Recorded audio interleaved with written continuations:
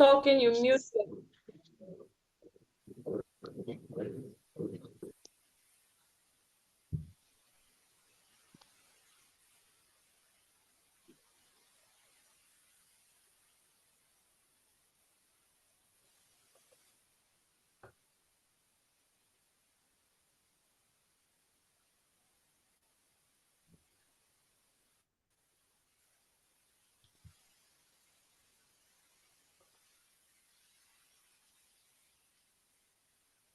Good morning, good afternoon, and good evening from wherever you have joined us today.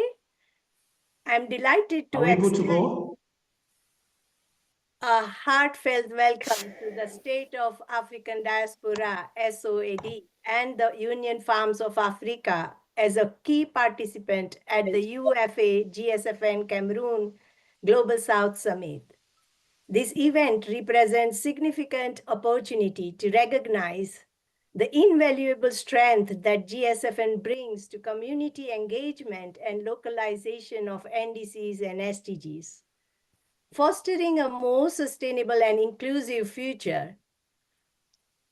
A warm welcome goes to our Cameroon lead and chair, Prince Justine Tani, whose leadership and dedication has been instrumental bringing this summit to life and driving impactful community-centered initiatives. It is my profound honor to extend and announce that this summit is graced by the esteemed presence of Prime Minister of SOAD, Her Majesty Queen Adiji from the Royal Chambers, and numerous other distinguished excellencies. Their participation highlights the vital importance of unifying voices and efforts across borders to address global challenges. Together, we look forward to leveraging these diverse perspectives and collaborations to drive meaningful change and unlock the immense potential of the Global South. Welcome to this momentous occasion, and over to the summit chair, Prince Justine Tani. Thank you very much. Thank you for all those who made it here. I want to start by apologizing for the technical issues we had. And I really want to appreciate His Excellency, our Prime Minister, for the patience he has exhibited to be able to join us this morning. Without much ado, I would present my short speech since we are already out of time. Distinguished participants, Honorable Prime Minister, Queen Mother, farmers, women, youth, and change makers, it is an immense honor and privilege to address you today at the UFA GFSN Cameroon Global South Summit. This gathering is not just a summit, it is a clarion call for action, collaboration, innovation, as well as at the associate as crossroad when the choirs we make will define the future of Cameroon, Africa, and the world. Minimum. This is a moment for the youth, farmers, women of our nation to rise to the challenges and embrace the pivotal role you play in the building of a sustainable and prosperous future. It is time for us to invest in our social capital to foster social coherence, strengthening peace, and amplify our capabilities to lead, innovate, and transform Cameroon, Africa, and the world to become a beacon of sustainability and opportunity. It is a shared responsibility to ensure that no one is left behind. Today, I want to emphasize the critical importance and the power of green skills, the knowledge and ability required to protect our environment while boosting economic growth. This is not just skills for survival. They are the tools that will enable you to lead striving, sustainable lives. Whether you are a farmer learning sustainability agriculture techniques, an entrepreneur exploring waste to wealth opportunities, or a community member implementing water conservation practices, green skills are at the heart of the transformation. The world is changing fast, and Cameroon and Africa cannot afford to lag behind. Let us recognize the immense value of empowering youth with knowledge, women with opportunity, and farmers with innovation practices. Green skills not only improve our environment, but also create lasting economic growth, better livelihood, and strong association cohesion. But let me remind you all something fundamental responsibility. It is time we stop leaning on false promises, outdated assumptions, or misplaced hope that someone else will come to solve our problems. We must take ownership of our challenges and our future. We cannot sit idle watching for external solutions while we ourselves have the ability to lead. It is within our community that solutions are born, nurtured, and implemented. Stop looking outward, look inward. If you are a youth, see yourself not as part of the problem, but as a solution. If you are a farmer, know that your commitment to sustainable practices shapes the future of food security. If you are a woman, reorganize your power to inspire, lead, and innovate. This is your moment. Take your responsibility seriously because every small action comes in driving the change we all need. We live in a world where people are competing instead of collaborating, initiating instead of innovating. But I will tell you, stop competing, stop imitating. Start to innovate. Cameroon and Africa has the talent, creativity, and the drive to lead the way, but only if we stop copying what others have done and begin to build solutions that are uniquely ours. Let us create entrepreneurs ecosystem where creativity flourishes, where problems are opportunities, and where every idea has the potential to solve not only our immediate challenges, but also by the foundation for the lasting legacy. This summit is about solutions, innovation solutions in circular economy, carbon management practices, recycling, and beyond.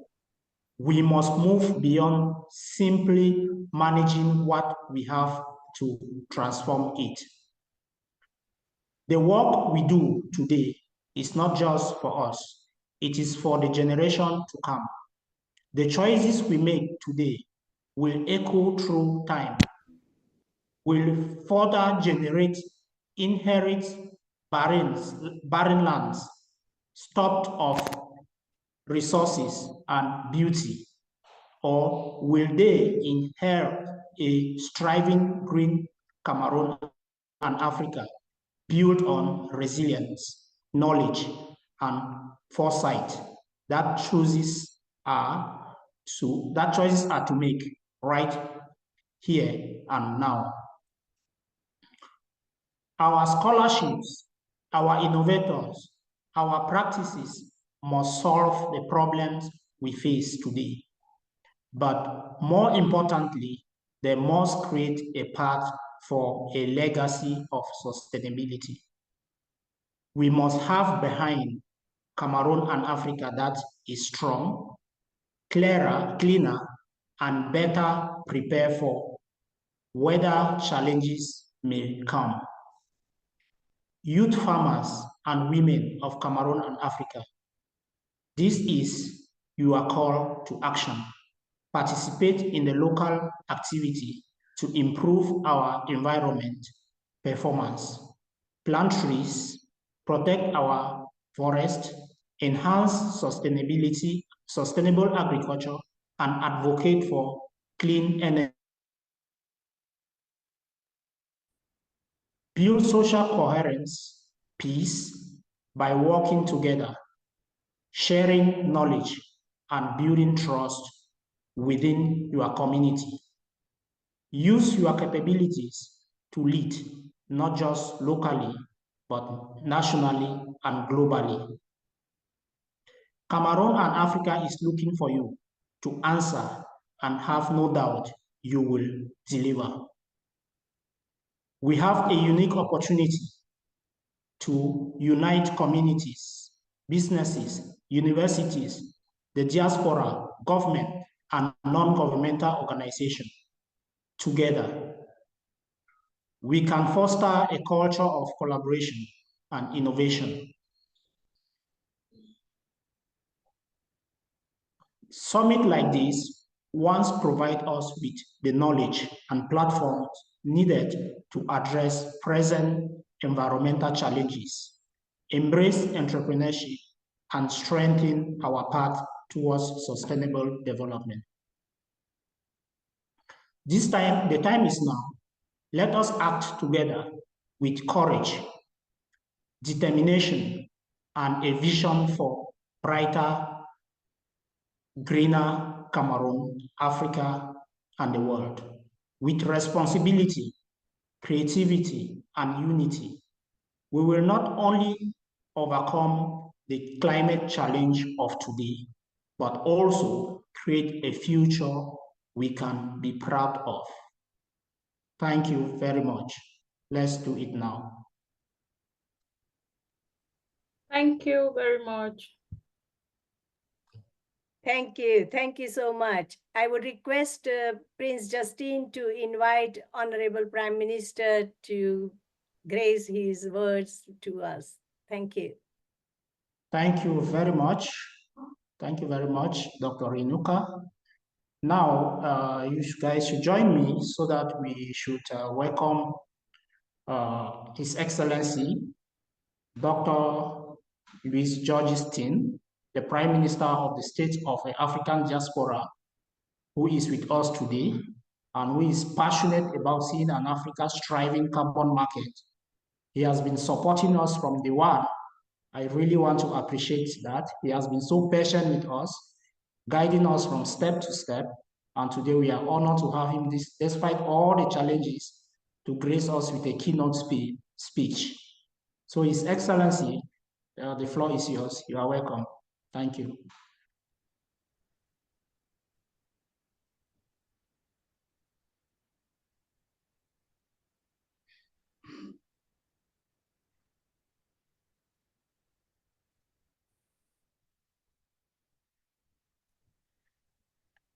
Okay, please carry on now. Let me see if it works. No, we can't hear you. 1 second. let me share again.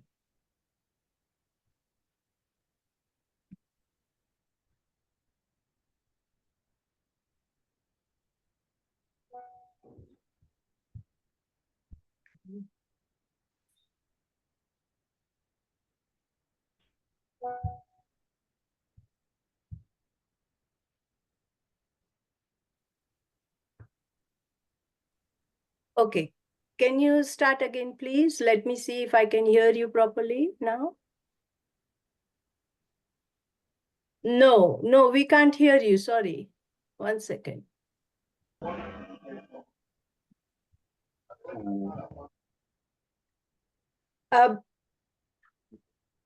Can you take out your whole headphone and speak something? I don't know why we can't hear you.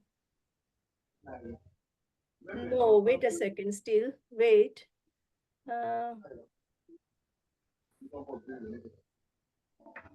Something is wrong here. Okay.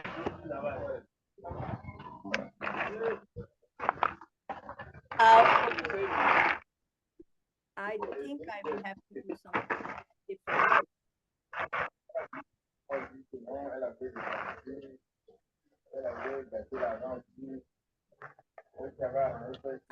Wait, I will have to figure out because I can't hear you. So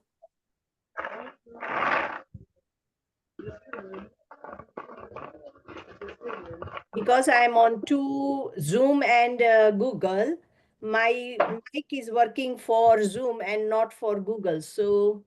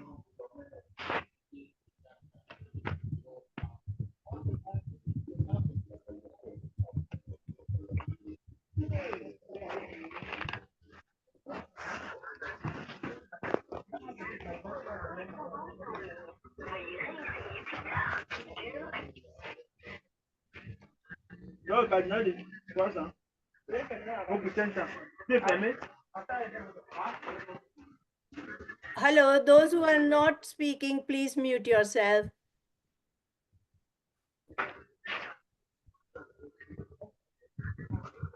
Vinod, can you try to speak? Sure. Am I audible to all of you? Can you hear me? Yes. Where are you? But you are on Zoom or?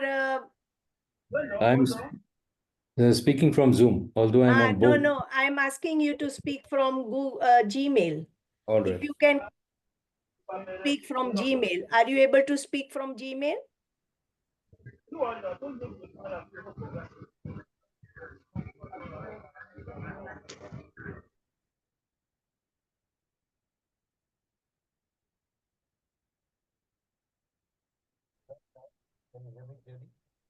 Yes, I can hear you. Let me increase the volume.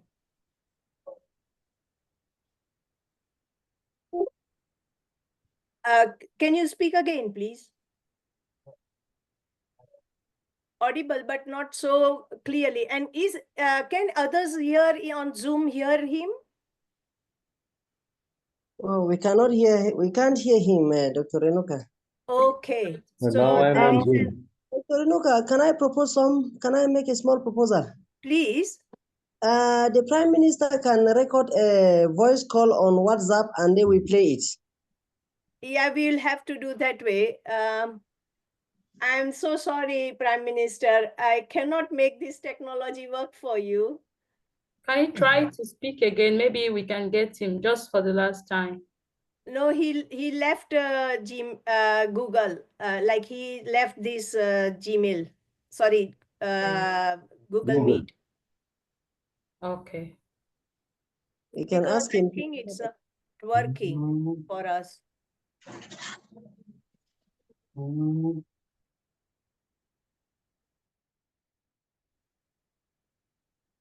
Queen Mother, please, can you ask the Prime Minister to record and share with us? Yes.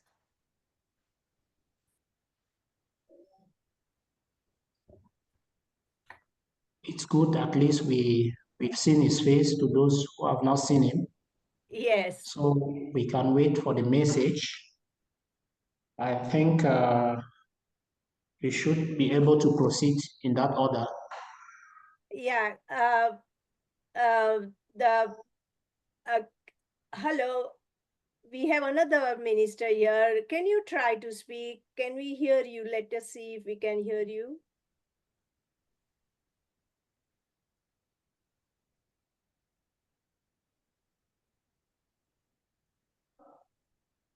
No, I don't think it is working the other way. So I will have to stop the Google Meet now because it's not working. So Queen Mother can talk to the ministers to just do a record message and Yes. please give us. While we proceed. Yeah, I think we should be able to proceed. Okay, I have sent you messages on WhatsApp, Prince Justin.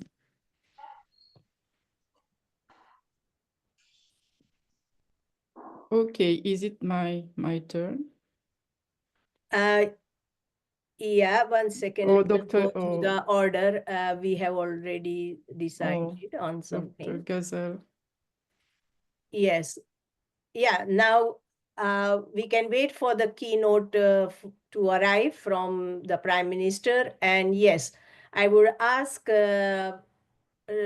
Naya to invite the Queen to give her address, please. Okay.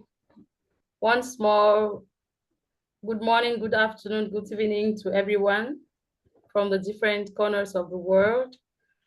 Now we are going to proceed to a special keynotes address from Her Majesty, the Minister of Historical Legacy of the State of the African Diaspora in charge of the Royal Chamber. So let's give a welcome to Queen IG. You're welcome, Her Majesty. Thank you very much, Dr. Naya Gazelle.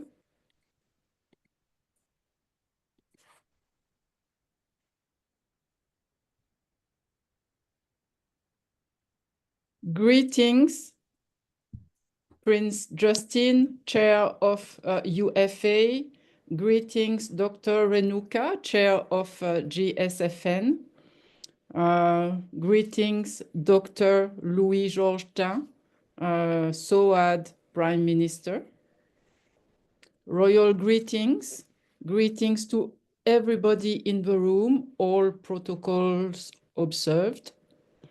I am Queen IG, Empress Adjauto Dodo. I am the co-chair of the Royal Chamber of the State of African Diaspora. My co-chair is Chief Charumbira, the President of the Pan-African Parliament.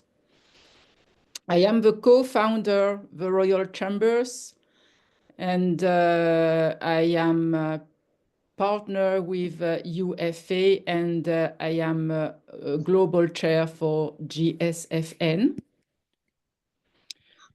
In the High Royal Chamber of SOAD, there are several associations of kings.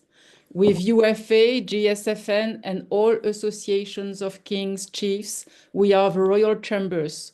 We fulfill number 17 of UN Goals for Sustainable Development, which is Partnerships for the Goals. Where do I talk from? As the co-chair of the SOAD Royal Chamber, partner of the UFA, Union Farm of Africa, and the chair of GSFN, I talk from the Department for Missions here in the Royal Chamber of the State of the African Diaspora. I talk on behalf of my co-chair, Chief Charumbira. I talk from the department where my colleagues are vice presidents, delegates, ambassadors, ministers, MPs, traditional rulers, liaison officers, linguists, citizens. I have got also Queen's advisors, communities that we will have identified with the help of officials from each country will benefit of our program of education and actions towards sustainable development. I am a queen of actions, as you can see. So for a year now, we have been working on projects of villages. Today, we talk specifically about the projects of villages in Africa and the diaspora. There are hundreds of projects, 4 in the diaspora, 96 in the regions of Africa. The villages will be for tourism, for the African descent and Pan-Africanists. SOAD's goal is to reinforce Africa by the diaspora and the diaspora by Africa. We will drive them to the different projects of villages, medical cities, agricultural cities, etc. They will be aware of potential employments and possible businesses to engage, invest in. So we have got 100 of villages, 26 with smart cities, 74 villages on their own, but I'm sure more land will come in this year for villages and smart cities. In Cameroon, thanks to the chair of UFA, Prince Justin, in Cameroon, we will build 10 villages and a green city. In South Africa, we will create Mandela City, and we have got thousands of hectares all over Africa, and we will experiment carbon and farming credit. What are the sustainable goals we will be developing in the villages and agricultural projects? All of them, actually. Number 1, no poverty, pas de pauvreté. Zero hunger, zéro faim. Good health, bonne santé. Equality education, éducation de qualité. Gender equality, égalité de genre. Clean water and sanitation, eau propre et assainissement. Affordable and clean energy, énergie propre et abordable. Decent work, economic growth, travail décent, croissance économique. Industry and infrastructure, industrie et infrastructure. Reduced inequalities, réduction des inégalités. Sustainable cities, villages and communities. Villages durables, cités et communautés durables. Responsible consumption and production, consommation et production responsable. Climate action, action pour le climat. Life below water for our villages on the coast or near lakes. La vie dans l'eau pour nos villages et qui sont sur les côtes et aussi près des lacs. Life on land, la vie sur les terres. Peace and justice, strong institutions. Paix, justice, institutions fortes. Partnerships for the goals, partenariat pour atteindre les objectifs. This is what we are doing here, and the villages will be a ground for research and experimentation of the sustainable goals. The villages will help us to better organize and realize the future smart cities. Les villages vont être un terrain de recherche et d'expérience pour les objectifs durables. Les villages vont nous aider à mieux organiser et à réaliser les villes futures qui seront construites plus tard. Voici un exemple de ce que seront nos villages. This is an example. This is an overview of what our villages will be. We will build guest houses for tourism. We will have restaurants, gardens, botanical gardens, swimming pool with natural aquatic plants, medical room, sport facilities, training center, and it will be in Africa and also in the diaspora. For African descents, for Pan-Africanists, and they will all come to meet Africa and to help for sustainable development.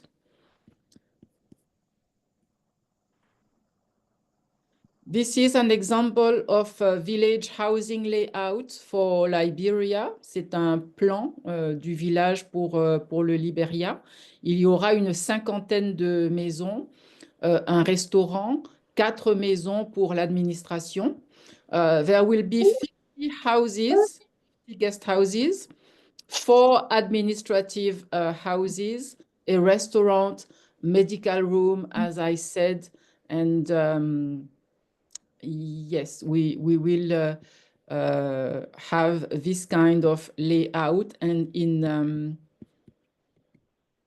Lesotho, this is how the layout is. Our delegates in all the countries are working on their village layout by adding a traditional touch to the architecture of the houses. Donc, nous avons vu un plan, un modèle pour le Libéria. Voici un modèle pour le Lesotho. Nos délégués dans tous les pays travaillent sur le plan de leur village en y ajoutant une touche traditionnelle architecturale pour les maisons. The Royal Chamber of SOAD shall work in cooperation with the government, the ministries, and the different agencies of SOAD to implement the programs of action of the state. When it comes to farming and carbon credit, evaluation of land for agriculture, modern technology related to water, energy, and training, UFA and GSFN Cameroon will be our partners on the ground. Before building the villages, we will start by identifying the population concerned by traineeship among the women and the youth. They will learn how to grow fruits and vegetables. The youth will be formed and will help in the building of the village. We will create jobs for the guest houses, the restaurant, agriculture, for the food industry, for tourism, and all kinds of necessary businesses in the vicinity of the village. Production will be first for their family to reduce hunger. Jobs will be created and we will make sure that gender equality is respected. We will start from a small piece of land, on a small piece of land, then we will increase production on 1 hectare. Production will then be for local markets. It will be first for the women and the youth to calm hunger, then for local markets, for the future restaurant of the village. Agriculture on appropriate lands will allow development of economic relationships between villages. The UFA, Union Farms of Africa, has got services and knowledge that will benefit all of us. In the project of Department for Mission of the Royal Chamber of SOAD, there is a project for Institute for Training. UFA will be able to help as well. They will help in capacity building and other skills available in their chapters all over Africa and also in the diaspora. We will be complementary on the ground.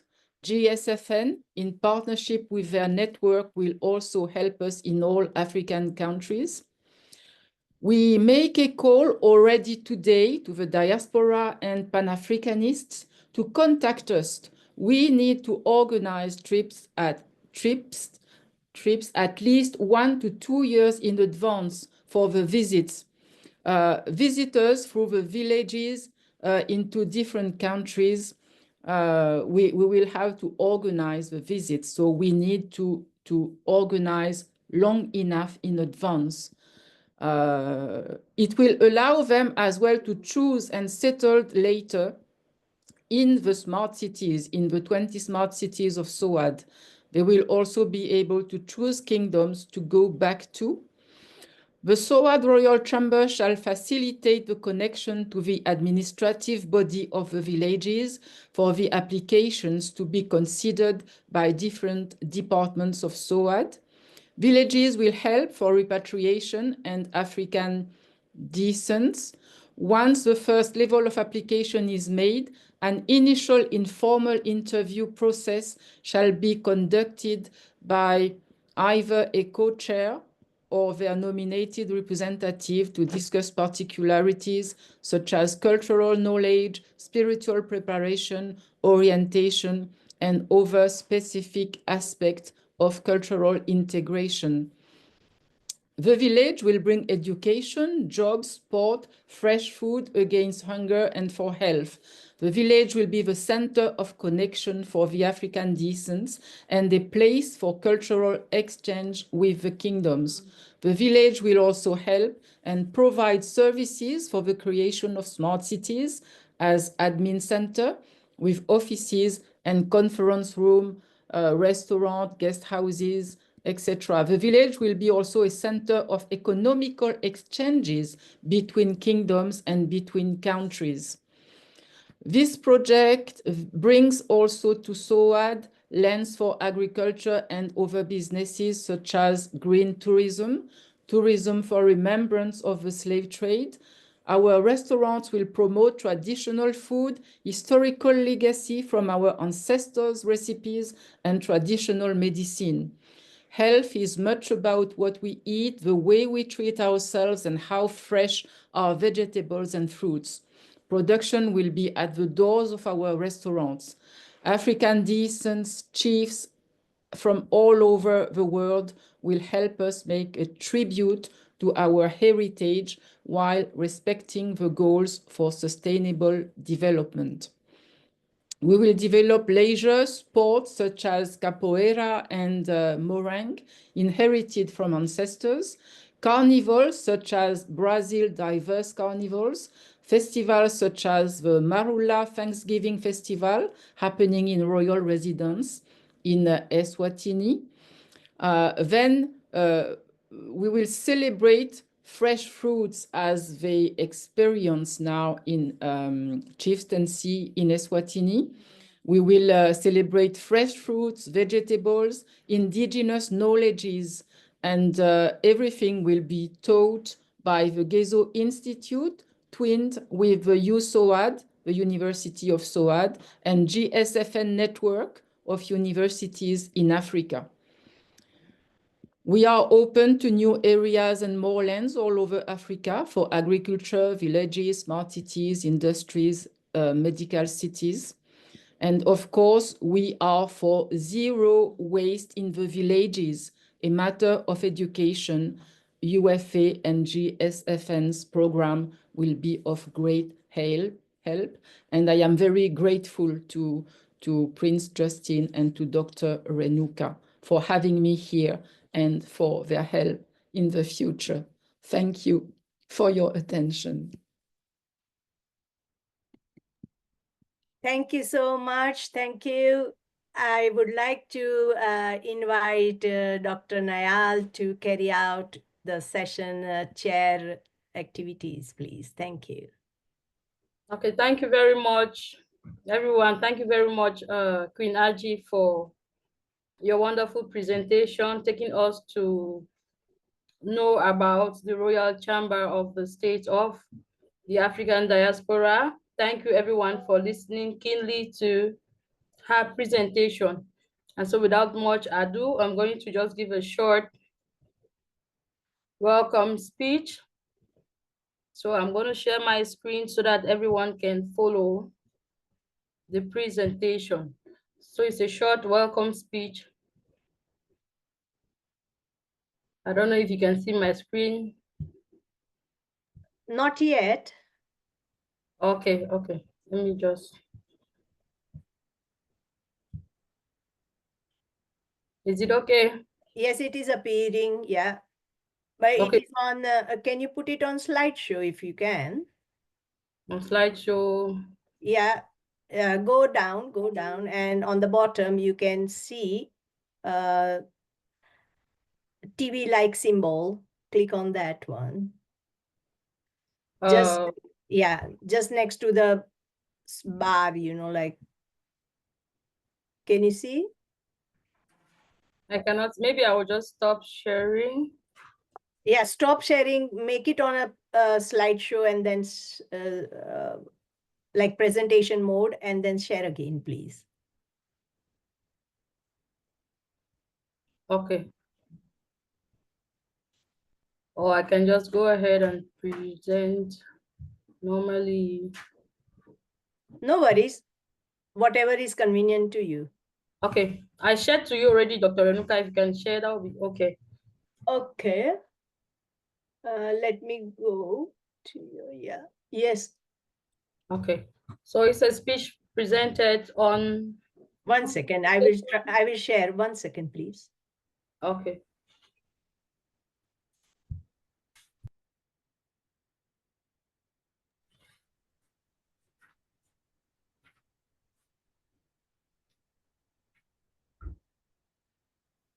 Okay.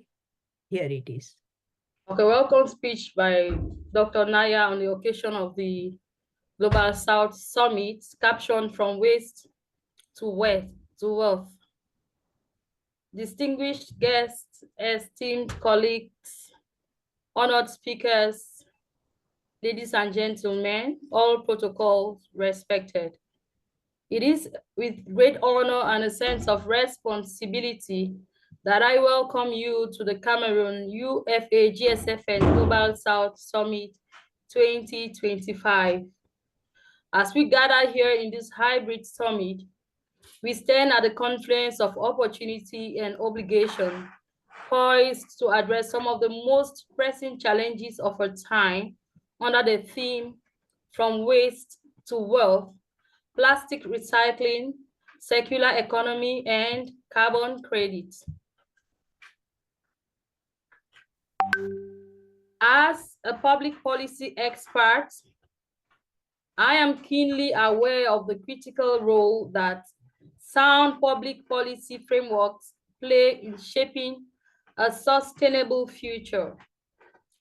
Public policy in this light is a bridge that connects innovative ideas with practical implementation, ensuring that our strategies are not only visionary, but also actionable and impactful.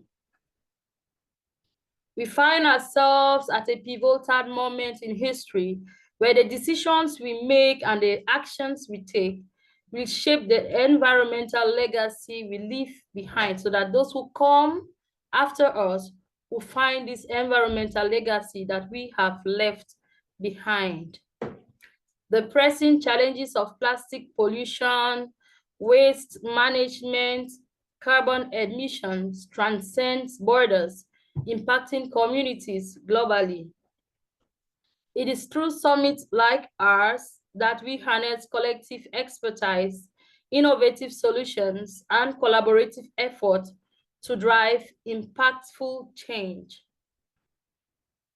Today's summit, ladies and gentlemen, represents a platform where policymakers, industry leaders, academics, and civil society can converge to share insights, explore best practices, and forge collaborative pathways toward a circular economy.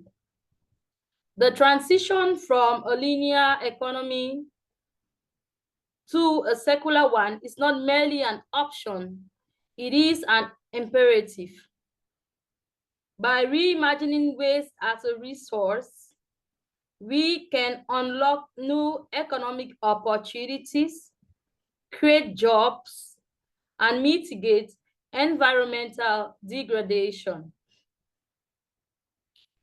Our discussion, ladies and gentlemen, We'll delve into the complexities of plastic recycling, highlighting the need for robust regulatory frameworks, market incentives that can drive sustainable practices, as well as carbon credit management. We will examine the principle of circular economy, emphasizing the importance of designing products and systems that minimize waste and maximize resource for efficiency. Additionally, ladies and gentlemen, we will explore the potential of carbon credits as a powerful tool to combat climate change, fostering a low carbon future through market-based solutions. It is therefore incumbent upon us as policymakers and thought leaders to champion policies that foster innovation, promote equity, and promote our planet for future generations. Let us leverage this summit, ladies and gentlemen, as a catalyst for meaningful change, inspiring action at local, national, and global levels. I encourage each of you to actively engage, share your insights and opinions, and challenge conventional thinking. Let this summit be a beacon of hope and a testament to our commitment to environmental stewardship and sustainable development. I extend my heartfelt gratitude to the Prime Minister of the State of the African Diaspora, Seyadi, the Minister of Environment, the Union Farms of Africa, Global Sustainable Futures Network, and many other partners for their unwavering support and commitment to this cause. Together, we have the power to turn waste into wealth, creating a sustainable legacy that will benefit not only our communities, but the entire world. Thank you for your presence and dedication. Let us embark on this journey with a shared vision and unwavering determination. Once more, I say welcome to the Cameroon UFA GSFN Global South Summit. Thank you, ladies and gentlemen, for your keen attention.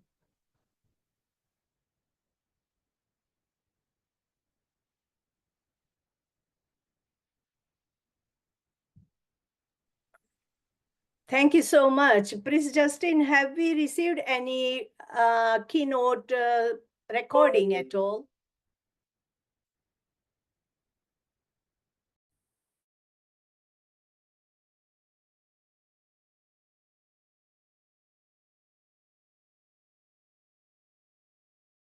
Not yet. I haven't received. I think Finaji would follow up with that. See, once the PM send, then we can just share. Okay. So okay. I think we should get into the panel conversation right now. Okay. All right. Yeah, I was asking Dr. Naya if he would permit me insert my father, Dr. Ko, in the panel because I wouldn't like him to be sitting for long. He's a little bit tired. It's okay. We already concluded on that.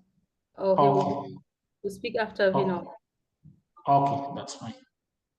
Okay. Well, we can invite him first also just now, and then we can move towards, like I would like to give some small note, and then we can move to Vinod, okay? So that's great. Yes, please invite Professor Ko, our guest Ko, okay? Okay, so we are going to move on to the first, but I think we need group photos before we get to the first presenter of the day, Professor Ko. Okay, let us have a group photo. Let me take it. So we call on everyone to turn on the video so we can get a group photo. Kindly turn on your video for a group photo, please. Yes, I will have to change the settings. So just while everyone is opening their videos, I will change the settings.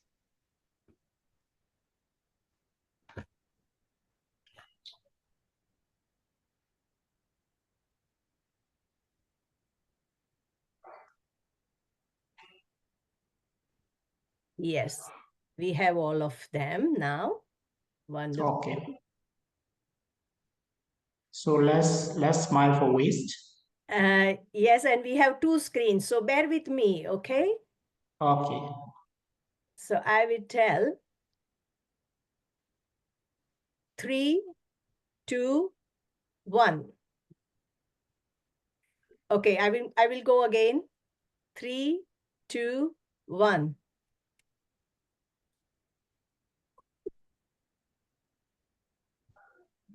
Yes, I have got the first screen. Let me get to the second one. Yeah. Okay. 3, 2, 1.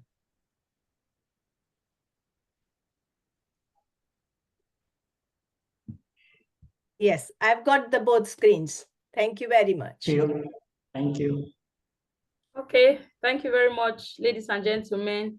So we are going to go delve into the discussion, the session of the day, by inviting Professor Ko to leverage a speech to this honorable panel. And this is how it goes. He's going to present, and after his presentation, you can drop your question on the subject or the message box, or you can ask your question directly by indicating using the one of the signs to indicate by putting up your hand. Thank you very much. So I'm going to hand over the floor now to Professor Ko. He's going to begin by presenting himself first so that the panel can know who he is. And then he's going to deliver his talk on the theme of the day. Over to you, Professor Ko. You're welcome on board. Just a moment before Mr. Ko comes. I'm happy to tell this panel that Mr. Ko was one of the first consultants who sat with me in the early days of Union Farms of Africa. We imagine we're sleeping in the same office, traveling every day, and we're discussing on how to recycle waste from one of the municipalities in Cameroon. But we could not get that done because at that time, the issue of waste management was still far-fetched. So I'm happy that he's here. So Mr. Ko, please, you have the floor. Welcome, thank you.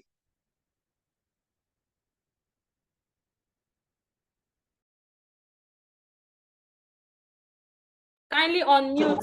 Unmute, Mr. Ko. Unmute yourself, please.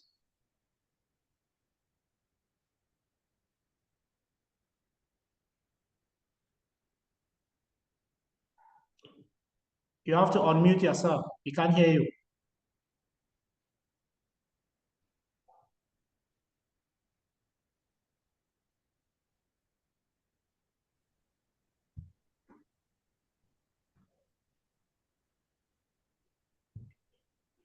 Prince Justin, I think Okay. Dr. Renuka can unmute you. This is better, eh? Yeah. Yes, yes. Okay. Thank you. Good day. Thank you. Good day for all participants. My name is Mr. Ko Poppe from the Netherlands. I have more than 40 years worked and experience in waste processing, recycling and trading. I worked in various countries on environmental projects for companies and governments.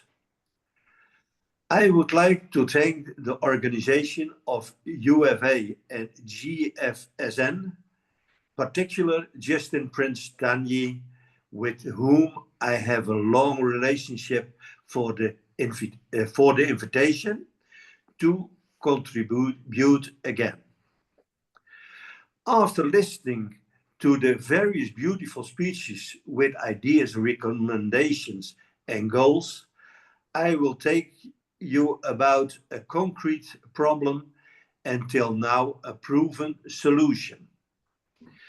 My contribution is entitled The Two Sides of Plastic in Africa, Threats and Opportunities.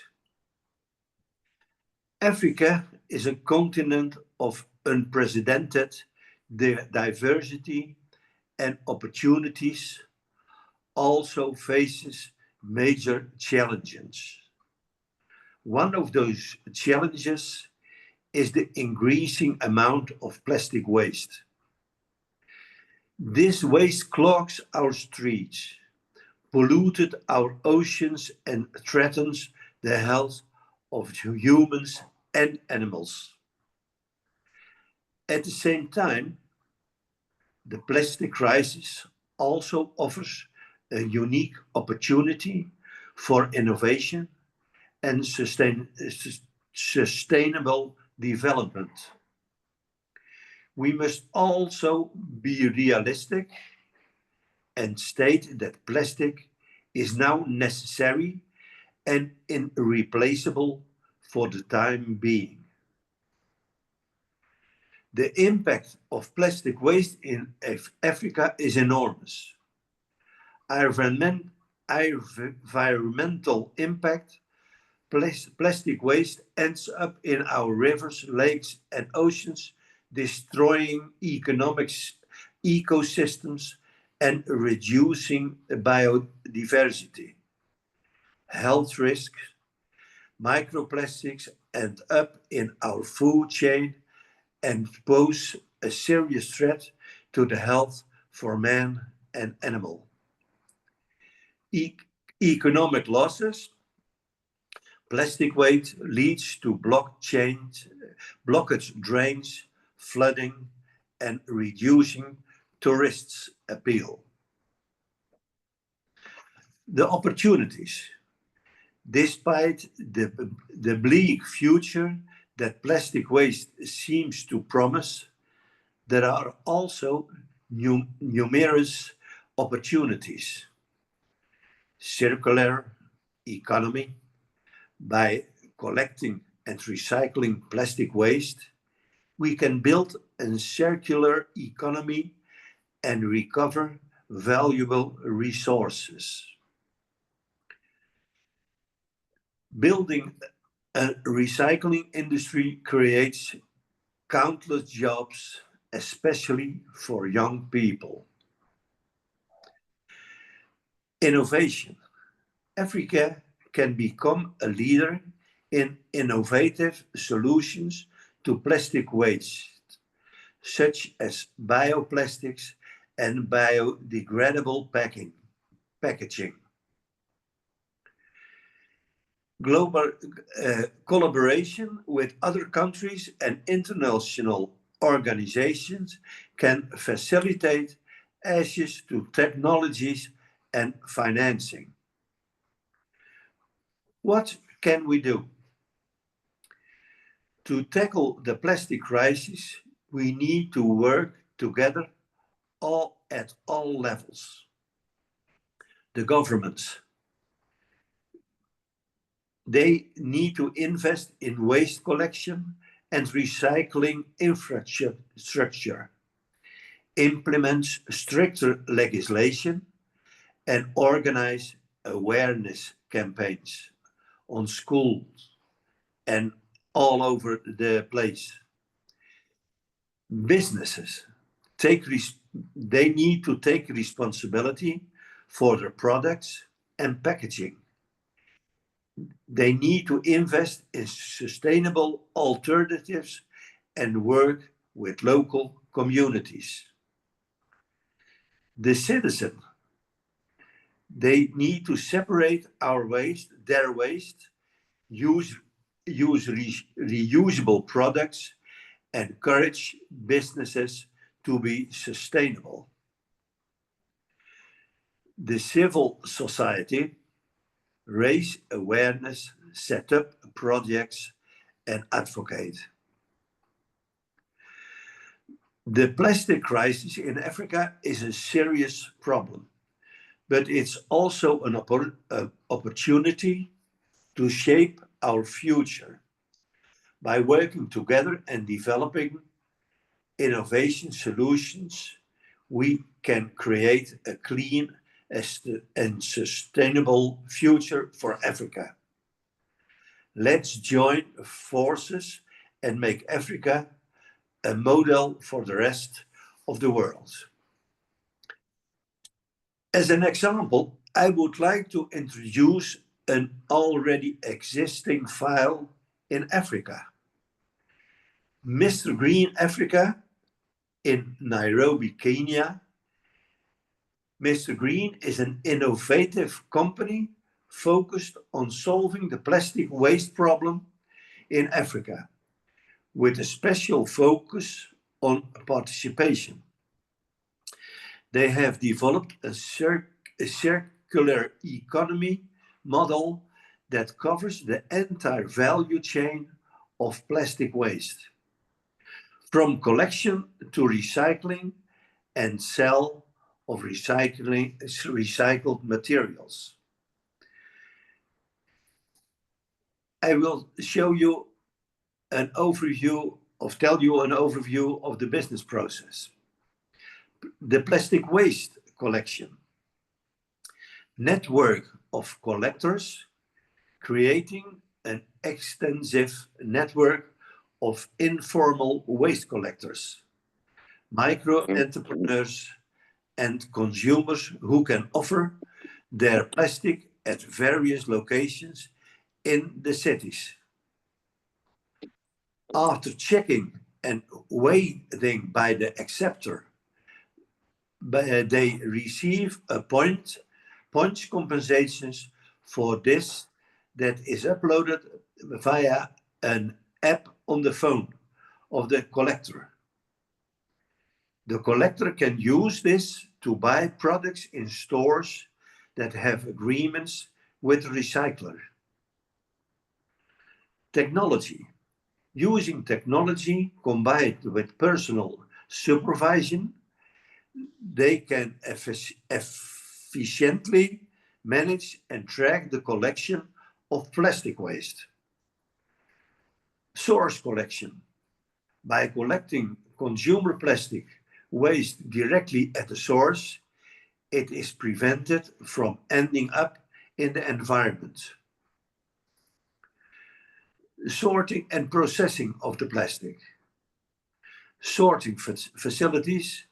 The collected plastic waste is taken to a sorting facility that where it is manually separated by type of plastic. Preparation for recycling.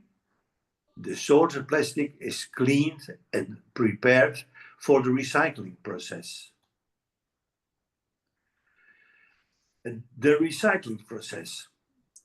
The recycling used advanced recycling technology to turn the plastic waste into new high-quality products.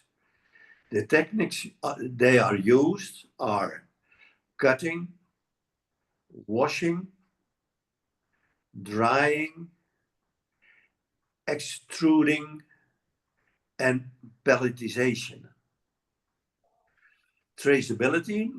The company places a strong emphasis on traceability so that the origin of the recycled materials can always be tracked. Sales of recycled materials. The B2B market is one of the possibilities.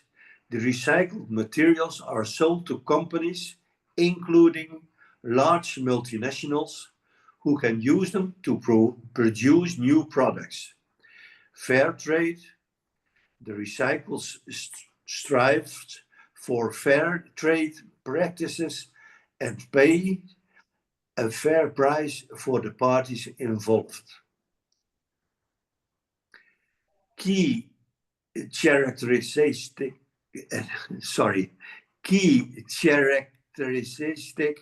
of the business process. The social impact.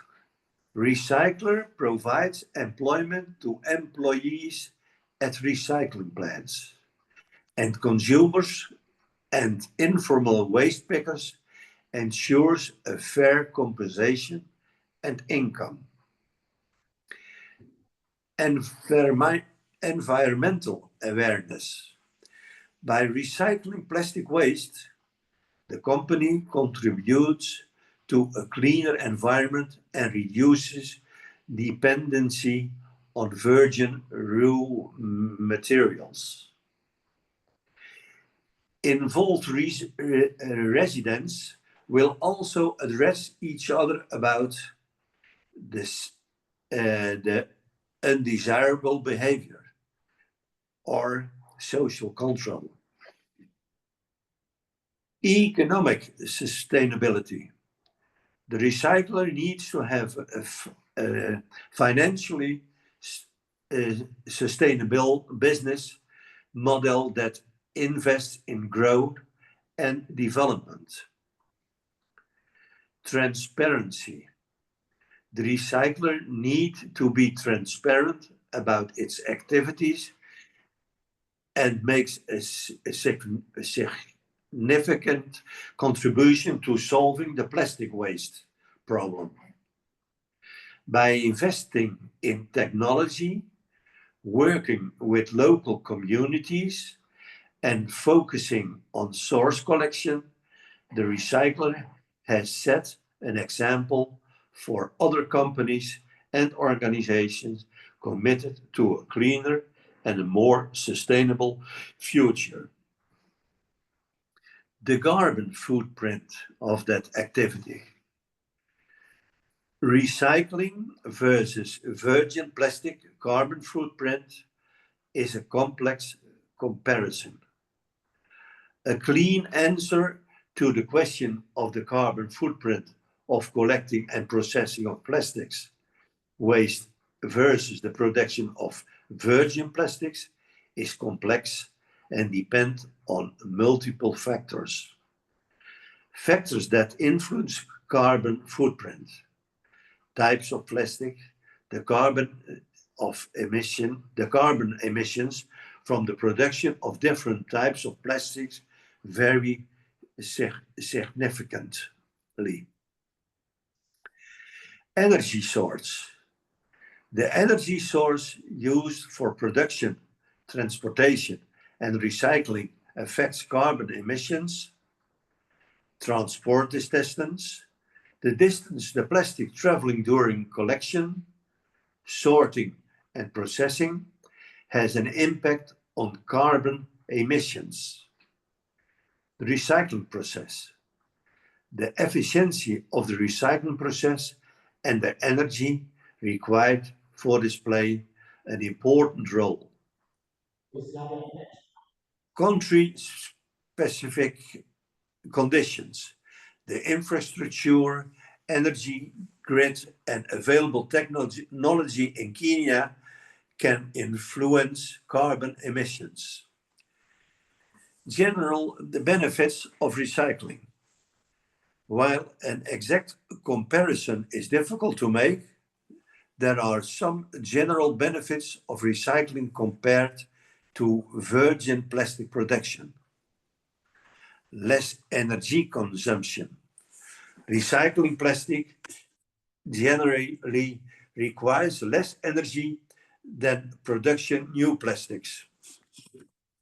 Less resources consumption. Recycling plastic generally requires less resource extraction. Recycling reduces the need of new resources, which reduces associated CO2 emissions. Less waste. Recycling helps to reduce the amount of plastic waste that ends up in landfills or in nature. On headlines, every ton of recycled plastic saves 1.5 tons of CO2 emissions.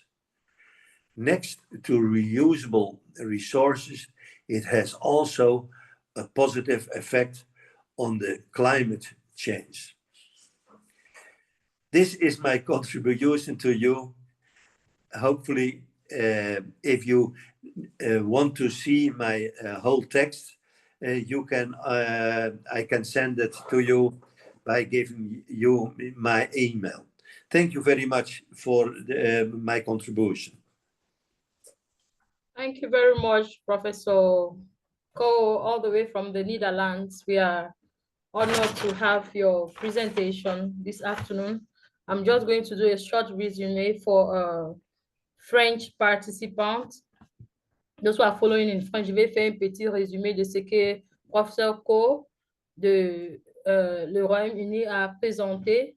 D'ailleurs, il dit qu'il a eu plus de 40 ans d'expérience dans la gestion de déchets plastiques. Et en résumé, la déchet plastique, il y a des côtés, le côté positif, dont sa présentation était sur les deux côtés du plastique en Afrique, en parlant de menaces et des opportunités.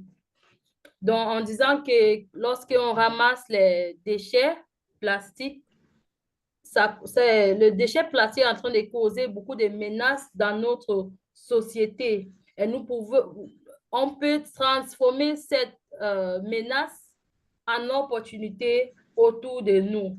Et pour cela, il faut l'intervention de l'État, c'est-à-dire le gouvernement. Le gouvernement doit organiser les campagnes les campagnes pour que les gens peuvent transformer ou bien pour assurer que notre environnement est sans déchets plastiques.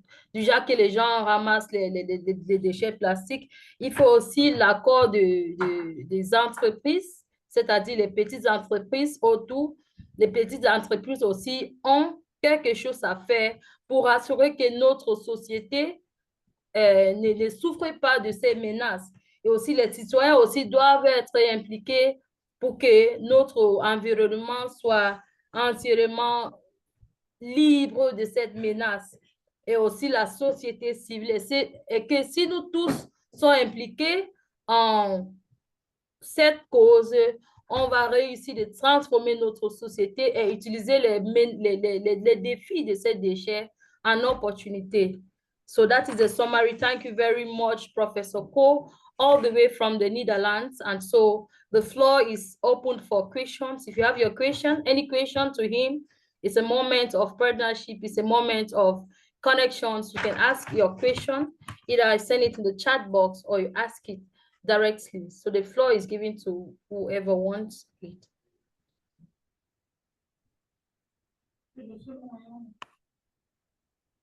Yes, Dr. Renuka, over to you. Thank you very much, Professor Ko. I highly appreciate your experience. Please tell us how we can encourage young people to get into this plastic recycling industry. I think that there is also a lot of unemployment in Africa, and a lot of young people like to work in the environmental business because they understand and know that it's a big problem for Africa and for the whole world. And especially if there is a good information system in the schools, they will learn a lot about waste, preventing waste, and that's why they like to work in this business. It gives them a lot of chances. Okay, thank you very much. The next question, Janet, Madam Janet, over to you.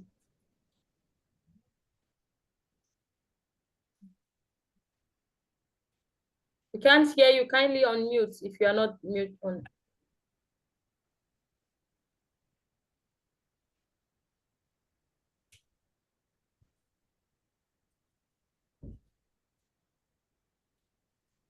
Janet, we cannot hear you. She is not on mute, but still we cannot hear you, Janet. How about now? Now, yes, we can. Thank you. Yeah, thank you so much, Doctor. My name is Janet Abgisiwe, and I'm joining in from Uganda. Yeah, I have a question and a submission. Let me first submit. Personally, I did my research on plastic waste in Uganda. And here, during my research, I found out that the low-density polyethylene, those are the types of plastics. They are really so common here in Uganda, followed by PET. PET is the polyethylene terephthalate. So during my research, the most amount of plastic that are distributed is due to packaging. And then when the PET followed during my results, discussion and analysis, and these are basically plastic bottles for the case of Uganda. So if at all we can have a solution, like get a sponsor or a donor where we can really distribute at least reusable bottles to people in the communities or in schools, say it in businesses, and then even to people who are in offices, because you find that people are going in for a meeting, but they are really using bottles to drink water in different workshops, conferences. So if we can come up with that idea of a donor or a sponsor to really do that in Uganda, I don't know in the other countries how it can be done, but that would be a great idea to beat plastic pollution. And then my question to the presenter is, he talked about the virgin plastic production and recycling. My question is, if we use virgin plastics and then also if we recycle, which would contribute more to climate change?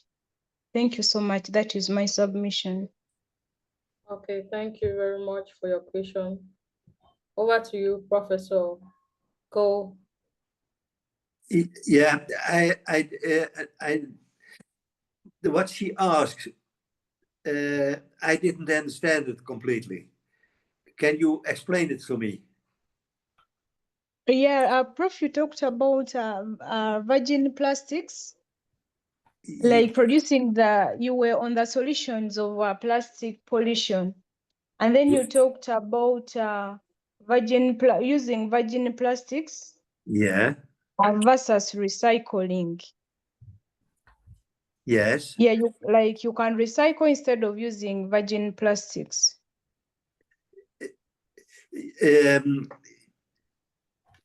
If you recycle plastics, if you can use them for making different things, not always specially very special things, but you can make from recycled plastic tables, chairs,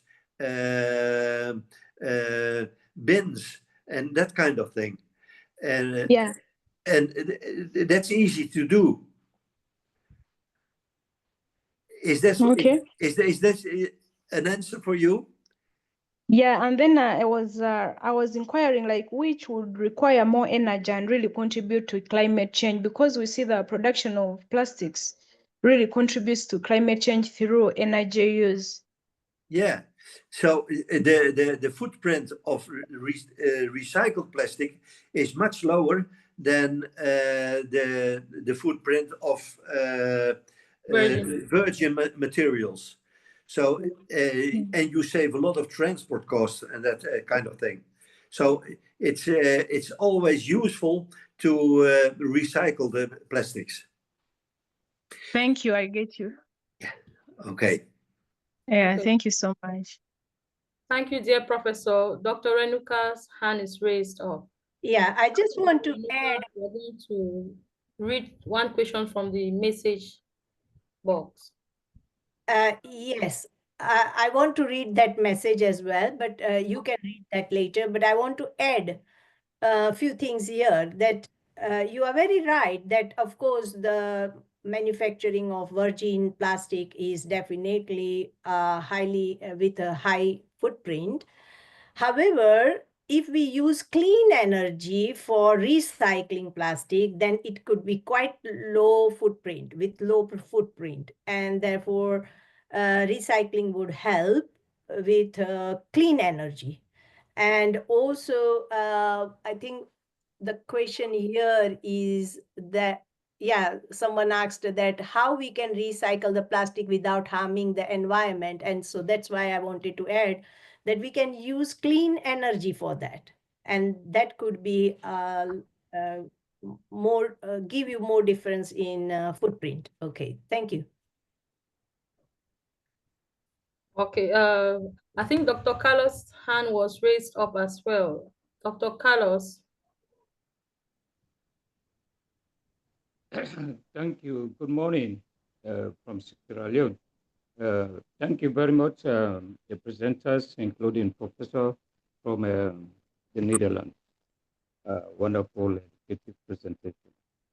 So I was really impressed, but my worry is how can this culture of waste management of plastic can be introduced to schools, in planning institutions, to ensure that right from primary, for instance, our children be able to grasp the essence of managing plastic or waste general. That's my question. Thank you. I don't know if I was the only one not getting you clearly. You're not very much audible. No, I couldn't make anything of it. Sorry. So, Dr. Carlos from Sierra Leone, we did not hear you. Please, Yeah. could you kindly? Okay. So okay, I take off the headsets. Okay.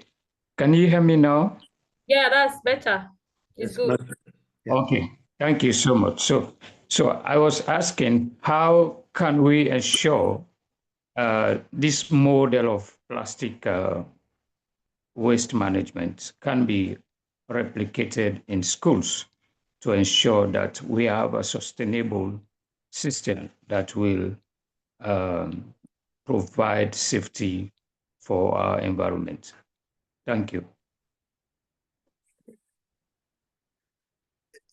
Can I answer it now? Yes, go. Yeah. There are a lot of programs for schools to learn children about the environment, not only for plastics, but for the whole environment. If the school is making attention of it and learn the children, they will take this at home, and they will tell the parents and their brothers and their sisters, the older brothers and sisters, for now you have to do this and you have to do that to keep the environment clean. There are a lot of examples that in one generation, the mind is completely changed for the environment. So education is we have to start with the children. That's what. Is that an answer for you? Yes, because I think this issue of keeping the environment sustainably safe is essential if we start from the children, because what is affecting us today is as a result of gaps from our childhood, especially more like in this part of the world, Africa. We are not trained perfectly, or we are not trained in the way of managing waste management properly in our communities, in our institutions. So that is really affecting African today. So I thought, and I'm thinking that if we can start it right from the schools, more especially the primary schools, the high school or secondary schools, then we will have it right in the next 5, 10, or 20 years. We'll start to have it right in managing, promoting climate change mitigation. Thank you. You're welcome.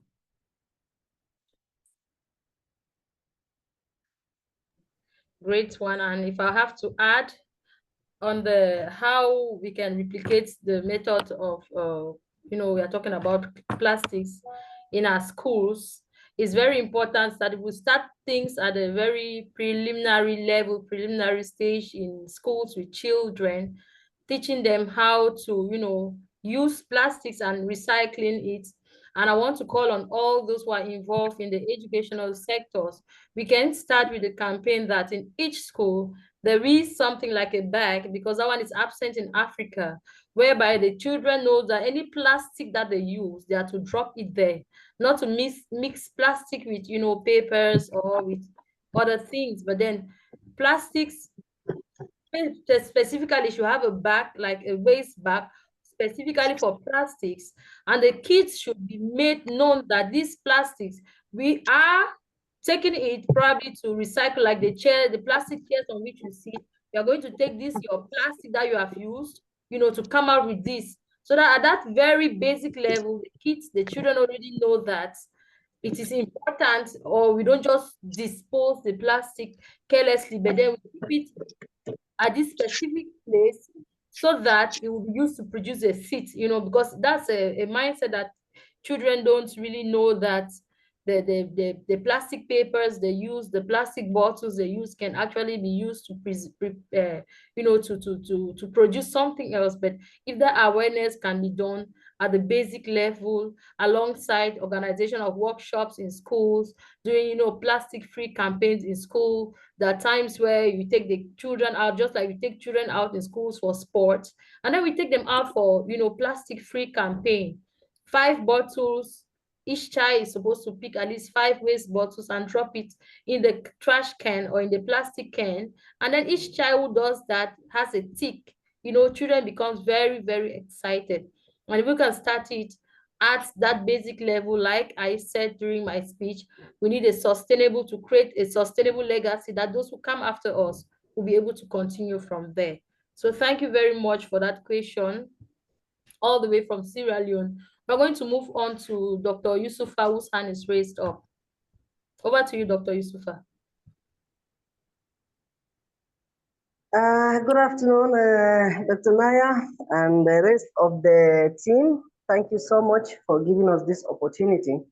Can you hear us? Yes, go ahead. We can hear you. Okay. I think it's so interesting, these presentations that we have made so far. They are really, really pregnant with a lot of information that we need and the knowledge that we really need to move ahead with this issue of plastics, especially the plastics. And I was also very impressed with the Green Villages initiative with that was presented earlier by Queen. So I think I have a suggestion. I don't know if that was budgeted in this our forum. We can come out with a kind of a memorandum or a memoranda to present to the government, stakeholders, and organizations that will be implemented in form of government policy in various countries to challenge this issue of plastics, which is a very, very, very, very big problem in Africa, especially in Africa. And secondly, I was also thinking that we can come out with something that we can put online and all of us can promote that. Something like a hashtag or a movement that we are going to promote and work on that and see how we can move this message to the larger generation or to the larger world. We have a lot to propose and we have a lot to do. That presentation was so powerful, and we can also ask presenters to share their presentations. Okay, can you hear me? Hello. We can also ask presenters to share their presentations. Good morning. Let's go on. We can hear you. Okay, to share it with Dr. Renuka or Dr. Naya so that we can all go through them, especially those presentations that we cannot see on the screens. And we can go through that and get a lot of, get ideas and see how we can move it together. Thank you so much. Thank you very much. Thank you. We will plan to have a position paper on these issues. Thank you. Okay. So we are going to proceed. I don't know if Dr. Renuka, I don't know if the PM speech has been sent so that we can all listen to it. Not yet. Let's go ahead. Queen Mother is Not sorting on yet, that. and I would like to give some key starters for this, and then we can proceed for the further panel. Okay. Over to you, Dr. Renuka. Thank you. Thank you very much. I will just start.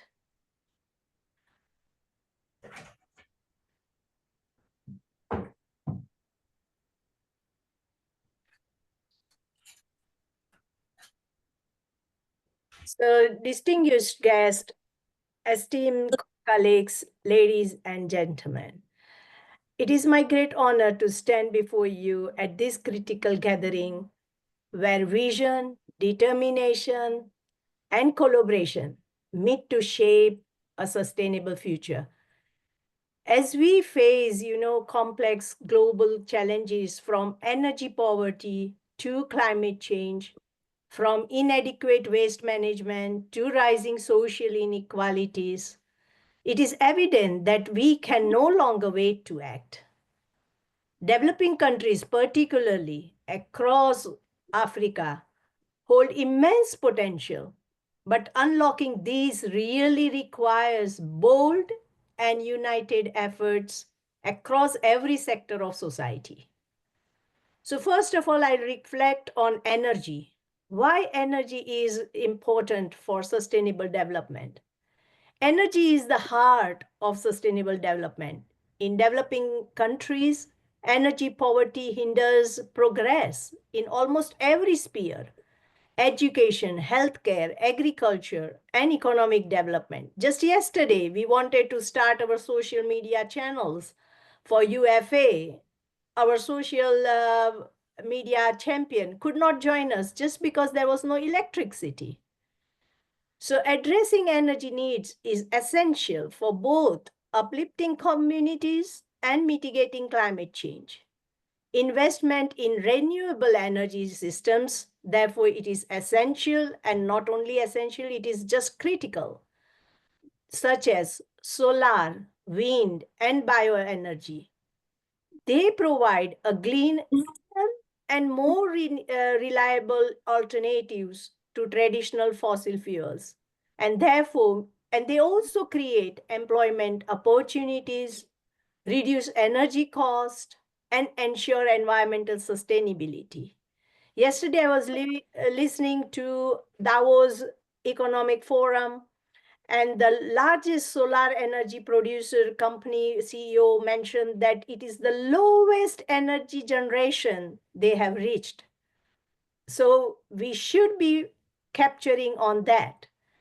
And at the same time, the Prime Minister of Bangladesh, who had started this movement of micro energy generation of solar energies on households, has been so successful that we should be implementing such projects around the African countries, which are very, very low cost or generally no cost, because that is transferring only the cost that they are spending on current energy that we are going to transfer it. It is the matter of just mobilizing the investment and investing in a right direction. For us to thrive, we must embrace energy solutions that are inclusive, sustainable, and designed for resilience. Innovative energy partnerships and regional collaborations can drive across and increase our affordability, ensure that every village, every school, and every hospital is powered not just for today, but for the generations to come.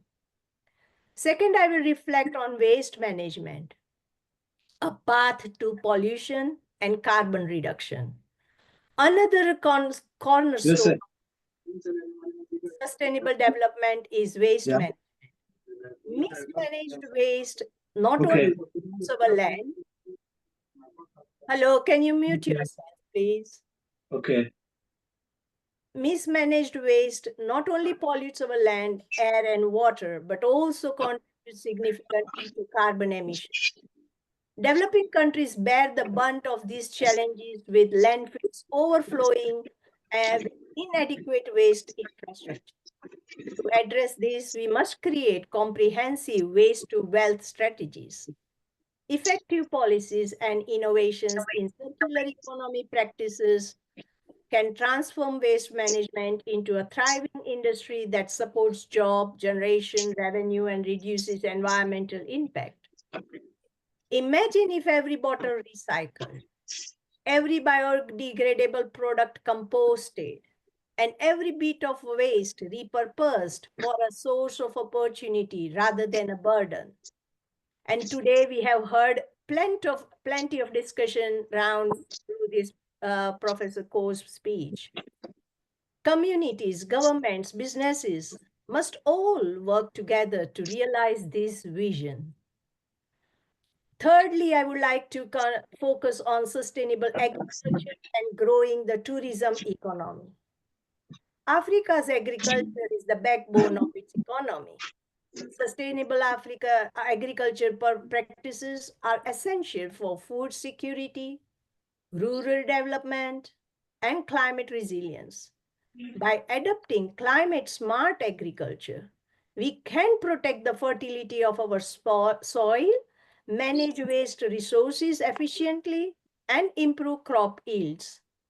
This requires modern tools, knowledge-sharing programs, and a renewed focus on the power of indigenous farming practices. Agriculture also has an exciting complement, which can be tourism. African nations are rich in heritage, landscape, and biodiversity that we saw in the presentation given by the Queen. By investing in ecotourism, we can attract both diaspora communities and global tourists. Promoting sustainable tourism aligned with cultural preservation and environmental stewardship can generate revenue, support local businesses, and uplift communities. The call for the today is not only to visit, but also to invest. Fourth, I will require, and it is essential to mention that reducing risk is highly priority area for Africa.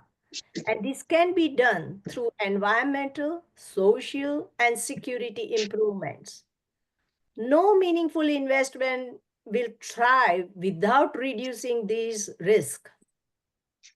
We must ensure quality, environmental, and securitical impact assessments are truly reflecting and lessening the risk of investment. We must build social cohesion and foster peace and security. Peace and security are paramount. Investors want to place their money where they see the stability, where they can see the progress and long-term growth. Communities, in turn, must receive training and empowerment to safeguard these natural resources, but also the coming investment. They must build peace from the grassroots and create frameworks where growth is inclusive and equitable. Do not compete each other. Become complementary for each other. Fifth one, I would like to focus on finance, which is the real problem. And people are struggling how to get the finance. And I feel finance is everywhere, within you, within your neighborhood, within your community. It is only about unlocking potential through microfinancing and investment. A critical lever for transformation is, of course, finance, where opportunity for developing countries is abound. Often they are lacked due to just actions, not due to resources. Microfinancing can play a pivotal role. I earlier mentioned the example of Prime Minister from Bangladesh, but also, providing communities with immediate action of where this capital can be captured within from their activities with small savings and implementing in a right direction and drive entrepreneurship, enable small businesses to grow and develop infrastructure projects that can be long-lasting. Financial mobilization must also extend larger investment, of course, and target essential sectors such as education, healthcare, green energy, and technology adoption.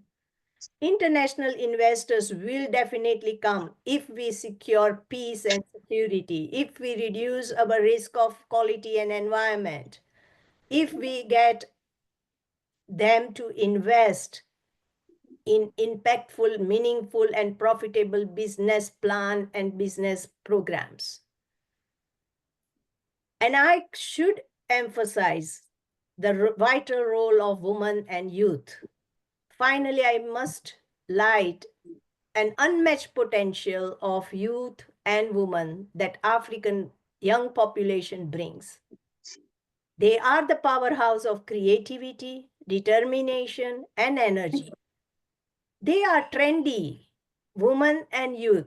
They are very contagious in following the trends, acquiring the fashionable items, make sustainability your fashion, make sustainability your trend. Invest in sustainability education, invest in the entrepreneurship that increase sustainability, invest in the green skills that achieve sustainability. You must unlock unimaginable innovation in every sector of the economy. Women, they are the key to driving sustainable development. Empowering women as leaders, farmers, entrepreneurs, and policymakers will lead to measurable progress in household incomes, food security, and community well-being. The world has seen woman power and youth power, and this should be repeatedly seen from the lands of Africa. Okay. Finally, a call to action, build together. I would like to conclude on such as whether you are a policymaker, academic, or farmer, youth advocate, or entrepreneur, you must take your ownership of our collective future. This summit, such as this UFA and South Summit, they provide a critical knowledge and opportunity to act decisively. We must together transform energy systems, rethink waste management, grow agriculture sustainability, and create a vibrant economy supported by inclusive investments. Innovation, collaboration, and bold leadership only can bring an equitable and transition. One where Cameroon becomes not just a contributor, but a global leader in sustainability. To lay down the foundation that are needed for sustainable legacy and serve not only for the present, but the countless generations to come. So thank you very much, and let's join hands to make the difference. Okay, good. I think it's fine. Thank you very much, Dr. Which Renuka. one is We call on our participants Martina? to mute their mic. Kindly mute your mic, please. Okay, thank you very much. That was a wonderful keynote address by Dr. Renuka. Dr. Renuka is the founder of Global Sustainable Futures Network based in UK. And with partners all over the world. So once more, Dr. Renuka, we say thank you very much. We will be going on break by 12 midday, but before we get to that point, we don't know if we have anyone online who wants to intervene, wants to contribute before we move on to the next speaker. So we have a whole panel of people to speak on this session. Yes, so we call on the next. Yes, please call on. Do you have the list? Maybe Vinod should. Yes, call upon Vinod, and I will share you the full list. Okay. So we call on Vinod. Vinod is based in India. He is going to be talking still on this course. And we have 2 days. We are going to be gathering here today and tomorrow.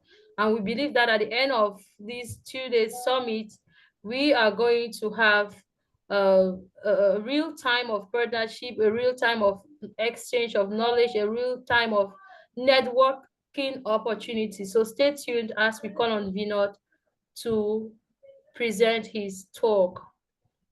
You're welcome on board, Mr. Vinod. Thank you very much. It's indeed an honor and a pleasure to be here today. Thank you, Dr. Renuka, Justin, and all the others who have made this event possible. I've been listening to the speakers who have spoken before me. It's really very encouraging to see the kind of vision that people have towards making not just Africa, but the entire world a more sustainable place. After all, this is the only place we can call our home, and it's thanks to human activity over the past several centuries that we are in a situation where climate change is going to affect our everyday life, whether it is temperature rising or seawater levels rising, or a change in the crop pattern, a change in the timing of day and night. In all aspects, we are witnessing a lot of change.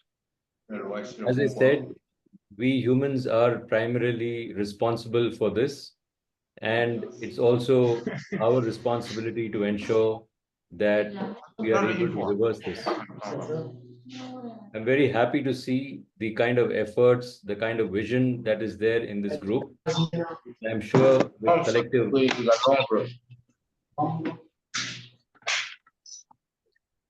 with collective effort, we will see the light of day pretty soon.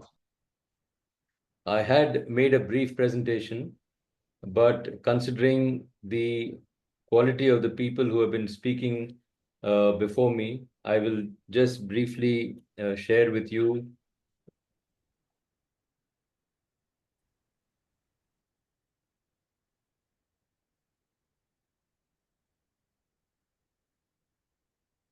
Is my screen visible now?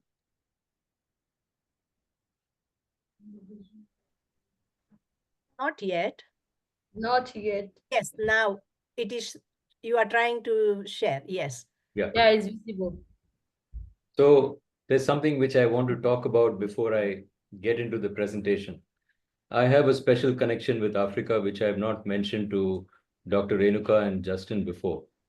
My mother was born in Malawi.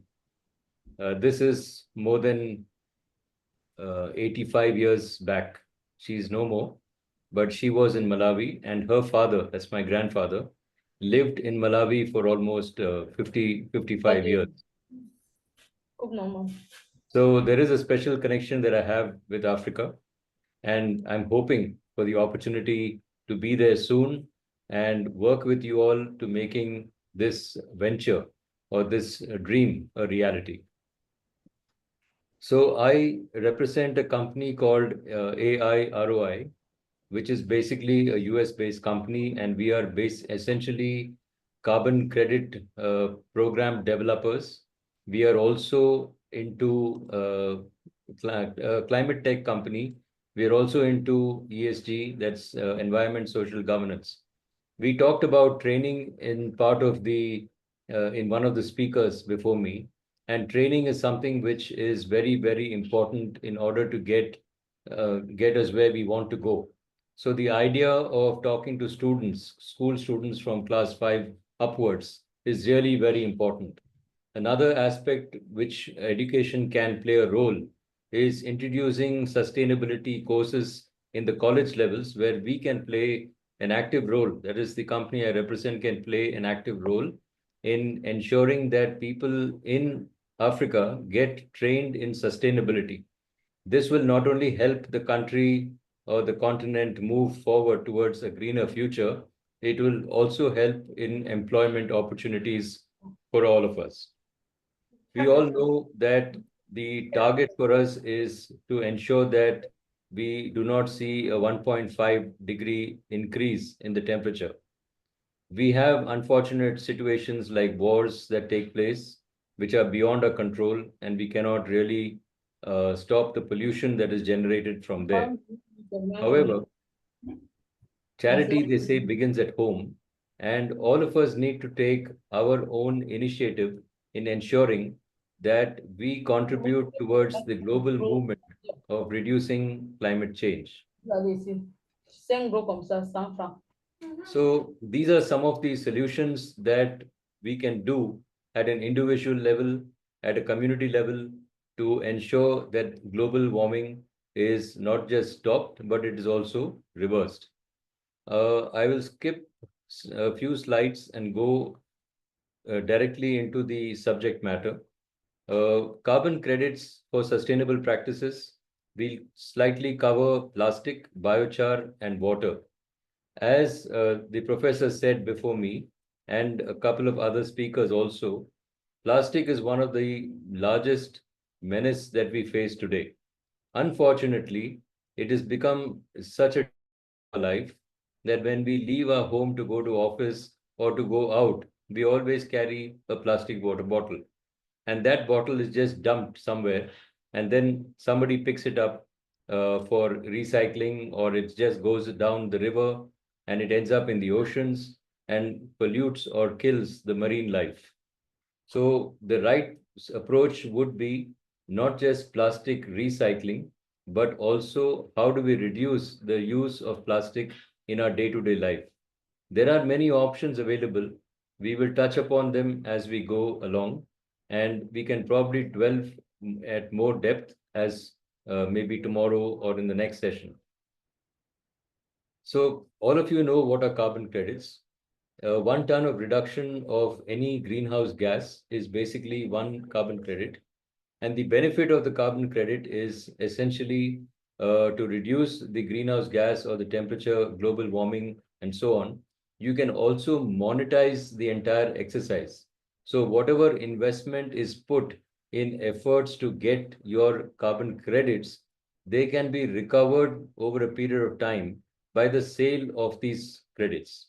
So whether it is carbon credits, whether it is plastic credits, or whether it is water credits, all of these can be monetized over a period of time, which means the return on investment in large projects is generally fairly good. Environmental benefits are there, and as I just mentioned, you have economic benefits also. So let's take plastic and one of my favorite topics, biochar. Both are very relevant in Africa, especially in a place like Cameroon. I recall reading on Google that there are approximately 160,000 hectares of forest lying in Cameroon, which means a lot of wood which falls from the trees, which could be twigs, branches, trees themselves, which fall down or are cut, can be used to make biochar in a very, very simple, a very cost-effective manner.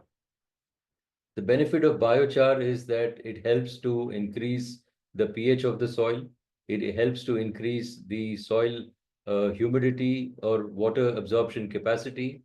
And it also earns a fairly good amount of revenue, approximately $50 to $80 per ton of biochar is what you can expect to earn in the international market today. So if the volume is good, the advantage of doing biochar is very high.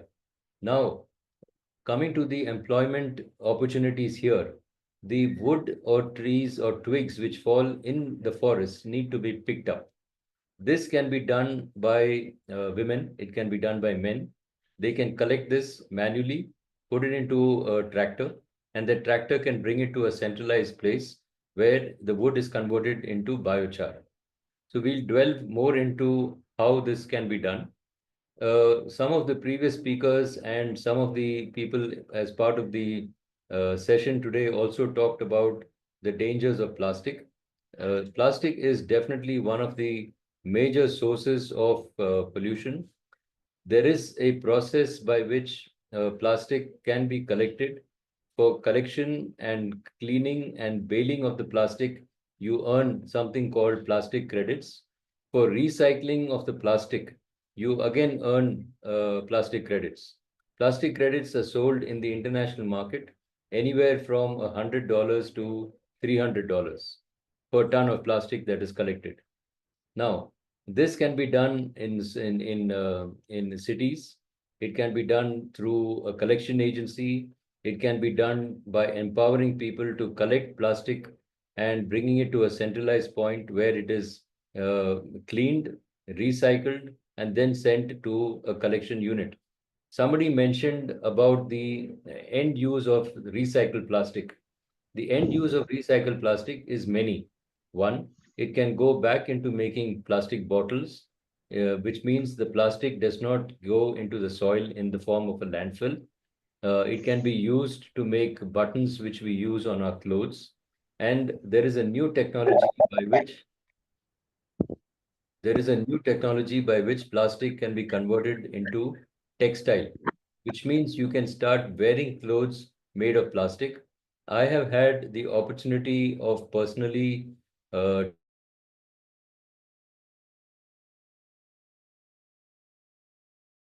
from cotton or whether it's made from plastic. That's the level of recycling that is possible with technology that is available today.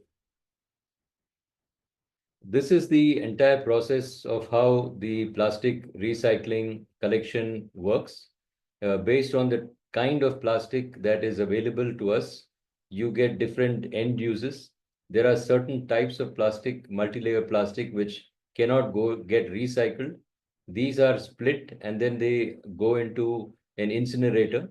So they don't get back into a landfill or don't get back into reused or spoil the environment. We already talked about a little bit about biochar. So biochar is something where there is a lot of opportunity in Cameroon and rest of Africa.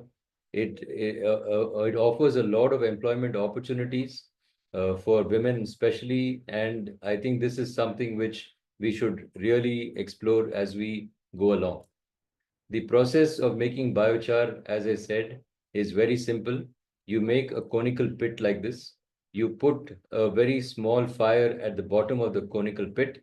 You start burning the twigs and branches from the bottom up. It's a very slow flame and it does not use much oxygen.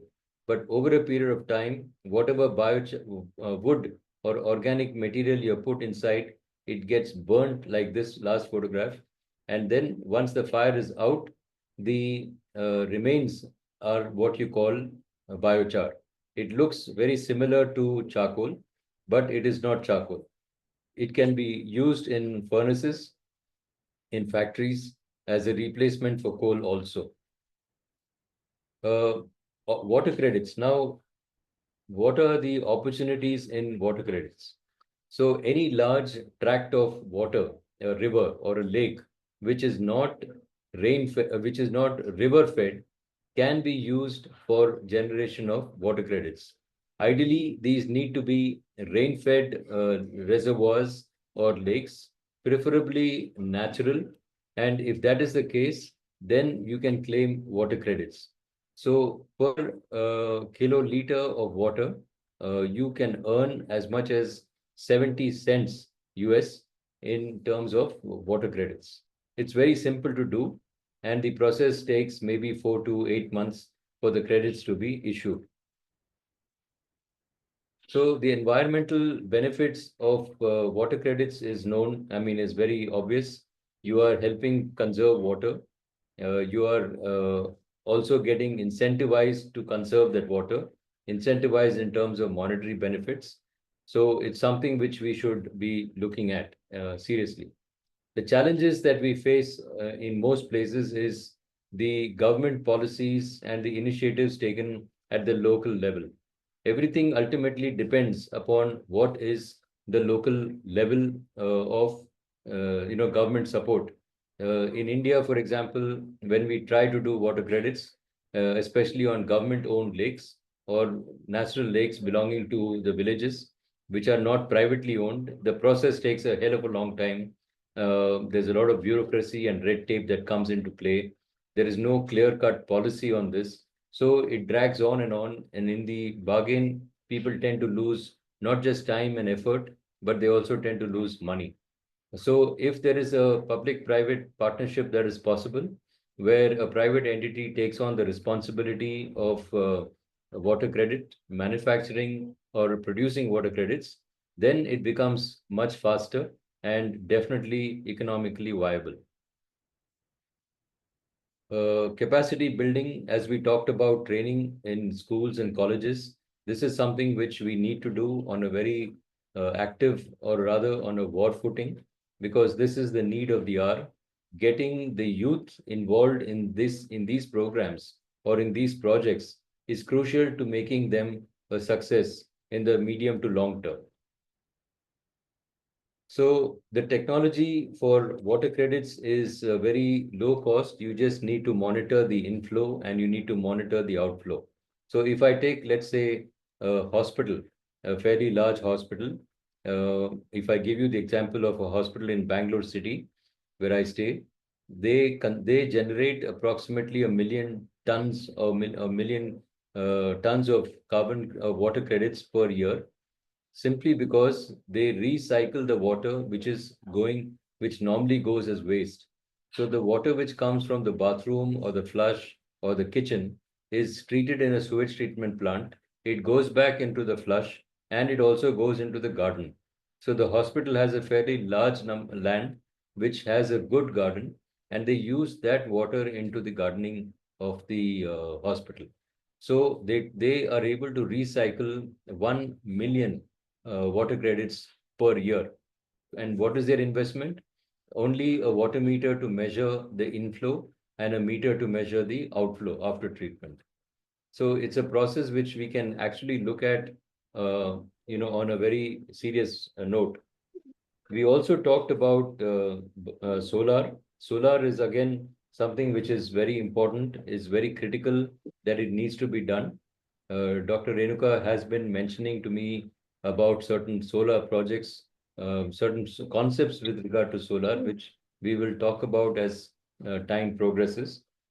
Cattle is again something which we can explore, because cattle is again a very large emitter of methane gas, which is much more dangerous as compared to carbon dioxide.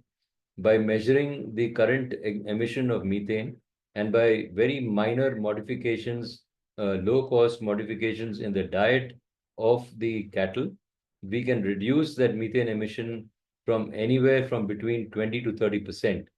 And this reduction of methane emission once again results in carbon credits.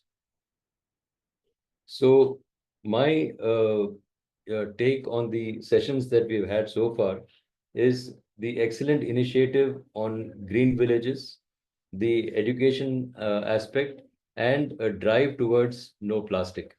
If these three can go hand in hand, I'm sure we will achieve our goal, our vision of making the earth a friendly, eco-friendly place, reducing the pollution, and also earning good amount of revenue in the process. We will also see a lot of employment opportunities coming up. A lot of money can go into education, into women empowerment. There are other projects which we will explore as time goes by. But my suggestion is that let us focus on water, let us focus on biochar, and let us focus on afforestation to start with. Once this is rolling, there are a number of opportunities which will keep coming. And yes, of course, waste management with a special focus or emphasis on plastic. So that's about it from me. I am deliberately keeping this short and sweet. If you have any questions, please feel free to ask. Okay.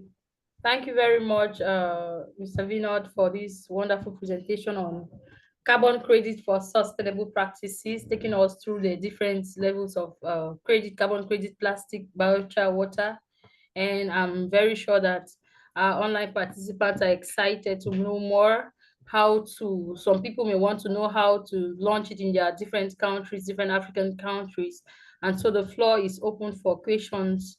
If you have a question, kindly indicate by hand show, or you can write your question in the chat box. We don't know if there's any question about carbon credits for sustainable practices. Can you trade carbon? Can you go about it? Prince Ajinga, and okay, over to you, Prince Ajinga. He has something to say about it. Thank you very much. Thank you very much. I just want to emphasize that the state of the African diaspora is in every country in Africa. And that is the first step for those who may want to venture into this kind of initiatives. You can contact any of our ambassadors anywhere around your country. And that way you are connected to us, because these initiatives are going to be implemented across all the green villages in Africa. So I just thought I should make this remark. Thank you so much. Okay, thank you very much, Mr. Justin, for that wonderful remark. The State of African Diaspora is the sixth region of the African Union, created in 2018 for African descent who are in the diaspora and want to have a link back to Africa. So, Mr. Muguro David, over to you. You have a question. Yes, I would like to support my colleague, Mr. Vinod. I'm suggesting that he has forgotten some few items which can be made from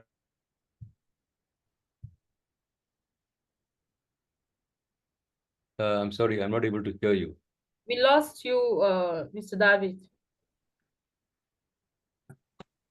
The plastic waste. Floor tires, plastics. I've been in waste management for a longer time. So I'm having some clue. But initially, Mr. Vinod has done a good research. And I think now is the way to go to industrialize that the plastics, especially for those people who are in informal settlement. It can make their living standard improve. So, but currently, but for my presentation today, I'll do on biodegradable waste. But I'm a veteran in waste management. So I say COGRA to Vinod. And also he can also remember that there are so many products which can be made even with the plastic and glasses. Yes. At some animals, especially I was given some, I was doing some monetary evaluation in the Indian Ocean at Mombasa in Kenya, whereby I found that most of the turtles are eating plastic, are eating the plastic bottles. Yes. Apart from that, even the dolphins, some were eating those plastic bottles, think that it's their meal because some of them eat jellyfish. So the plastic has done a lot of menace in Africa water, both fresh and salt water, like the Indian Ocean, the Pacific Ocean, and others. Apart from that, even in game reserves, I did my monitoring and evaluation in those area, and we came up to see that even those monkeys were littering every corner of the forest, especially the Gede Museum with those plastic containers of the yogurt. Thank you very much. I'll come back and give more during my time. Thank you. Okay, thank you very much, Mr. Muguru David, for such wonderful contribution. Actually, we can do a lot of things with plastic waste, a lot of things, and we can generate carbon from many other things, plastics, from water, and so on and so forth. So we have 9 minutes to break time. We don't know if there is any other question from our participants. There's something I'd like to add. What we are I also think we can stop here because we have plenty of speakers, Dr. Nayal. I shared with you. Okay, Vinod has one more thing to say, and after that, we're going to stop. So there is something that we are working upon, which will take maybe 6 to 8 months to implement. It's what we call a circular economy. So the objective behind this is that any carbon credit or water credit or plastic credit that is generated within Africa should be sold within Africa. So the money that is generated from the credits or the sale of the credit lies within Africa itself. There is no fun when you are doing the effort and it is sold in an international market and some foreign country like the European Union, who is largely polluters, are benefiting from the efforts that you're putting in.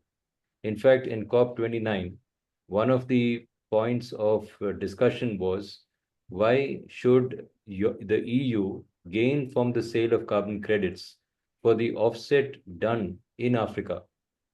So we are working on something like this, which is what we call a circular economy. So all the, let's say, the polluting industries within the state of within the continent of Africa, like cement, they can offset their emission by buying credits generated in the continent itself. So 6 to 8 months, we should be launching this project. All right. Thank you very much, dear listeners, dear participants, for your attention.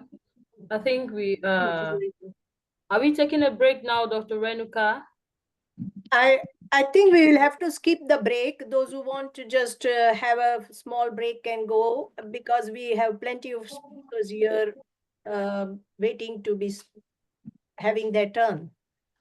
Okay, so I think we are going to call on Muhammad Abame. So are we having Muhammad Abame here? I think he's, yeah. So Mr. Muhammad Abame, he's going to be talking about transforming plastic waste into pavement and wood waste from carpentry into ecological charcoal that can be used in households. So we hand over the floor to Mr. Muhammad Abame.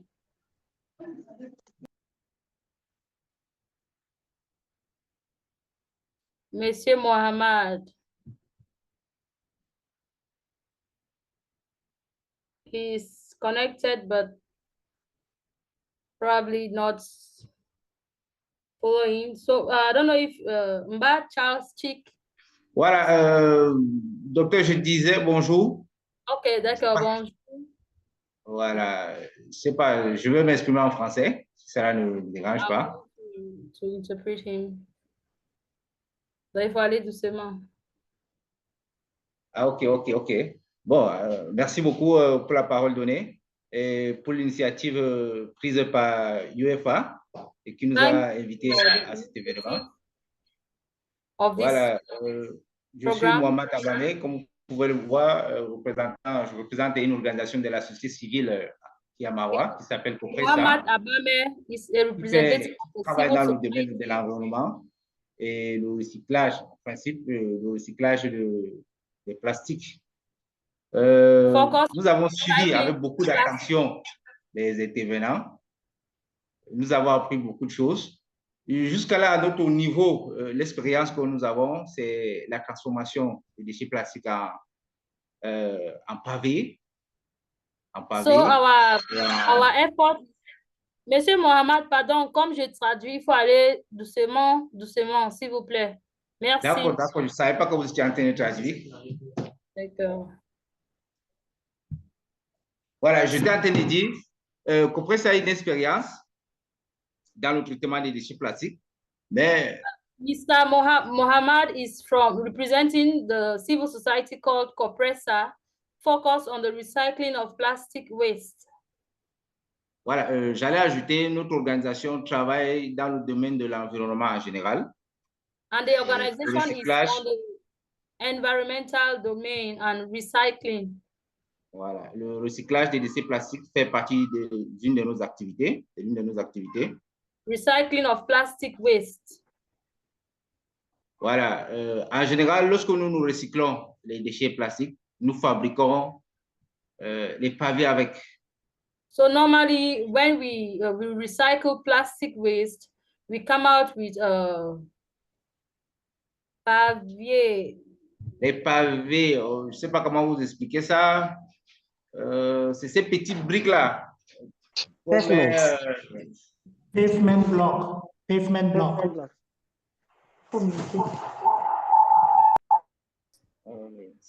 Yeah, I'll continue. Voilà, comme Prince disait, pavement block, les objets d'art. Recycle pavement blocks and artistic objects.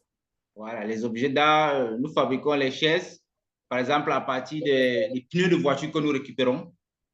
They also fabricate chairs. Voilà. Tout à l'heure, nous avons suivi 2 panélistes.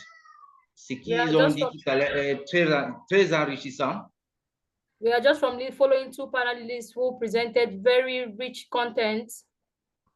Voilà. Nous n'avons pas pensé que les déchets plastiques constituaient vraiment une véritable ressource et que nous pouvons les utiliser à plusieurs fins.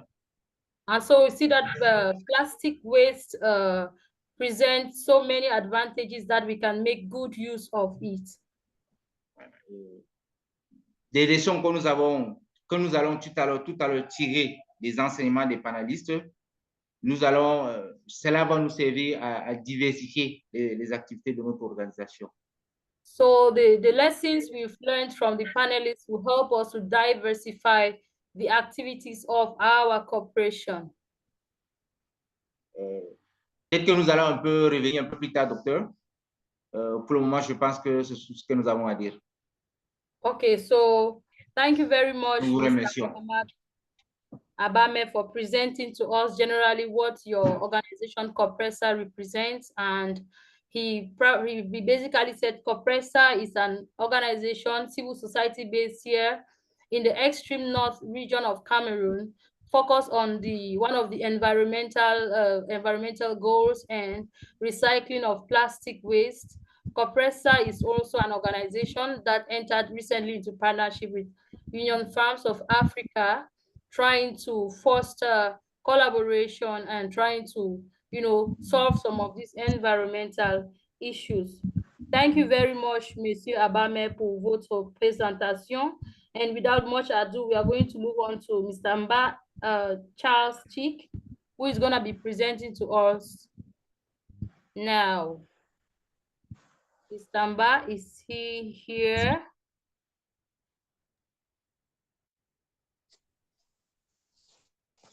Mr. Mba, do you have Mr. Ebune Modika Jacques? Yes, madam, I'm here. Okay, thank you, Mr. Ebune Modika. Can you kindly present to us what you have to say? Mr. Modume will be talking to us about plastic waste management in the southwest region of Cameroon. Southwest region of Cameroon. Yeah, yes, you are absolutely right. Can I share my PowerPoint or presentation? Over to you, Mr. Modika. Okay, let me share my PowerPoint. Okay.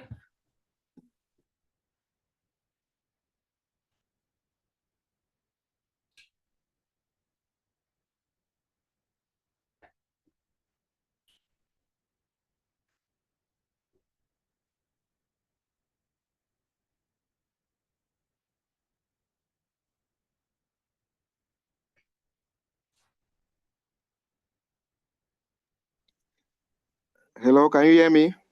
Yes, we can hear you and we can see the PowerPoint presentation. Okay. First of all, I want to appreciate you people for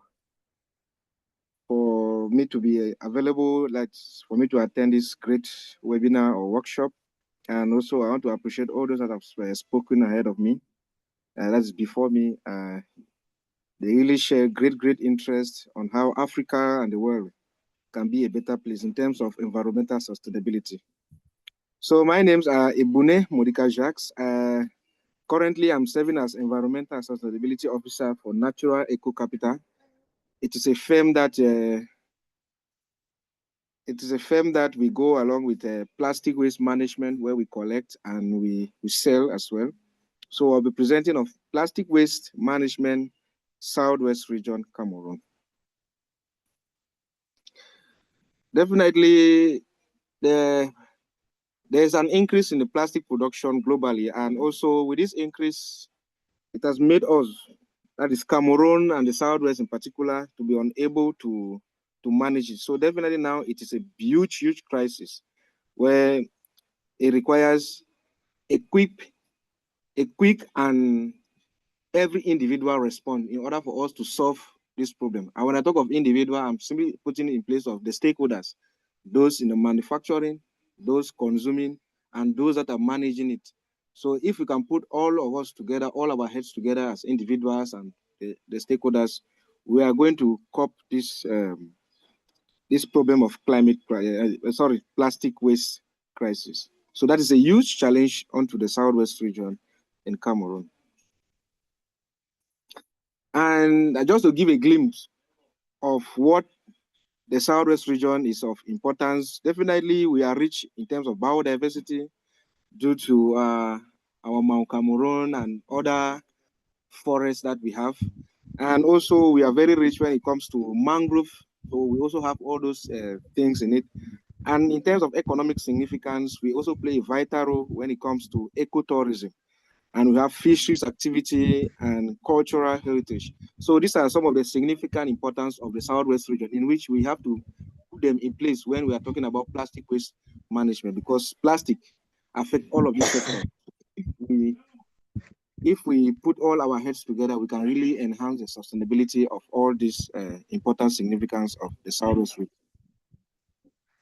So here is the current situation of plastic waste in the Southwest region. We can see that there is our river channels where enormous amount of plastic waste have been deposited. So it is really an unfriendly activity which is being carried out in the Southwest region. So there you can see another one is burning of plastics. And this burning is really going in line with climate change, because the amount of carbon dioxide and other gases that emanate from this burning of plastic waste really contribute to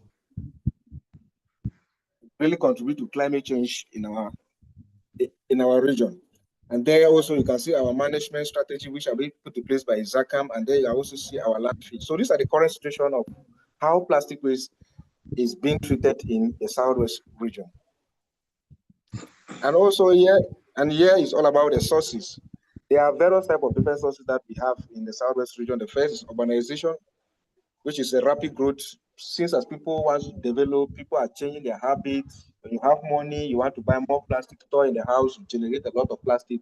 Instead of you to manage your consumption pattern, but yeah, we just want to buy everything, put everything in plastic, which is not good. And another one is the consumer behavior. Like I said, people who have money, they just want to keep on buying. And also is increase in waste generation. Due to an increase in the population, it definitely means the increase in waste generation will definitely increase. So these are some of the activities that are contributing to plastic waste, that are contributing to the sources of plastic waste generation in the Southwest region.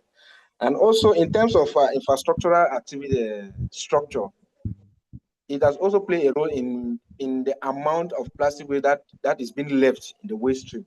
For example, we have insufficient recycling facilities. With these insufficient recycling facilities, it makes it impossible for us to recycle the available plastic that are in the waste stream. So if we don't have this this infrastructure or structure, it definitely means the waste in the plastic waste in the waste stream will still be there and it will still be untouched, which is something that is not really good. And also in terms of the collection services, we know ZACAM is doing a great job, but for a case study like Boya generates over 4 tons of waste in total and 2 to 3 tons of plastic waste, but they collect 1 ton per day. So it definitely means they are not really collecting the waste effectively, because they are just collecting like 1/3 of the total quantity of waste that is being generated in Boya municipality. And also here is our environmental impact. I know that the southwest region comprises of the sea, which is the beach, and other lakes. So you can see there, that is a territory which has been held by neck, which is made of plastic materials. And also you can see our down beach, which is being flooded with plastic bridges, and also other areas in our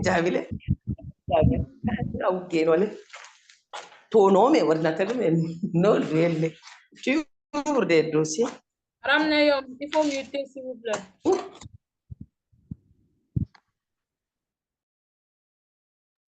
Hello? Yes, Yes. please continue. Please continue.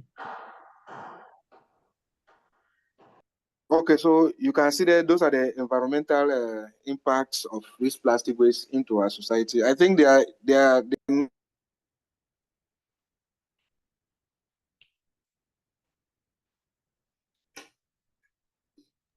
Sorry, I unmute you. I mute you by mistake. So continue now.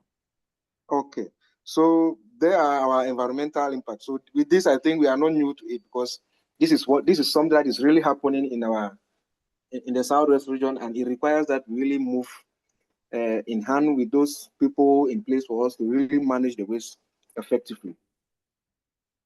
And also, in as much as we are having this plastic crisis, there has been existing initiatives which has been carried out by NGOs. Like for the first one, we can see local cleanup campaigns. This one has been done by various NGOs in the region, and also we have Izakam, which is the principal company when it comes to waste management in the entire Cameroon.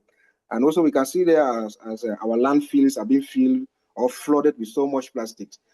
And also there is also this community recycling initiative. This one was carried out in Thakore municipality.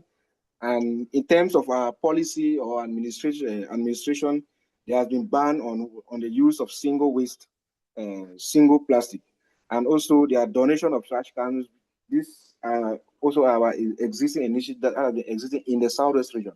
So, but these initiatives are not helping, although they are helping, but they are not meeting the standard on how we can really manage our plastic waste in the southwest region. So more work is being needed in order to solve this our problem of plastic waste. And also in terms of the management of plastic waste, like I said, the first one is infrastructural issues, where inadequate waste collection services, limited recycling initiative, regulatory and policy gaps. The law is there. The environmental law is there, which is very sweet, but it is not really being implemented. So that is what we as stakeholder, or we as people who want our community to change, who want our community to be in a sustainable and clean way, we are advocating for. So that those laws that have been generated or created should be heavily be implemented, so that our community and our society can be clean and healthy. Another one is public awareness and education. This one, people are aware.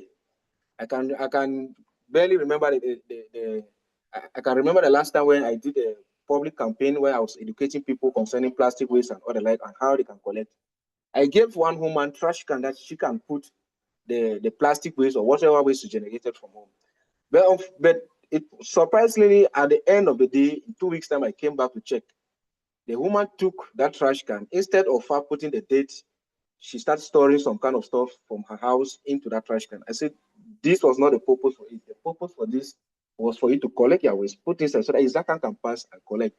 But later on, she started putting the waste now on the roadside without even inside the trash can. So this is something that we really need to still emphasize on the population. And another one is economic constraint. We know funding limitation. People have the initiative, people have the ideas, like how we all are sitting here, we have the ideas. But in order for us to implement it effectively, to carry out effectively, we need funding. Maybe I can have an initiative of how I can recycle plastic from this to this to this. I need funding so that I can have the materials that will be needed for me to transform the waste from this to this, and other like either bricks, pavement, or whatsoever. So those are the things that we are lacking. And here is a proposed solution that I am proposing. The first is enhancing waste management system, that we can enhance it in the Buea municipality, or let me say the southwest region. And in terms of this waste management system, I have drafted the waste management. I draft the waste management plan for Thakore municipality, and they are really working on it. And they are and I'm seeing how they are looking for all possible means for them to implement that waste management plan, of which it will manage the waste properly if they follow the step that I gave them on the waste management plan. The next is community engagement and education. The people need to be more aware of. We can't just sit and say, no, we have been doing awareness. No, we need to keep on doing our awareness, keep on educating people, the children, and even adults too as well. And especially the women too as well, because they are the ones that really contribute to plastic waste generation at household level. The next is policy and regulatory framework. It needs to be implemented effectively. Collaboration with stakeholders, like I earlier mentioned. We have SUSEPI, we have ISACAM, we have other NGOs that are into plastic waste management. We can come together and make a collaboration, partnership on how, and even council too as well, we can collaborate with them. And we see how we can work together to reduce or to just say no to plastic waste pollution. And the last one is monitoring and evaluation. After carrying out all of these activities, we need to do monitoring and evaluation. Is our action being implemented? Is our action having an impact? So we need to do monitoring and evaluation to know areas where we are lacking, areas where we fail, in order for us to step up and move forward. So in my little contribution, little conclusion, I would say in summary, addressing plastic waste management in the Southwest region, Cameroon, is vital for environmental sustainability and public health. The region faces challenges such as inadequate waste management, infrastructure, and low public awareness. But however, if we keep on enhancing education, improving waste collection and recycling system, and fostering community engagement, we can effectively combat plastic waste pollution.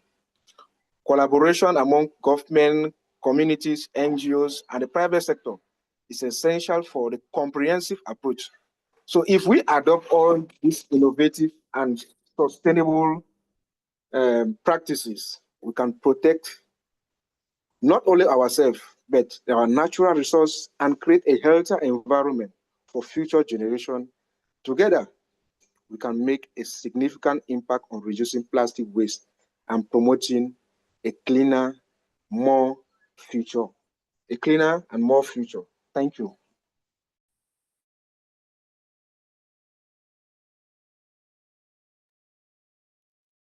Well, thank you. So here is where my presentation ends. Thank you very much, Mr. Ebune, for the wonderful presentation on the situation of plastic waste in Southwest region of Cameroon. And from your presentation, we can all see that it is an alarming situation that stakeholders, government officials, citizens, and everyone needs to lay their hand on the plow to see how we can combat this climate crisis caused by plastic waste in the Southwest region, and not only in the Southwest region, in Cameroon and all over the world at large. So thank you very much once more, Mr. Ebune. We can see Prince Justin's hand and Madame Neyom's hand raised up. But before they ask their questions, we are going to limit the time for presentation to 7 minutes. So if you are a speaker specifically for today, when you are given the floor, we beg on you to present for 7 minutes so that we'll be able to catch up with the time for today's session. Madame Neyom, vous avez la parole. Oui, bonjour. Je salue toute la salle, je salue tous les ambassadeurs. Je remercie tous ceux qui ont intervenu, qui nous ont éclairés. Le thème, il est très pertinent, très intéressant. Je présente les activités que nous faisons ici au Tchad. Nous travaillons dans le domaine de l'agroalimentaire, de la lutte contre l'insécurité alimentaire. Nous soutenons la nutrition de l'enfant. Vous avez une question? Je voudrais aller... Ma question... Ok. Oui, j'ai une question, mais je voulais me présenter avec mes activités, mais si vous trouvez cela pas important, je passe directement à ma question. Non, c'est Je très crois qu'à important. mon sens, c'est un lieu de partage. Je vais seulement traduire. Madame Neyom is... Bien, ma question.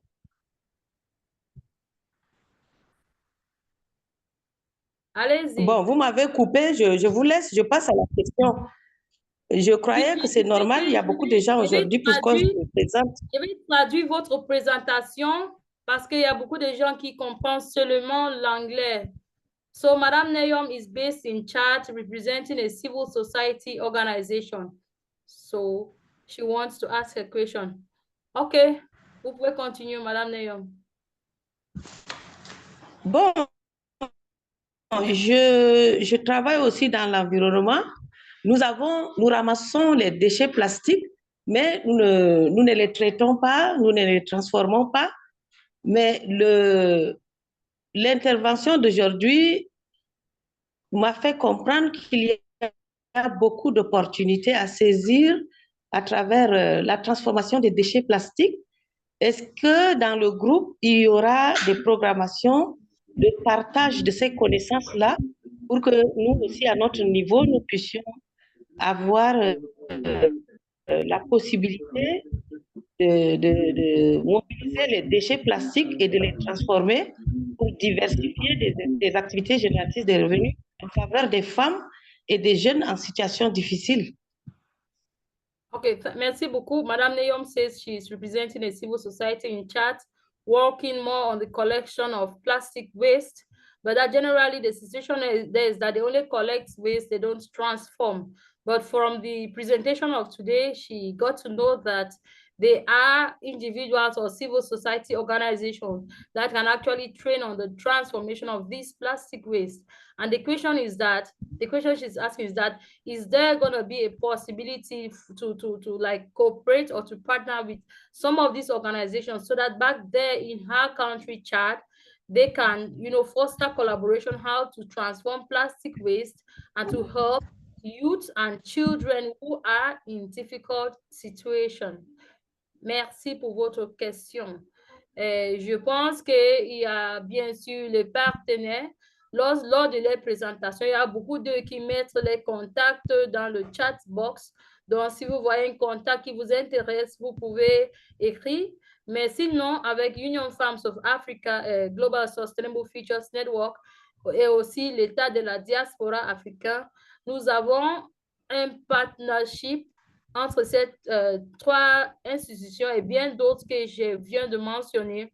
Et on peut entrer en accord avec comment voir comment on peut transformer ces déchets plastiques et pour faire l'usage de ça, pour diminuer l'auto du fait le chômage, pour diminuer le chômage dans notre société. Donc maintenant, thank you very much, Madame Neyom. We are going to pass the floor to Prince Ajinga Justin, whose hand is raised up. Over to you, Prince Justin.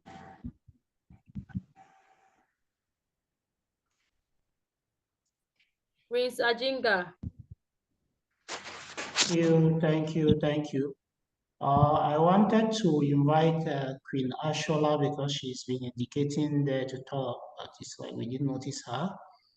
Before that, just to assure Madame Pauline that we have honor en direction de l'État de diaspora de l'Afrique en Djamena et on va travailler avec dans le projet-ci.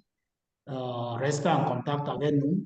Avant de venir, on va voir comment on peut avancer. Nous sommes vraiment intéressés dans les activités que tu es en train d'amener.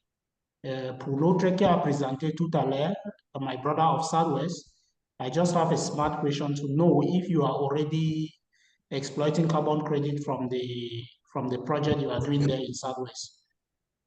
So let's allow maybe Dr. Queen Ashola, if she's there to give us a word before we go. Is she programmed for today, please? I think, Prince, you can discuss individually with Pauline because of the sort of time. We can listen to the Okay, that's fine. You can exchange email addresses. That's fine. Or WhatsApp, whatever. Yeah.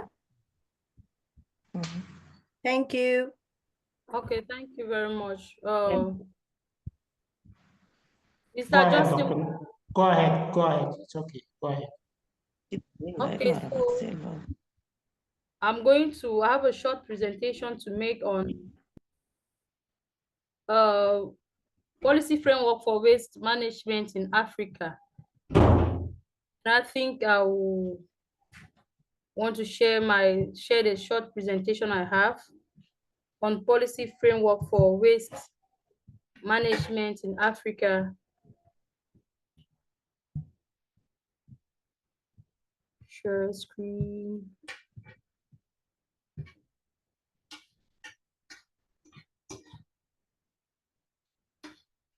Can we all see the screen? Yes, it is appearing. Yeah. Yes, we can. Okay. So we see that generally effective waste management is very crucial for Africa due to the impact it has on health, the environment, and development. And in many African countries, urbanization, population growth recently have led to increased waste generation, outpacing the capacity to manage it. And we realize that poor waste management can lead to the spread of diseases as the waste becomes breeding grounds for pests and harmful bacteria. Inadequate waste management practices such as open dumping and burning can cause significant environmental damages, including soil and water contamination. And on the other hand, effective waste management can create job opportunities and stimulate economic growth through recycling, waste to energy programs, and many others. Promoting recycling and composting helps conserve valuable resources and reduces the need for raw materials. So it is a general call for all our stakeholders to invest in these waste management infrastructures, in educational practices and policies, which are generally essential for Africa's sustainable development and overall well-being. The main objective of this policy framework for waste management is to promote sustainable waste management practices that can protect, the health, public health, environment, and definitely contribute to economic development and also sustainable development goals. We have some challenges of waste management in Africa, which range from population growth, the fact that the African population is, grows, we can say even geometrically. It poses a great challenge. How do we manage the waste generated from this rapidly growing population? Another challenge, the economic factor, the economic activities on waste production, environmental impacts, the consequences of improper waste management on health and the environment. And all these challenges poses a great, it's a call for concern in the African continent and the world at large, for policymakers to rise up from their sleep and try to combat this, climate crisis. Now, we see that there are current policy framework from both international organizations or international policies and even national policies from the aspect of Cameroon. I'm going to just cite some few cases. International policies. We have Africa Waste Management Outlook by the United Nations Environment Programs. This outlook provides a comprehensive overview of waste management trends in Africa. We have also Agenda 21 adopted at the Earth Summit in 1992, and 21 is a comprehensive plan of action to be taken globally. The Johannesburg Plan of Implementation, the Sustainable Development Goals, Basel Convention on the Control of Transboundary Movement of Hazardous Waste and their Disposal, and also African Union Initiative. So these are all international policies that has been, come out with in order for countries to implement them and combat these waste or the poor waste management practices. Regionally in Africa, there are other waste management policies that have been put in place. The case of Rwanda, known for its strict, Rwanda actually has a very good waste management practices. It has a strict waste management reduction policies. Recently, Uganda had banned non-biodegradable plastic bags, and promotes the use of reusable alternatives. Also in South Africa, if we have a South Africa participant here, they are going to testify that the city has succeeded to implement waste to energy projects to convert waste into electricity, reducing landfill waste and generating renewable energy. Also, another example that is very current and people from Ethiopia, they can bear with me that the Repi waste to energy plant is one of the first of its kind in Africa. How does it work? They actually work, they convert waste into energy while minimizing environmental impact, because we know that when these wastes get into the environment, they're not managed, they either destroy the soil. We see from the presentation of Modika Ebune from Southwest region of Cameroon, he showed examples where they gather this waste and burn them, and it destroys the soil, destroys the environment, makes it very difficult. But in Ethiopia, Addis Ababa, they try to convert waste into energy and minimize environmental impact. Also, in the case of Nigeria, they have a community-driven waste management initiative. How does it work? It involves local communities, whereby these local communities get involved in the collection, recycling, and improving overall waste management efficiency. Also, recently in Accra, Ghana, there is this innovative recycling program that has been introduced to encourage recycling and reduce waste sent to landfills. And so there are many other initiatives, many other countries with examples. Now we're going to look at the specific case because I'm presenting from Cameroon. So I want to look at waste management policies in Cameroon. That the government has tried over the years to implement different policy reforms of waste management, even though we still have challenges. And some of the policy reforms, we have national strategy for waste management, outlining the guiding principles for waste management, including sustainable development, whereby the polluter pays principle, the principle of equity, the right to information about the dangers of dealing with waste. We will have cases in Cameroon where they can say no dumping of plastic waste here, where if a polluter is seen dumping it and you're going to be, charged with the pretext that no one is ignorant or ignorance to the law is an offense. Another policy in Cameroon is the Ministry of Environment, Nature Protection and Sustainable Development. This ministry is a government body responsible for overseeing waste management policies and ensuring their implementation. We also have legislation on waste disposal and recycling, landfill management, recycling initiatives. And so we see that all these efforts from the global space to Africa to Cameroon, all this effort, that the challenges the main challenge they face is infrastructural challenge. They have inadequate infrastructure, limited financial resources, weak enforcement of regulations. And so we call on our different stakeholders, because if, despite the fact that we have international mechanisms that have been put in place, regional mechanisms, and even local one at the level of our different African countries, yet there is the challenge of waste management. It therefore means that stakeholders need to rise up and take the lead and combat these waste management practices and try to see how we can transform waste into wealth. And we are going to look at waste management and the SDGs. How do we relate waste management? Waste management closely aligns with the Sustainable Development Goals. And I think that's the major role of the Global Sustainable Futures Network. How do we align it? Promoting environmental sustainability, public health, and economic development. So waste management generally aligns with Sustainable Goal number 3, which talks of good health and well-being. SDG number 6, clean water and sanitation. Number 11, sustainable cities and communities. Number 12, which talks of responsible consumption and production. 13, climate action. 14, life below water. 15, life on land. And so you see all these SDGs that are very pertinent. So by addressing these SDGs, waste management contributes to a more suitable and resilient future for communities and the environment. And so we recommend that all our stakeholders here present should be champions of these waste to wealth policies in their different African countries by partnership with GSFN, UFA, and SORT for a sustainable future. Thank you all, ladies and gentlemen, for your kind attention. Dr. Renuka, over to you.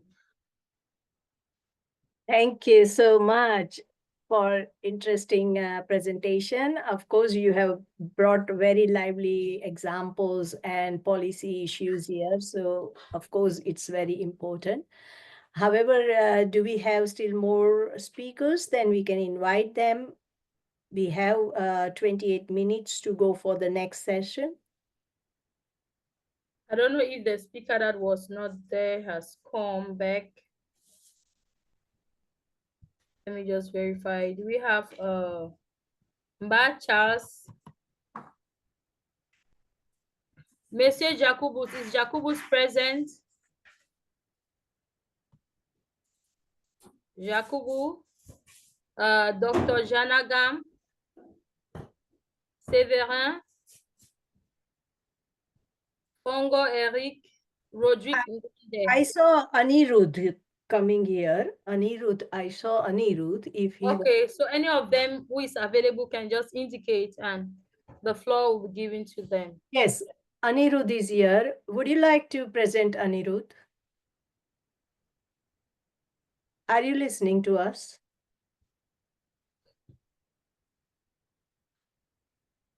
I see him join through two devices, so maybe he's having a... Okay, it's asking if you can present for 5 minutes. Yes, you can. Yes, please.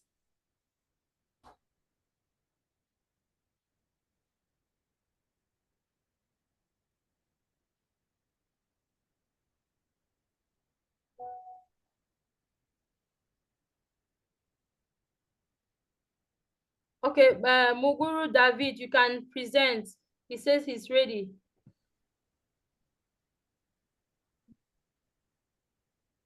Mr. David, you can go ahead and present. These are the speakers on our list and I'm ready. Yes, good.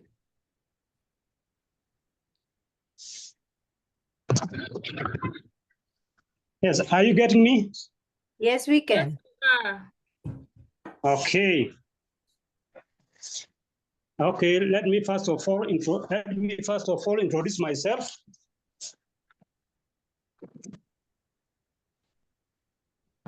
I am Guru David Ngige of Dajok and Waste Management, whereby we recycle waste by making products. So I'm going to talk on my theme is urban solid waste management option for energy, food security, and climate change mitigation. First of all, if you come to waste management, 60% of urban is biodegradable, whereby 40% is peanut waste. For biodegradable, you can make several products. One is composting.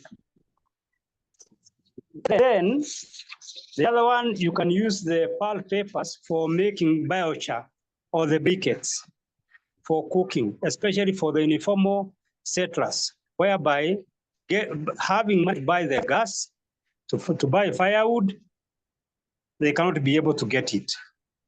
Apart from that, we also, after collecting both inert waste, you have the scrap metals, which you can mix to make the measure for surface goods, whereby if you use the measure, it is very useful because it has 0% of the breakages to the kernel, thus improving the quality of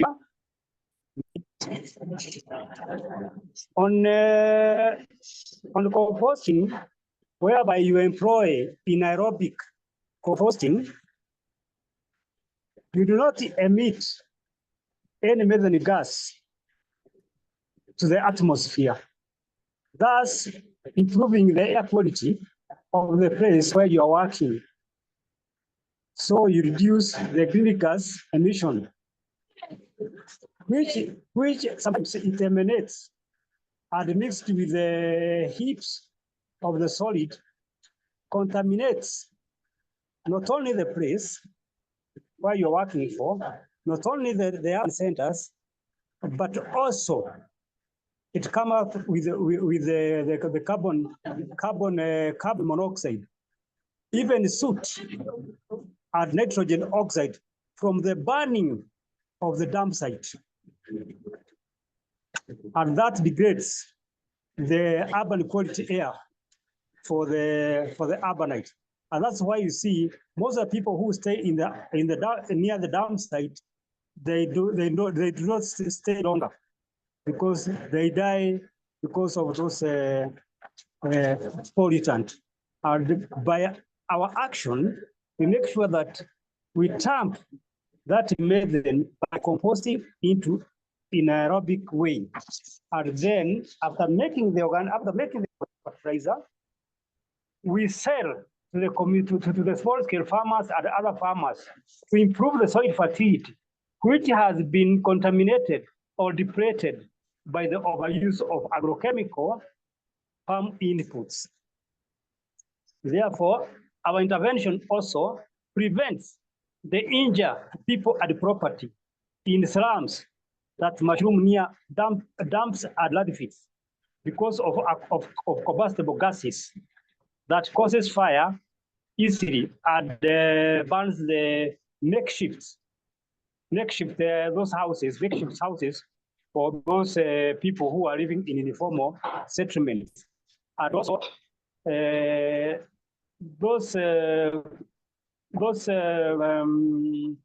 compostable waste, they block the drains, causing flooding, especially in the urban setup.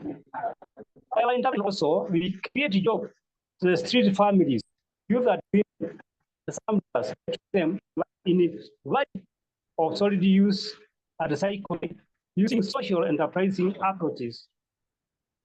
This advantage involves everyone in producing goods, providing services to market, make them accountable to their members and the wider community for social, environmental, and economical impact to remain autonomous with the governance and ownership structure for the stakeholders.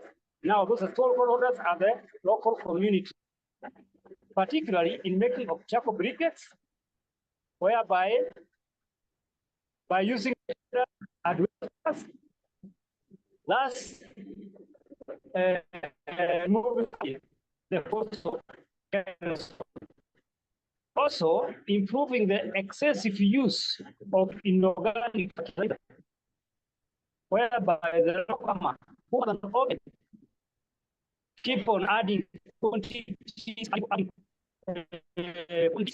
inorganic thus because he target at least caring to fertilize the soil for sustainable use. But in the course, it causes a lot of damage to our soil, whereby the accumulated nitrates and phosphates in our aquatic system or by pesticide residues. That's why it gets residue in various foodstuffs associated with mammalian toxicity and a rise in resistance of the pest to control pesticide. By going organic, the products are very good for you to consume. You live for longer years, and God will bless you because of eating well. Then, apart from now to the waste, the plastic waste, you can make the roofing tiles, as I told you earlier. You can make the floor tires. You can make several items, even on that's why I'm saying it can keep your wallet healthy. Thank you very much. I'm David Gige Muguro, a trainer in waste management and a monitoring and evaluator. Thank you very much. Thank you very much, Mr. Roderick David, for your presentation. Muguru David, for your presentation on urban waste management. And we have, from his presentation, we are sure we are now aware that there are some urban waste management practices that can actually be transformed, can actually help us in our different communities, transforming waste, solid waste to wealth in our different communities. So we're going to go to our next presenter. And after the presenters, before going to the next presenter, we don't know if anyone has a very short question to Mr. Muguru David. While coming on that, Monsieur Muguru David, il vient de présenter de la transformation de déchets solides. Comment est-ce qu'on peut transformer les déchets solides en richesse? Donc, c'est ce qu'il vient de présenter. On demande s'il y a quelqu'un avec la question, peut-être tu veux l'éclaircissement ou bien tu veux ajouter quelque chose sur sa présentation. S'il n'y a pas, we are going to proceed to the next presenter on the list. We don't know if Mr. Jakubo is present already for his presentation, or Dr. Anirudh Janagam, Mr. Severin, Mr. Fongo Eric, and Roderick Ngonde. If any of you is available, kindly indicate so that the floor be given to you for your presentation. Hello, hi. Am I audible? Yeah, you're audible, Mr. Dr. Anirudh. Welcome. Thank you so much. It's wonderful to be here. I'm really excited to share my insights. Can everybody see my screen? If that's Yes. Please to confirm. Yeah, we can see your screen, Dr. Anirudh. Okay, perfect. Thank you. Right. So good morning, good afternoon, good evening, everyone.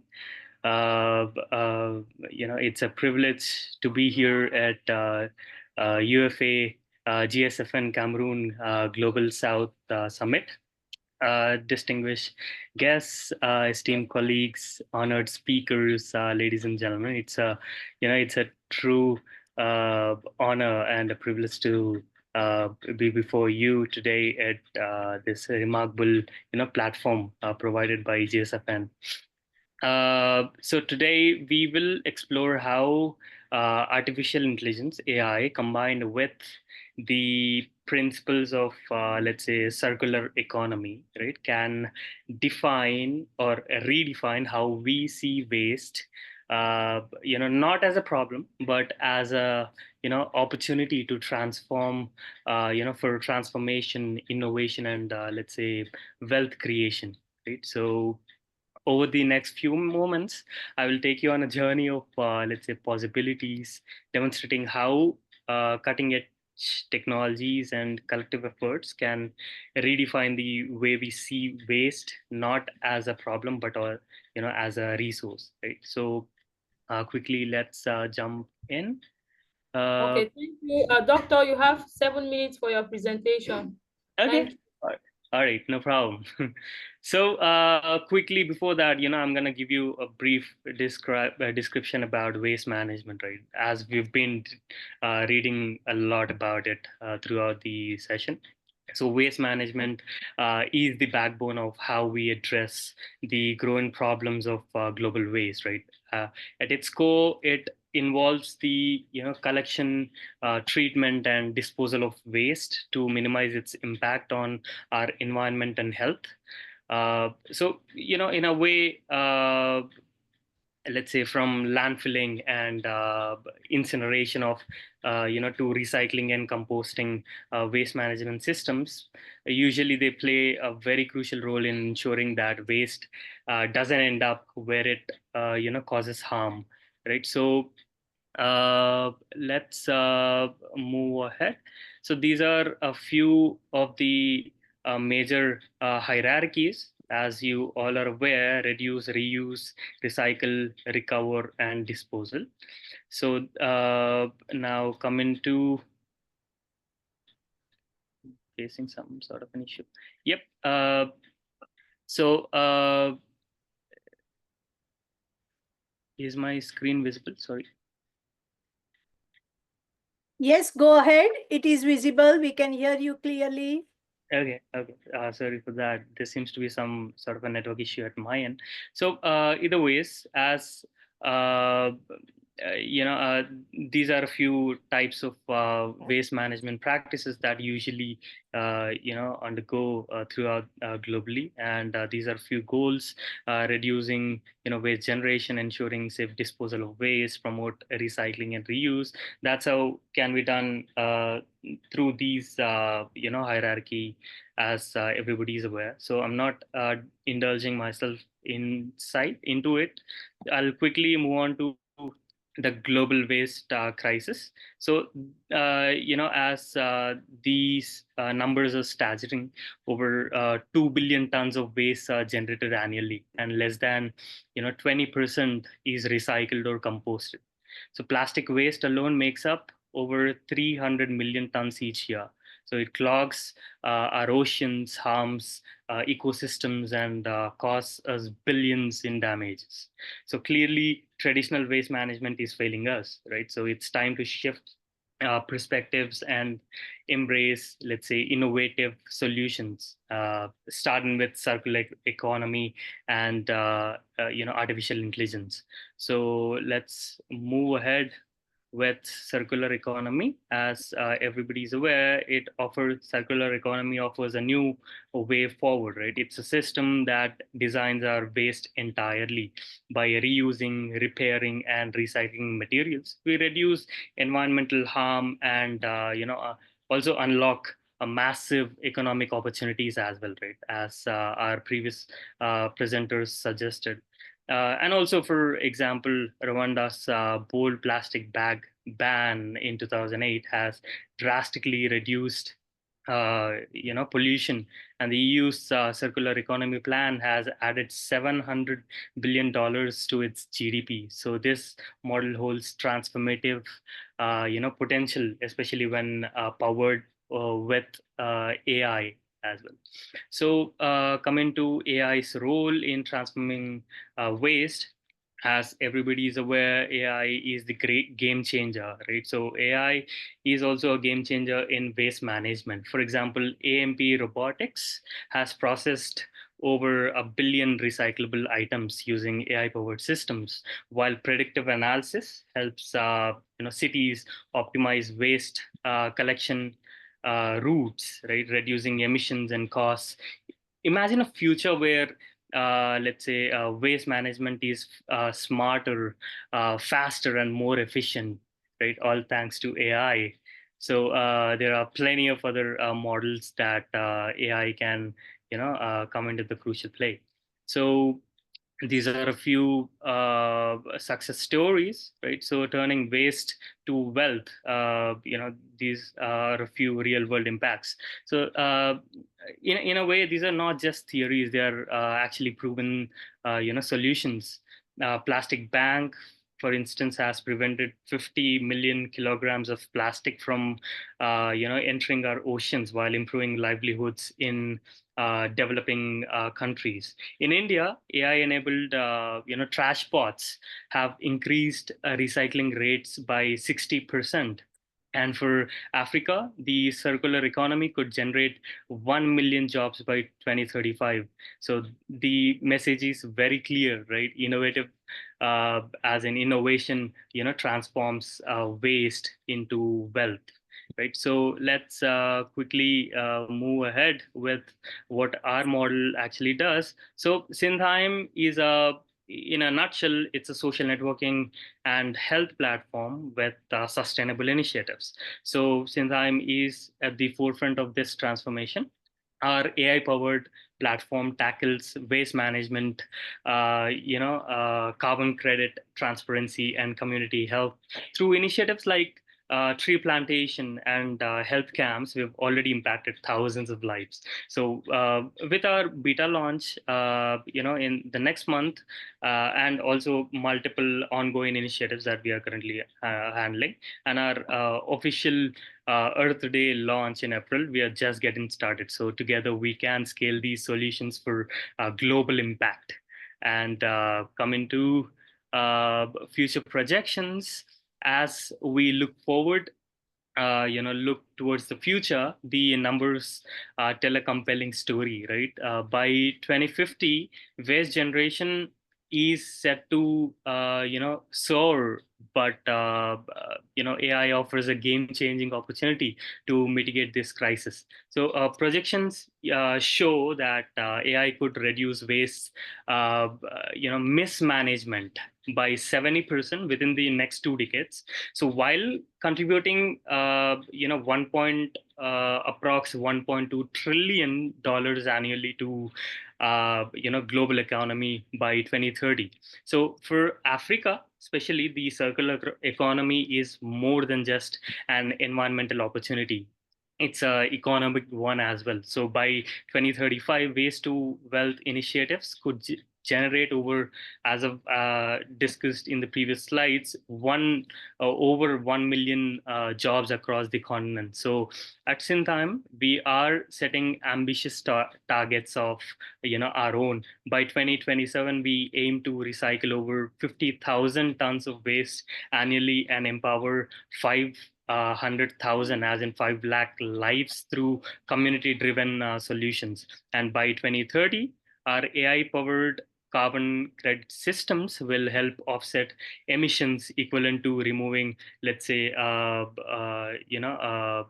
lakh, or very close to 10 lakh cars, as in 1 million cars from the road. So these projections aren't just numbers; they are, a call to, action, and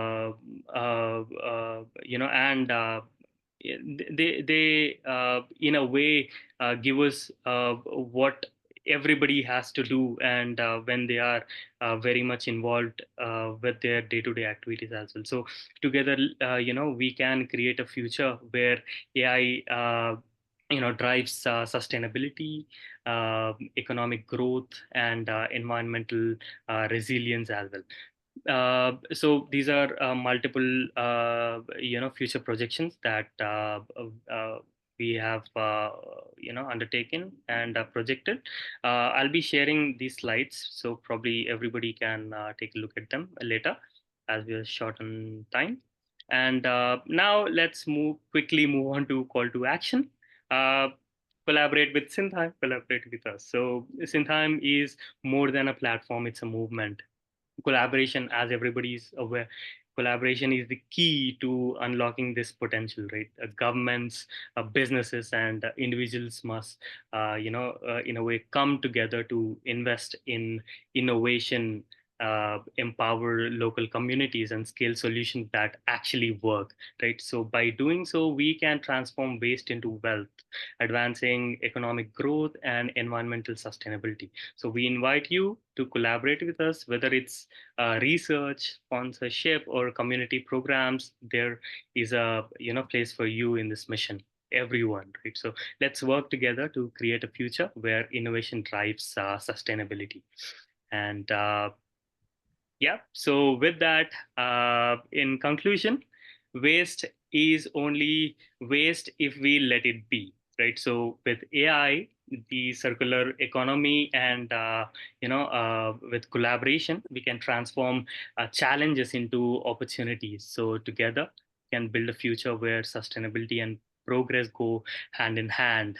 Thank you for your time and attention, and let's make a difference together. Thank you so much. Okay, thank you very much for your wonderful presentation on advancing sustainable practices through AI, transforming waste to wealth. Dr. Aniguda was very good presentation. So we're going to move directly. Dr. Renuka, I don't know, do you have something to say concerning his presentation? No, I just admire his passion and his enthusiasm. So, of course, everyone should connect to the platform. We look forward to more dynamics on there. Thank you very much. Okay, that's great. And we don't know if anyone among the participants has question concerning advancing sustainable practices through artificial intelligence, transforming waste to wealth. Okay, should there be no other person, we move to the next presentation. We'll soon be through with our first panelist. We move on to the next presentation. We don't know if any of the panelists is available to speak now. Roderick Ngonde, Fongo Eric, Severin, Jacobus, Mba Charles. Do you have any of these presenters?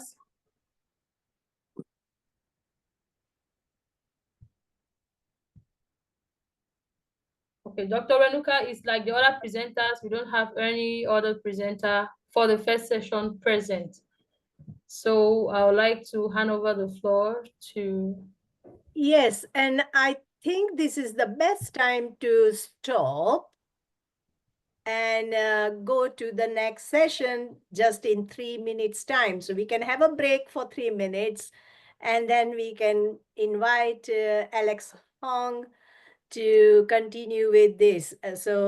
Just stay on the line. Do not leave the Zoom meeting. Just after 3 minutes, I think, Alex, you are good to go. Okay? 3 minutes. Okay, thank you very much. It was Dr. Naya for the panel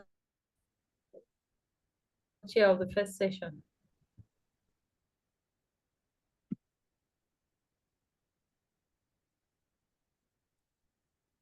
Just to utilize these 3 minutes, I'm going to play our GSFN video, which has its vision and objectives.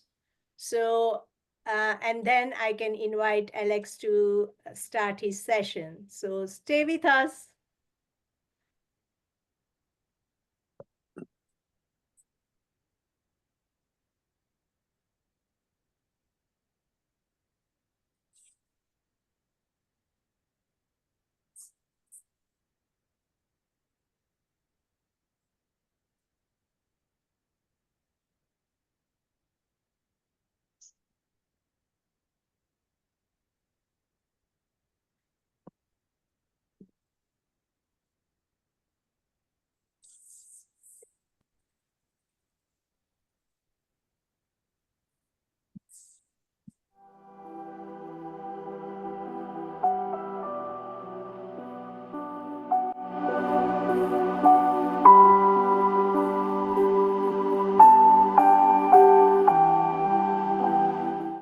Despite very significant development gains globally, which has raised many millions of people out of absolute poverty, there is substantial evidence that inequality between the world's richest and poorest countries is widening. Today, the world has become more complex, and poorer countries have experienced significant economic and social development. However, the inequalities within countries have also been growing, and some commentators now talk of a global north and global south, referring respectively to richer and poorer communities which are found within and between countries. There are many causes of these inequalities, including the availability of natural resources, different levels of health and education, the nature of country's economy and its industrial sectors, international trading policies and access to markets, how countries are governed and international relationships between countries, conflict within and between countries, and a country's vulnerability to natural hazards and climate change. So, most importantly, researchers are called upon to address the barriers to climate science in the global south. These culturally diverse nations of global south are united by common threats to their sustainable futures. Challenges faced in creating collaborations, partnerships across national borders and academic disciplines. Through Global Sustainable Futures Progress Through Partnership Network, we want to play a leading role in creating an inclusive, collaborative, innovative, and engaging platform for early career researchers and like-targeted stakeholders, including startups and entrepreneurs, supported by experienced senior researchers and business leaders, where everyone can share in their research, innovation, visualization, and enthusiasm in parallel to network success. Our fundamental objective is to create a strong research environment, building to a multidisciplinary and multisectoral team of endogenous professionals that would be capable of pursuing and utilizing participatory and integrative approaches in solving public and environmental sustainability problems. Therefore, our priorities are empowering and capacity building, working with researchers to empower communities and individuals, increase independence and support to those who need it, give researchers and stakeholders the legacy of sustainable practices, fair and inclusive, improve economic and social and environmental equality, pursuing development which offers fair distribution and access to good quality life and working conditions. Networking and engagement provide an innovative and global-wide platform to make global sustainable futures progress through partnership network, an effective and well-connected network, transforming traditional society systems to more sustainable systems. And above all, it is sustainability. So, co-create sustainable and resilient development pathways to secure sustainable futures for all and everyone.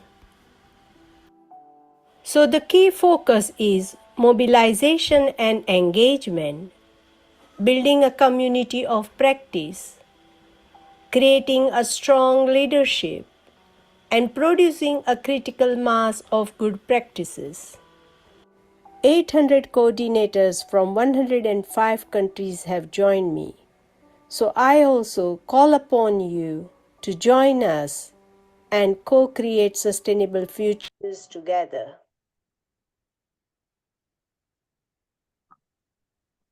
So that was the GSFN vision and objectives, which I recorded only 6 months after I started this network. But today we have 8,000 coordinators from 175 countries.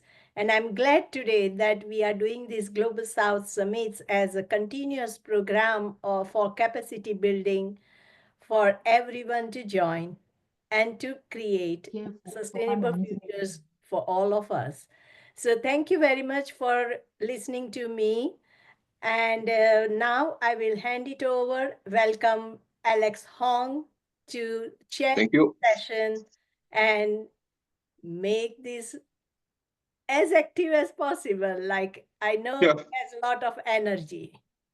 Thank you very much. Thank you very much. I'd like to start with just showing this particular relatively interesting presentation, which I've created over the weekend. Basically, to me, I'm actually I'm very passionate about the fact that the Global South really matters in our future, and there is no bigger representative of Global South than Africa, basically. So what I think is that there are two fundamental things that we would actually require to really prosper, and actually to not bother about the loss and damage funds, which honestly speaking is never going to be enough to actually help us to do our sustainability pivot. We really now need to help ourselves to actually get better leverage to actually see how we could actually contribute to our own sustainability pivot. I come from a history of advocating for sustainability. I currently just started this new company called Eat a Future, which actually we want to actually create an environment for to push for more off-grid water and off-grid energy to be really useful for the global south, so that we could actually create energy and create clean drinking water, which I think is a big problem for basically nearly every country in the global south itself. That includes a lot of other ASEAN countries as well. To be able to get energy is to be able to actually really change the community, to be able to get access to communications, e-commerce, basically power to lights to study, to be able to get water, basically enhances health, increases sanitation, and basically is the lifeblood of human living. So to me, no matter how, I mean, I come from technically a first world environment, being in Singapore, but I do feel very much that we can make a very big difference in terms of technology transfer in order to enable the global south to prosper and grow and develop at their own terms. As you know, the previous many iterations of development comes at a very great price to all of you. So if we can make a difference by really changing the narrative, changing how we approach getting access to water and energy, and thereby really change certain things. I mean, for a start, I'm actually working on some very big projects in South Africa and in maybe in Zimbabwe as well. We are looking at doing really huge solar farms. But what I'm really passionate about is actually recreating this access to water in a more off-grid way, which I'll show you what I mean.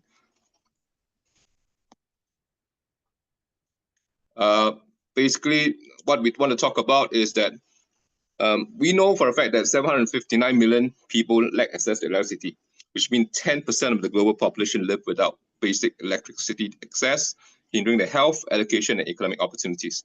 1/3 of the world's population relies on dangerous and inefficient cooking system. I'm sure you guys have actually experienced this before. Sub-Saharan Africa has the lowest electrification rate. Only 48% of this region has access to electricity. Energy access, as I mentioned before, is critical for achieving most of the SDG Sustainable Development Goals. The poorest households spend up to 10% of their income on lighting. That honestly speaking, I mean, from a person coming from the first world country is quite shocking, and I do want to make a difference for this. If you can access to, of course, clean water and reliable energy is fundamental human right to me, I think to a lot of people as well. And to me, it's actually the cornerstone of sustainable development.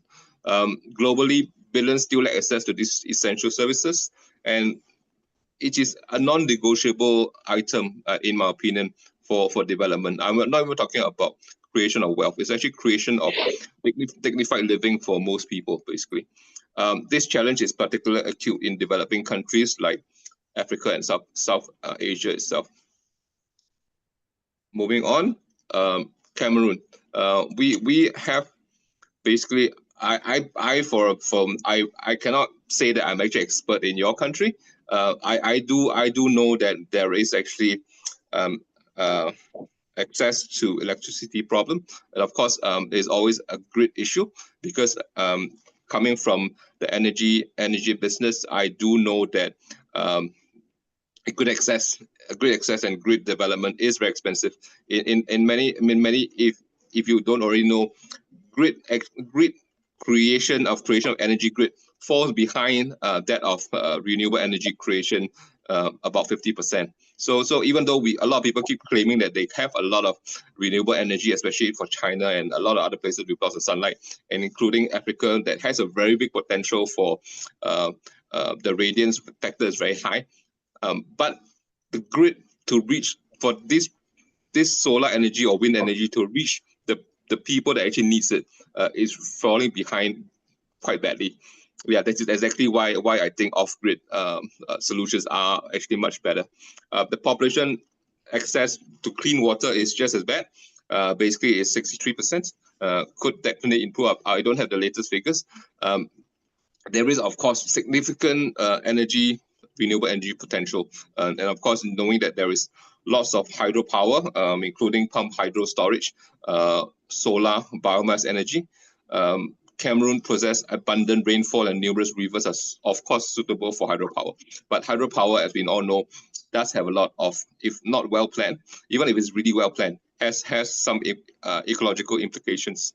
The sunshine, of course, making a lot of things possible to grow in your country, including things like agave, which is actually a cactus that has a lot very high caloric value that could actually be turned into biofuel quite easily, and it also reclaims back a lot of land from arid regions. Of course, there are a lot of challenges that we want to talk about. Geographic constraints, diverse geography, Cameroon, mountainous terrain, dense rainforest.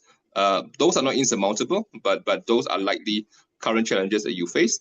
Of course, there are seasonal variations of rainfall, and that influence the use of hydropower, and that would actually influence electrical production itself.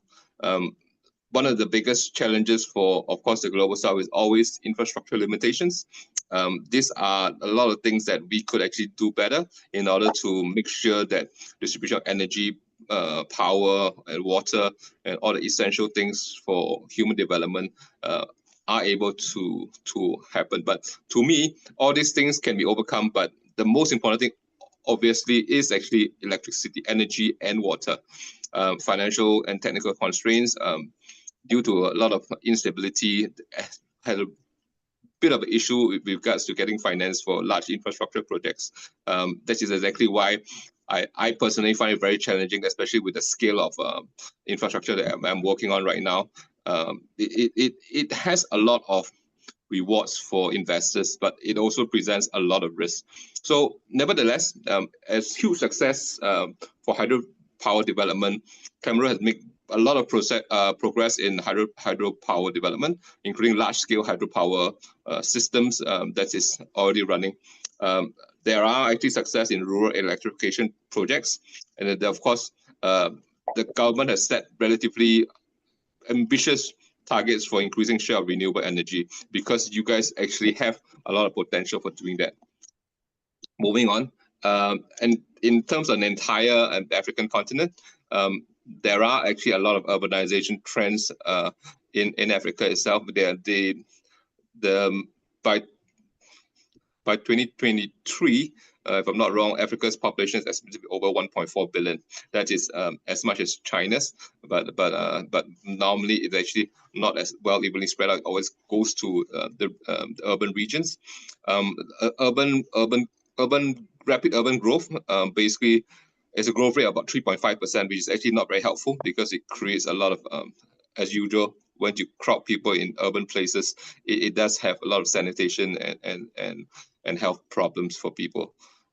So to put it short, Africa is vast, diverse continent with varying degrees of development across essential services.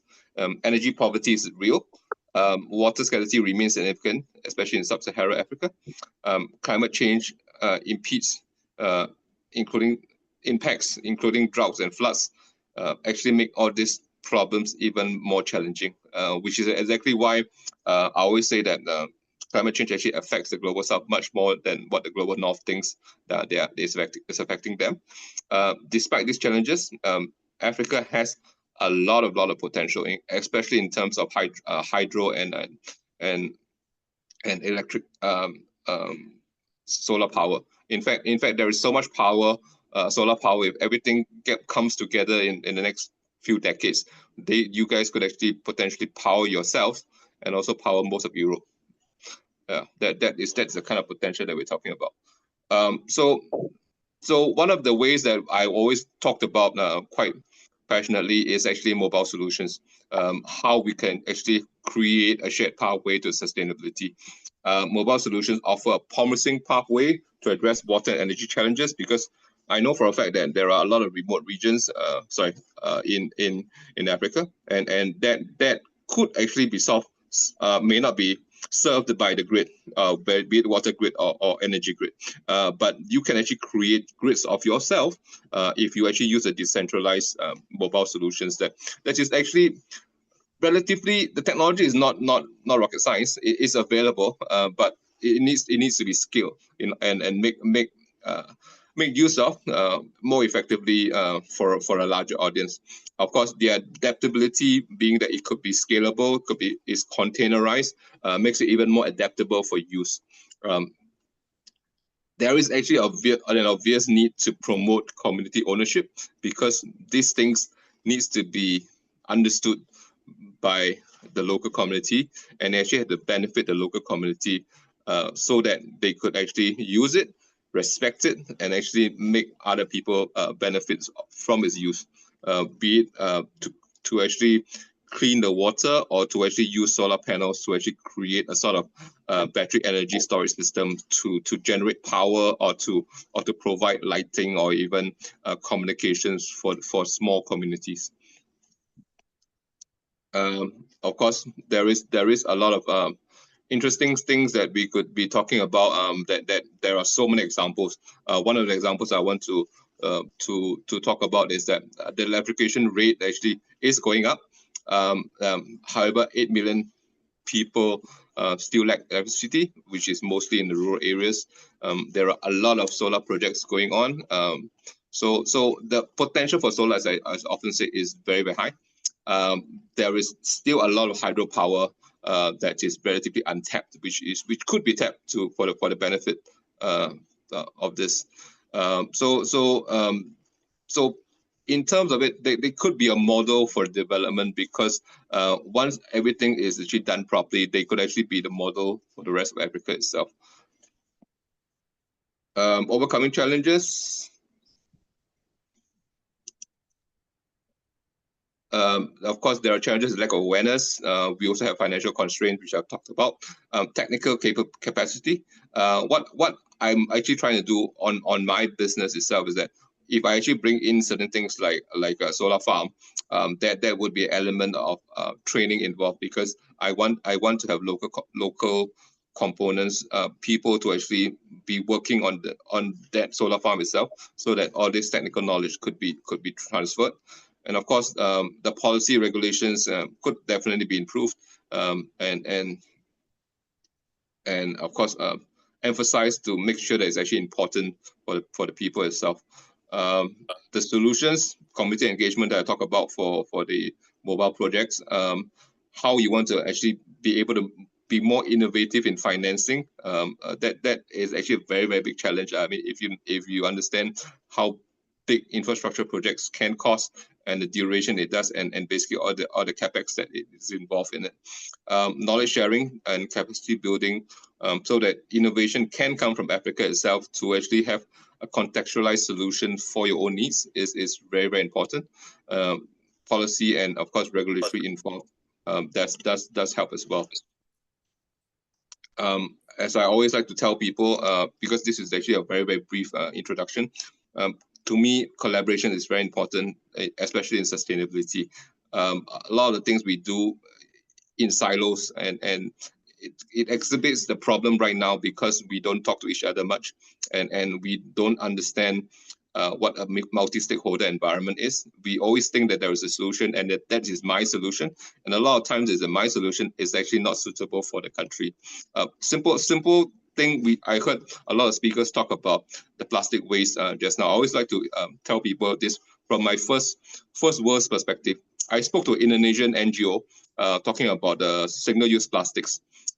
We talked the fact that single-use plastics is a problem in much of Southeast Asia, but I don't understand why they can't solve it, because in my first world brain, I was thinking, hey, why don't we just get a village head to actually have, for example, to share liquid soap, for example, get a very big container and just have a few pumps so that people can just buy it in small portions without using a sachet, buying a single-use sachet to pollute the environment.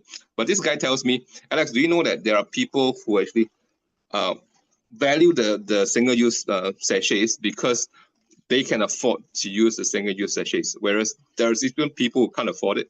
So though this shocks me to the core, because I don't know this, and this actually is a problem when people in the first world think they can solve your third world problem. So there's an illustration I like to tell everybody that I meet, because honestly speaking, I don't know your problem. I would actually need to seek help from stakeholders in order to really articulate what the actual problem is and hopefully how to solve it. So whenever people can tell you that, hey, I know I have this technological solution for you, normally it's wrong, because they don't know what is actually the nuances in your community and how you actually define your problem. So there goes that sharing knowledge, expertise, challenges are very important to actually mobilize the right resources to it. And of course, local involvement, local ownership, part ownership maybe, and also understanding what sustainability means in the long run is actually critical to actually help us along. Moving on, these are some of the good things that has happened over the years. This is a relatively huge solar power plant in Cameroon. It provides a lot of energy, very clean, very clean energy, and of course, it actually reduces 100,000 tons of CO2 annually. This can actually go into the carbon credit industry and actually make additional revenue in the short term for owners of this particular thing as well. So community engagement, technical training for local people, and of course, it actually uses a PPP model of financing, which is a public-private partnership, which is actually the ideal situation. Moving on, there's of course for water itself, using the use of solar pumps is actually pretty good, especially for groundwater and to actually serve small communities. Of course, the other option is of course to use something to clean the water as well, together with these solar pumps. So all this would actually benefits, provide irrigation for farming, and also help the local community to have a more better access to water, basically. I didn't want to explain it further because it will take up other people's time. There's a lot of people who wants to present. Call to action. The call to action obviously is the fact that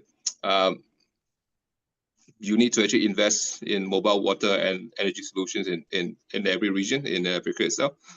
We want to foster innovation and research to develop adaptive technologies for different contexts. And of course, to me, there is nothing more important. Sustainability pushes us to collaborate.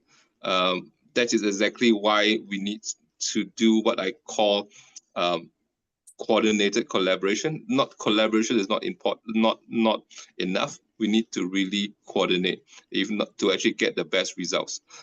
Sharing is not only caring, it's actually very important. It builds capacities, actually create better understanding of the needs of different cultures. As I said, the single-use plastics problem, I can't appreciate the idea there are people who was very proud to use single-use sachets. I learned that, and people need time to understand certain contextualized issues that they don't know of in the past. Advocacy, of course, I've always been an advocate for sustainability and access to energy and water. So if you see my LinkedIn, read through all some of my readings on Illuminant and LinkedIn, you will realize this as well. And you need certain advocates to actually push the idea through, create new insights so that people actually understand how to creatively collaborate with others to come up with new solutions.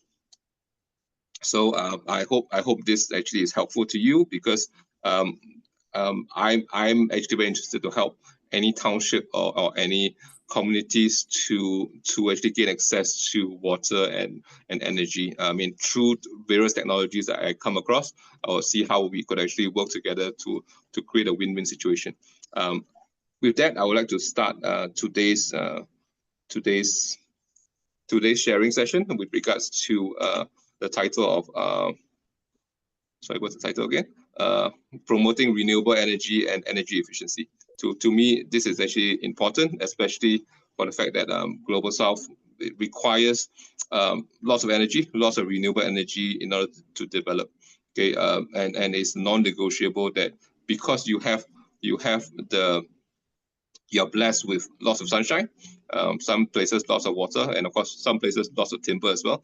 So all these natural things you can actually make full use of it yourself, especially with regards to creating biofuels, for example, and a lot of other things as well.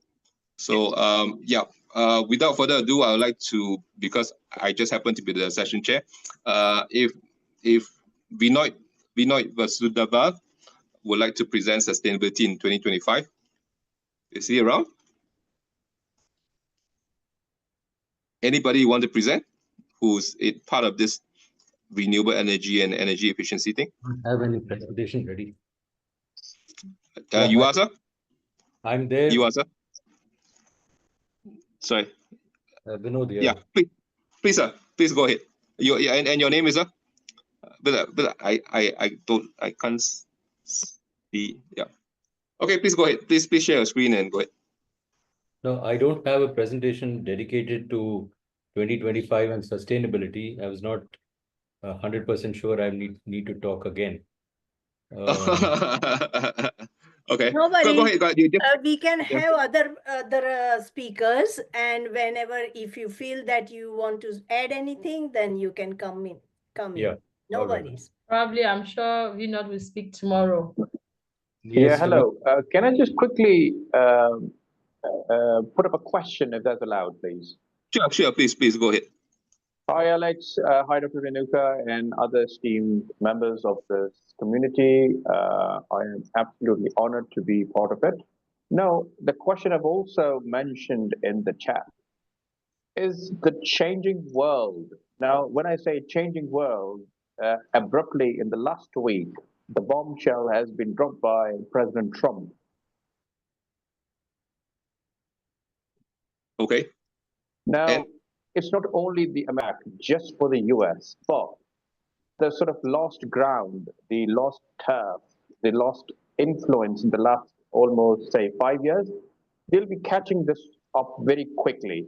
And when they do, there is going to be opportunity for Cameroon, for African countries, how they play their cards carefully and cleverly. Now, China has also got their BRI, staring at the African nations. The influence of China is not hidden from anyone. So my question is for Alex and for other esteemed speakers, is that how do you think is the topic we have got today will be impacted, or the projects which are undergoing will be impacted by the US, because loads of them were run by the US aid, which is going to halt.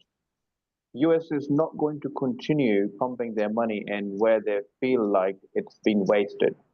So how do you think should Africa, or specifically Cameroon, rely too much on West or China, or how should they have the level playing field for the big guns so that they can get the value out of it? Thank you. In my personal opinion, I mean, everybody is trying to get a fair value out of, for example, big solar projects. I mean, I do have a few solar projects on hand that is going to be really big, probably 100 megawatt or even up to 1.7 gigawatt. So all this is normally will be actually financed by institutional investors, which probably we consist of sovereign funds as well. So it may or may not actually directly come from USA. Of course, USA does have a lot of impact on large scale projects. With regards to choosing sites, there is no sites to choose. The site to choose is your site, honestly speaking, right? I'm not trying to be political here. I'm trying to say that the site that you are choosing is the site for your own country.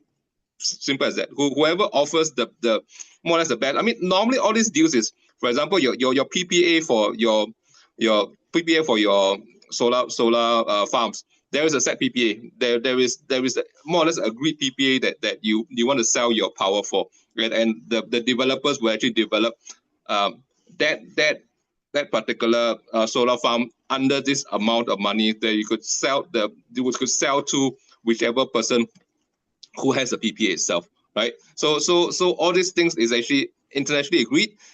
There is technically no reason why the funds will stop coming, because if US aid is not interested, there are tons of people who are interested to really develop the solar farms in Africa itself, and there's a lot of opportunity to do so. So everybody knows the radiance value for Africa is extremely high. Tell me another place that has so much sunlight. There isn't, right? I mean, at least unless you want to go to the sun. Yeah, I mean, there are no other place that has so much sunlight. There is, of course, technology that China is using, that they want to send satellites up into space to do that project whereby they have this solar panels to actually absorb the sunlight. I mean, US is trying to do that as well. So it's not, and they can have a 1 gigahertz microwave beaming down to Earth. I don't know how that works, but the technology is supposed to exist, right? It's like the death ray coming to real life, right? The technology is available now that they could send power down to Earth. The DARPA is working on that. China is working on that. So all this technology is available. So nobody has a monopoly to technology. That's the beauty of it. I mean, recently, even for simple thing as ChatGPT, right? Someone has come up with DeepSeek that radically changed the whole complexity of things. Now you no longer need to pay $20, $200 for that service. You could actually have it for free. So all this is actually very fluid, and I hope to think that people in who is actually the leaders of your country or whichever communities that you belong to make a better decision instead of the usual stuff where decision is monetary motivated. I mean, I don't need to spell out for you, but you get what I mean, right? I'll just add to what you have said. It's a very interesting question, actually, and something which has been a topic of discussion for quite some time. What happens post Trump's coming in? So, one, yes, he has stopped the funding. He has pulled the US out of the Paris Accord. But the positive side is you are seeing a ceasefire in the Middle East, and you're seeing a cessation of war between Russia and Ukraine. These battles or these wars themselves were huge polluters to the environment at large. So having 5%. said, with these wars stopping, we should see a reduction in unwanted pollution. That is one. Second, and more important, is as of date, most of the carbon projects come under the voluntary carbon market. So it is up to an organization or a nation if they want to go in for carbon credits, plastic credits, and water credits. Later on, when it becomes a compulsory direction from the government that you have to do it, then the monetization of the credits will stop. So this is the time to capitalize more on such projects, solar in Africa or in the Middle East, or wind in coastal areas, or biochar, or waste management, particularly plastic waste. These are areas which we should focus on. Governments will come and governments will go, but this is the need of the hour. And if we don't do it today, it's going to be too little too late a few years down the line. Rightfully so, sir. And you hit the nail on the head. There's that carbon credit is not the final solution. It's actually to help us move it along. I mean, a lot of people use it as a revenue source, which honestly speaking, in some ways is not fantastic. I mean, we need to use carbon credit to actually get more revenue so they can enhance our sustainability projects, right? But of course, we really need to expand a lot of projects down the line, especially when we understand there's so much opportunities in Africa to actually do so. Of course, the capex for all these projects, you're looking at 100 million and above, which is not exactly cheap, right? So all these things do add up. And one of the biggest things that could help, of course, is how we actually simplify or actually make it easier for people to finance such projects in Africa itself. Currently, as we all know, is not exactly a piece of cake. A lot of people may or may not want to actually fund it for various reasons. A lot of people needs to go through the multilateral development bank route in order to structure it properly.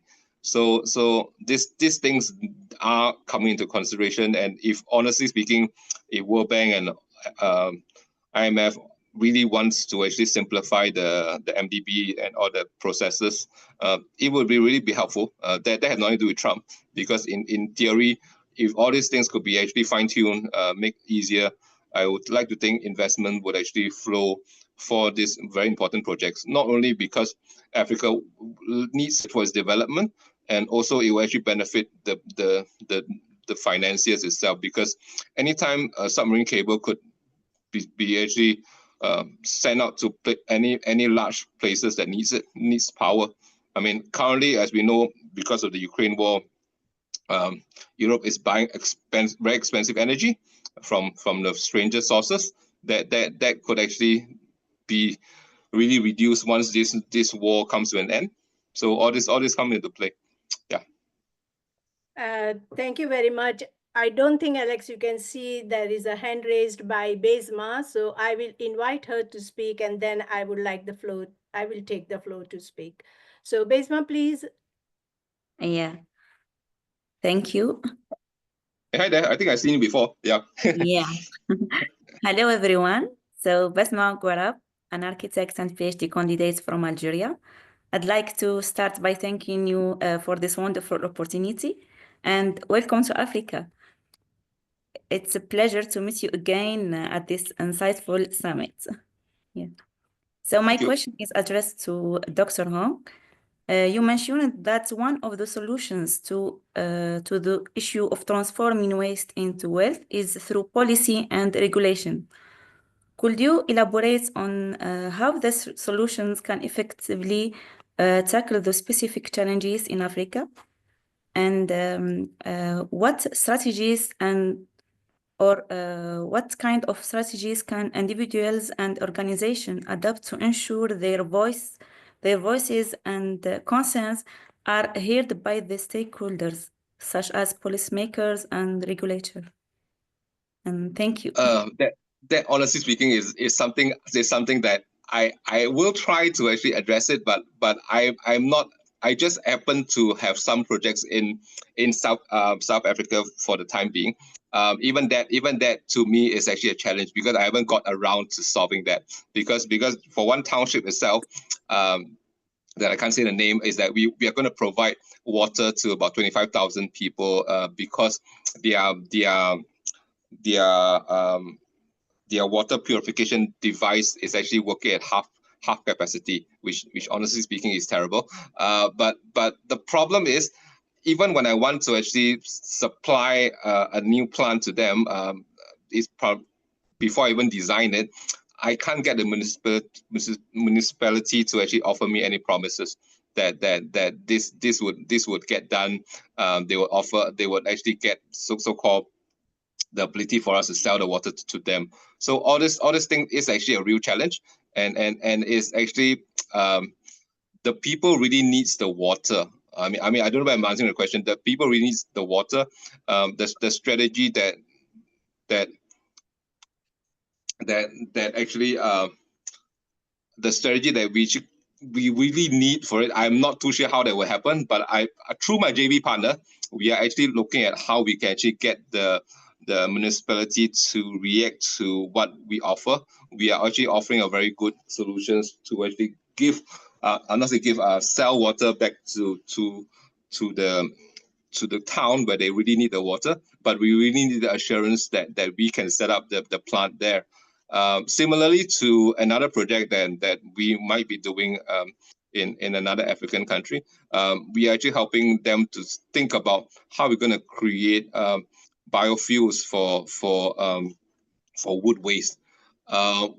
Why we want to do that is because, to me, it's actually a very sustainable way to actually reduce the need for fossil fuels for that particular community, because the wood waste is going to go to waste anyway. I mean, sorry for the pun. The wood waste will be wasted if it's nothing is done to it. And I'm talking about wood waste in multiple tons per day kind of wood waste. So if we could actually really change it, change its form to actually create B40, B60 biofuel, they could actually go back into circulation to power communities much more cleanly and much in terms of foreign the need to buy fuel from overseas. This really helped to not do so. It somehow offsets it.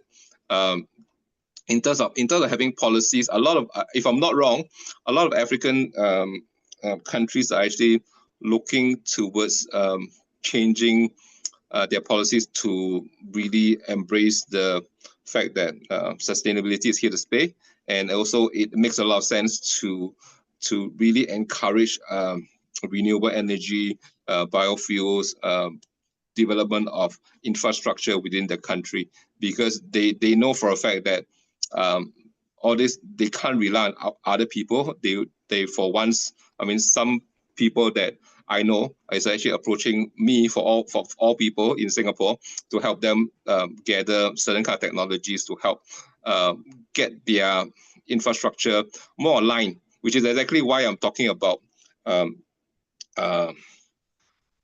off-grid power on off-grid water. Why? Because straight away I could actually offer these two people if they need it, because it doesn't depend on the grid itself to operate. And the government needs to understand this is actually a faster way for them to really achieve some kind of normalcy for a lot of African towns and a lot of African regions. Yeah. Yeah, I know it's not answering the question, but I'm not in the government environment. I don't do policies. I can only act on the fact that people ask me for certain things. Yeah, they do good. They get involved. They actually offered land for free sometimes for me to set up the plants they are offering, but we still need to do the feasibility assessment. For example, the wood waste thing, the wood waste, the government of that particular country says that is going to be gathered at one particular spot. There's lots of wood waste that we could actually really put a plant there to convert it into biofuels. I do know for a fact that to convert anything to agri waste or even waste wood, the problem is not about finding the feedstock. The problem is always to find the ability to collect the feedstock effectively. I mean, for example, in a Southeast Asia environment, palm oil owners have spoke to me. We really want a solution to create biofuels or whatever stuff they want, but the effective ability to them to collect it without bursting the bank is within an 8 to 10 kilometer radius. And a typical plantation in Indonesia, you're talking about the size of Singapore for being a small one. So all this would actually come into play. How do I actually gather all this feedstock, transform into something so that can be collected for further processing? So all this supply chain is actually a bigger issue. A lot of times in the sustainability challenge for a lot of us, actually, especially in the energy sector. Yeah. Sorry if I don't answer the question. Thank you so much. Thank you so much, Alex. Thank you. Very practical points. And I would like to now just reflect on the question raised by, I think, who was it? But anyway, he raised a valid question, and plenty of them are talking about it. And, you know, just 2 days before, someone asked me that what will happen if Trump came to DRC and asked his president or prime minister that, okay, I'm buying your country, and what happens that he would give it? And I said that would never happen. And I tell you these all things on based of few facts, you know. First of all, I would like to reflect on US aid, these grants. These grants have never been, you know, success in a sense of they have been criticized for its conditionality, inefficiency, misalignment with the local priority. And always leading, countries to seek alternative funding because they are so much limited funding and that they hardly achieve sustainable practices. Like once the funding is over, people are left without anything substantially to move forward. It is very similar to philanthropy donations. I feel that grants and philanthropy donations are actually the root of inequalities. And therefore, I think we should be, focusing on what it will call like our independent movement from the grassroots level. There is also now, as other examples have showed, and what Alex has mentioned and others have mentioned, there is a huge global commitment towards SDGs, and people are driving their activities towards non-renewable and low carbon economy. And there are very, very good examples, successful examples. And I would like to also then just advance, we developing countries have immense potential to advance on low cost technology. They have to and they are so blessed with the renewable energy like solar. Actually, it may not be wind, but solar, they are blessed with solar energy, and that should be tapped into, and the capacity should be built. What is lacking is just the confidence, just the knowledge, and the enthusiasm to act collectively. And that we should do, and we should make that possible for all of us. And finally, I would say, these temporary arrangements of like carbon market or biodiversity credit or green bonds or crowdfunding, that would help us to move forward. And essentially, there is a need for regulatory regime, the reforms that should happen within the domestic financing, where we need to put our finance, where we need to divert our revenue, where we need to invest. And that is the basic, like if I invest in buying clothes, should I invest in buying clothes, or should I invest in my supply chain to see whether that clothes are coming from the fair supply chain? And that knowledge is lacking, and therefore I think we should be focusing on where we are investing our time, our knowledge, our research, why and where we are investing. And that is the highest priority we should be focusing on. And the South-South cooperation, that is definitely coming up. China is getting equally getting leadership and penetration in many areas. Of course, I know that they have not chosen the best way forward, but they are becoming more broad and more approachable and more, thinking of equity. And I would like to stress the point of equity. Definitely, developing countries need extra support. And this, like, for example, everyone is asking me, why can't I put some, fees on these summits? But I say there is some extra support required by many people, and we should be following the principles of equity, not equality. Equality is somewhat we have not still achieved, but we have never achieved equity, and we should follow the principles of equity when we come to developing countries. I will stop here. Thank you.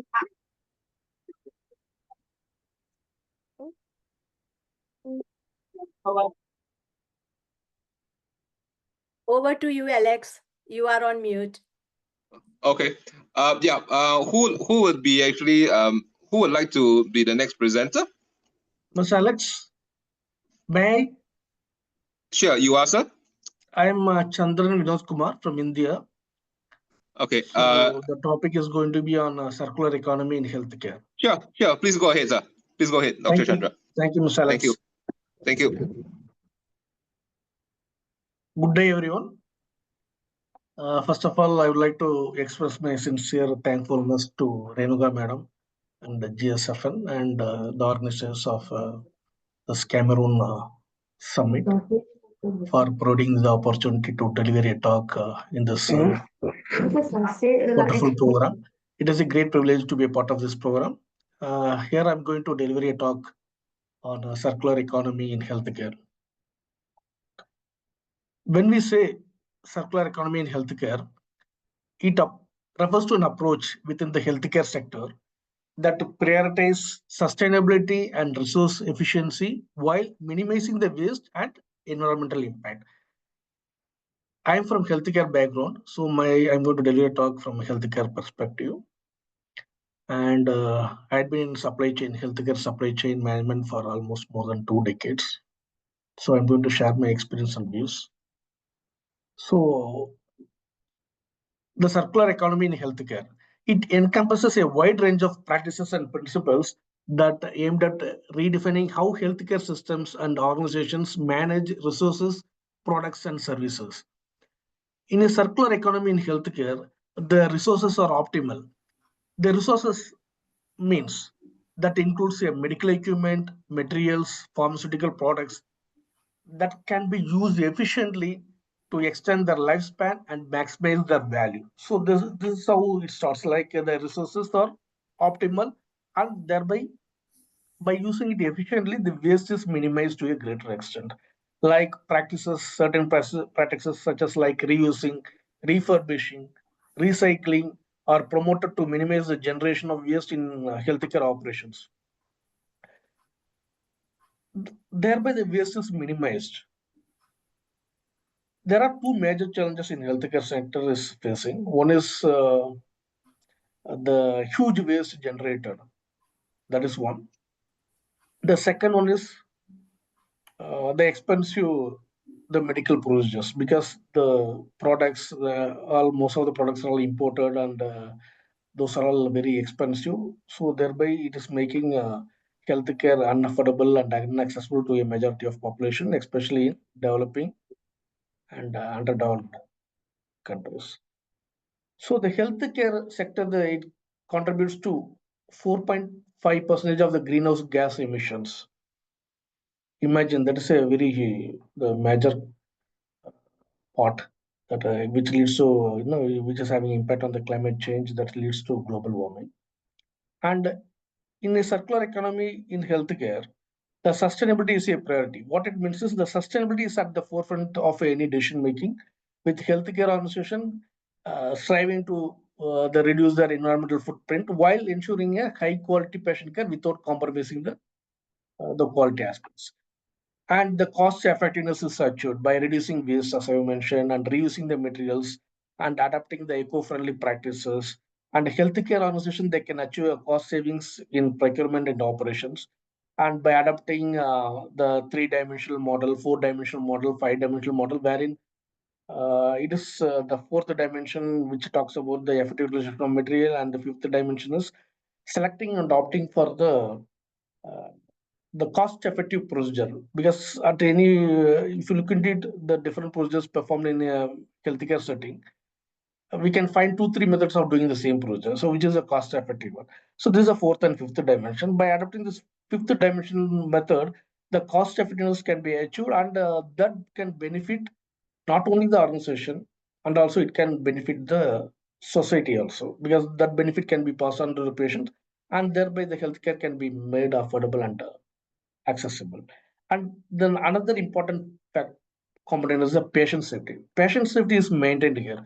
The circular economy practices are implemented, should be implemented in such a way that ensures the patient safety and infection control are not compromised at all.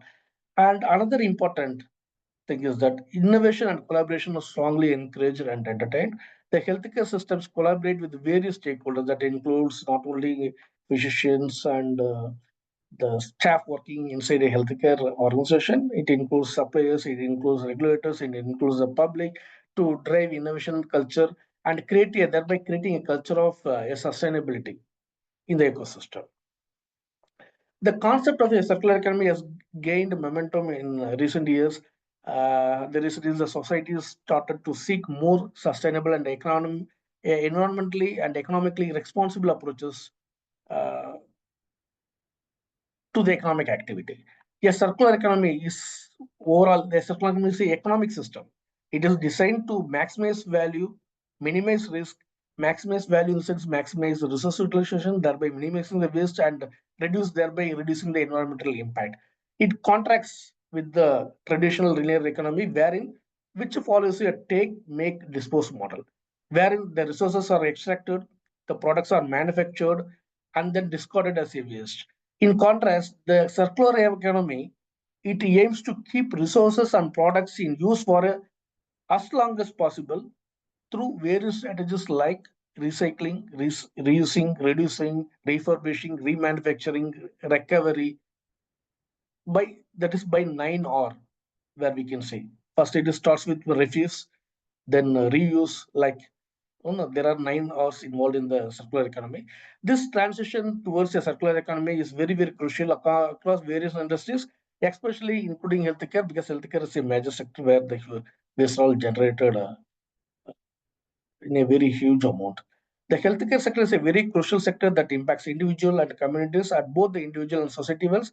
And the healthcare sector, the enormous economic and environmental footprint, it necessitates the sustainable practices that reduce waste, as I mentioned, optimize the resource efficiency.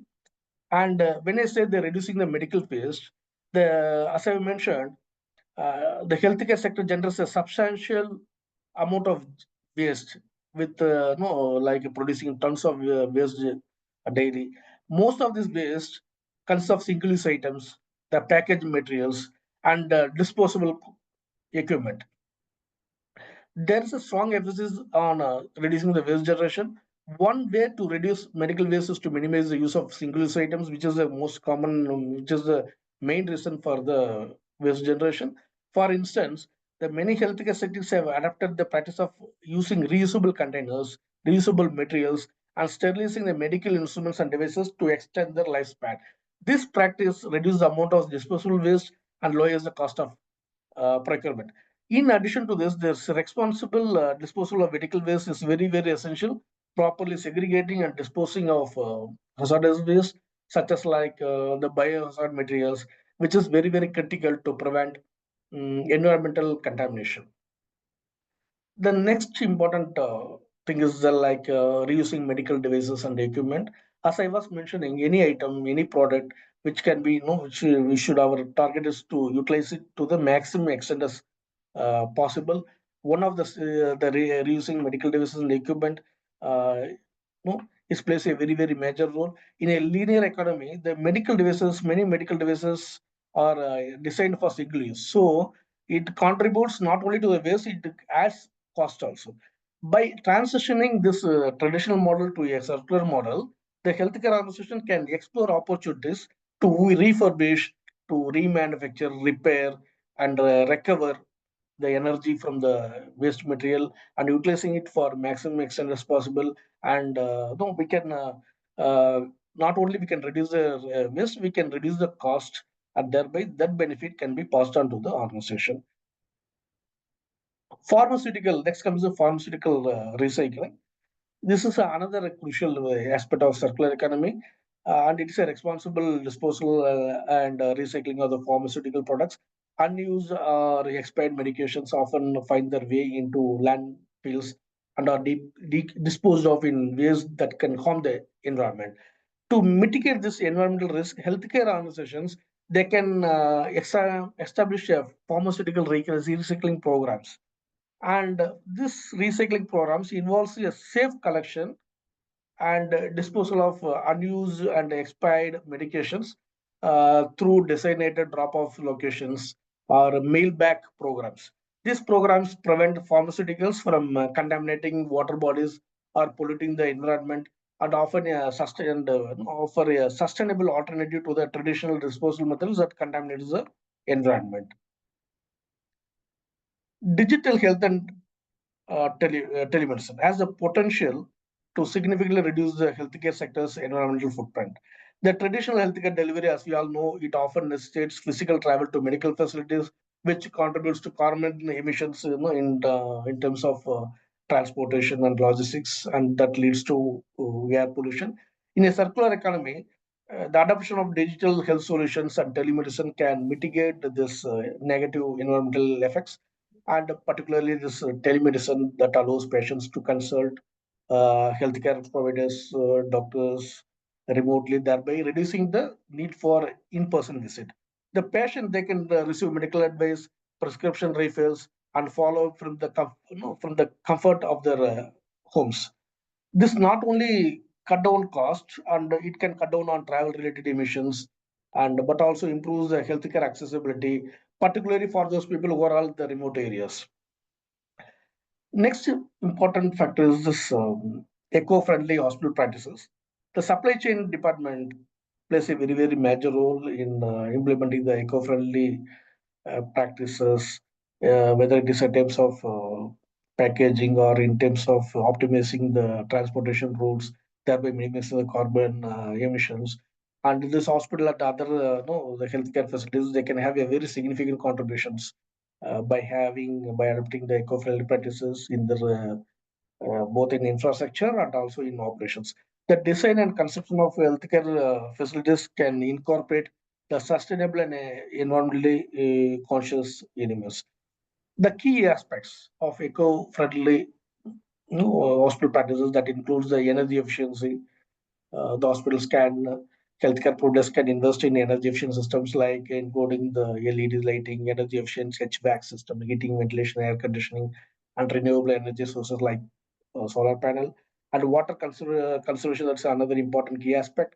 Implementing a water saving technologies such as low flow faucets and toilets.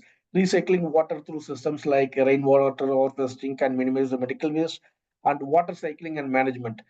Hospitals can adapt robust recycling programs for paper items, plastic items, glass, and other recyclable materials. Additionally, the hospitals can implement water sorting and disposal strategies to manage hazardous and both hazardous and non-hazardous waste safely. Then, green building design, that is another key aspect. Whereas hospital can pursue this green building certification like leadership in energy and environmental design, which can promote sustainable construction practices and the use of eco-friendly building materials and transportation alternatives. As I mentioned earlier, the healthcare facilities can encourage use of public transportation or carpooling for employees and also for patients. Providing the electric vehicle recharging stations can also support the sustainable transportation. And another key aspect is medical equipment sharing.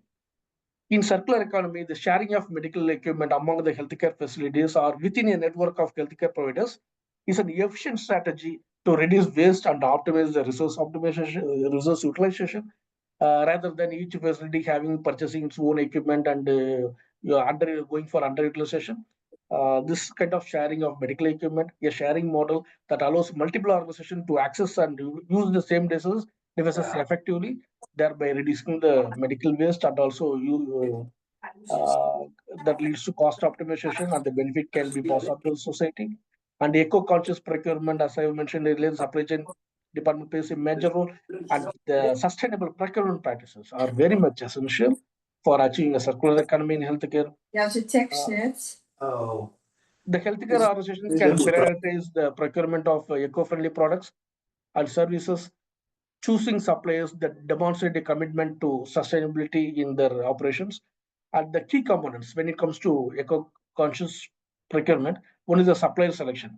When we evaluate the supplier, that should be based on our environmental practices, such as responsible sourcing of materials, energy efficient manufacturing process, whether they adapt or not, whether they adhere to it, whether they follow it, and whether they follow the government regulatory systems, and environmental friendly packaging materials, are they utilizing it. And while selecting the product, also priorities, we should prioritize it. Healthcare providers can prioritize products with sustainable design features and minimal that can have a very minimal or no minimal impact on that can significantly reduce the carbon footprint of healthcare operations. And recycle, as I again mentioned, the fourth dimension of a supply chain music model, the recycle and recyclable materials the healthcare facilities, they can opt for products that can made from recycled materials and that can be easily recycled or repurposed. It can be repurposed at the end of the life cycle. And the life cycle analysis, whenever we procure equipment, we should conduct the entire life cycle analysis of the products and services that can help organization understand what could be the environmental impact of this product right from the production to the disposal. And most important, last but not the last, not the least, education and awareness plays a very, very crucial role, raising awareness among the healthcare professionals, patients, and the general public about the environmental impact of healthcare practices is pivotal for the success of any, for the circular economy practices. And these initiatives include training and workshops, like providing healthcare staff with the training on sustainable practices and training on about the educating about the benefits of the circular economy. This can encourage the adoption of eco-friendly measures, and thereby the staff can be aligned with the organizational policy and objectives. And another is patient education, educating patients on the importance of sustainable healthcare choices, such as responsible pharmaceutical disposal, okay, and recycling. That can lead to more responsible behaviors. And public outreach and healthcare facilities organization, they can engage in public outreach campaigns to inform the community about their sustainability, what all the efforts they do it, and encourage responsible healthcare practices. And advocacy, the healthcare institutions, healthcare providers, they can advocate for policy changes and incentives that can support sustainable and healthcare practices at not only at local level, regional level, and national level, and at a global level also. So overall, a circular economy in healthcare represents a very paradigm shift and how the healthcare sector approaches the sustainability by reducing waste, reusing medical equipment, responsibly recycling pharmaceuticals, designing for sustainable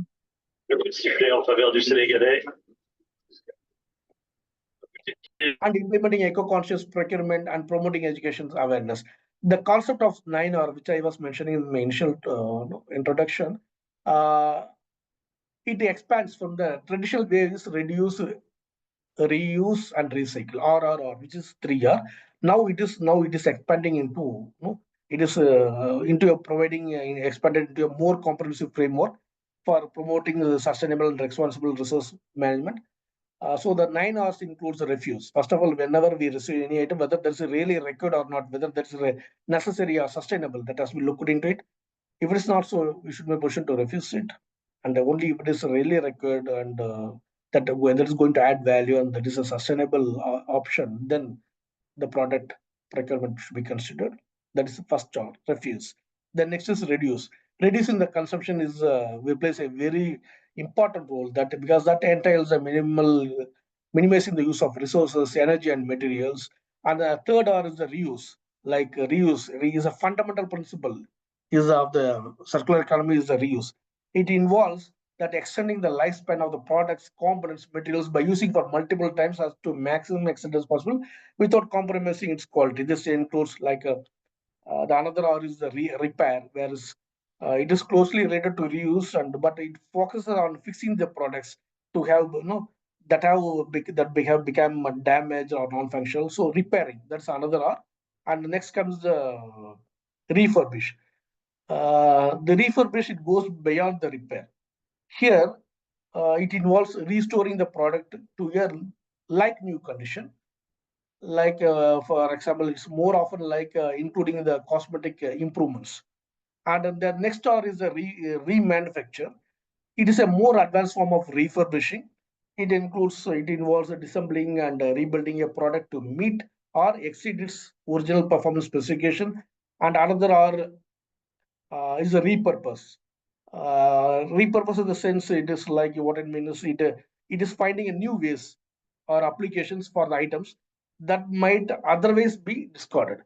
It encourages creativity in finding the alternative functions for the same products, and it can be used for some other purpose.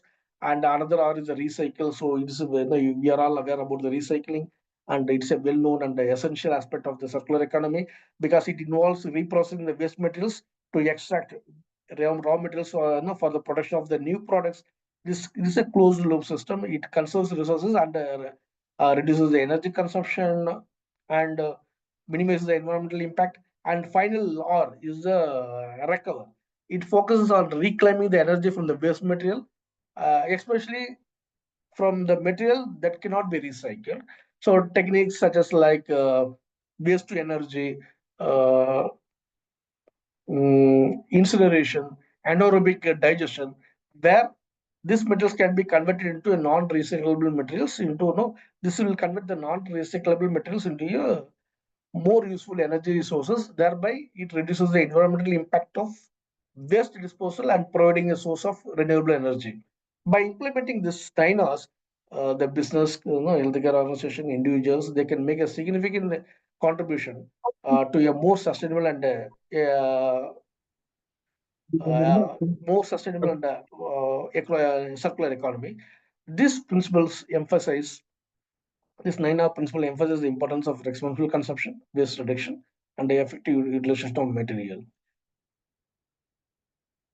So finally, I would like to conclude stating that the significance and importance of this circular economy in healthcare are evident evident to reduce the environmental impact of the healthcare sector by saving cost, enhance resource efficiency, improve public health.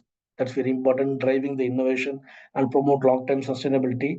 And it is a responsible and forward-thinking approach that aligns with the global goals of reducing waste and thereby, reducing the impact on the climate change and impact on, reducing the impact for the global warming and by conserving resources and mitigating the adverse effects on the climate change. This healthcare sector, this embraces when it embraces the circular economy principles, it not only advances its own sustainability, but also it contributes to the healthier planet and a better quality of life for all. Now I conclude that stating that circular economy plays a very, very crucial role in sustainable development. I thank the GSFN network and the Cameroon team, and most particularly Renuka Thakore madam for such kind of initiatives in sustainability development.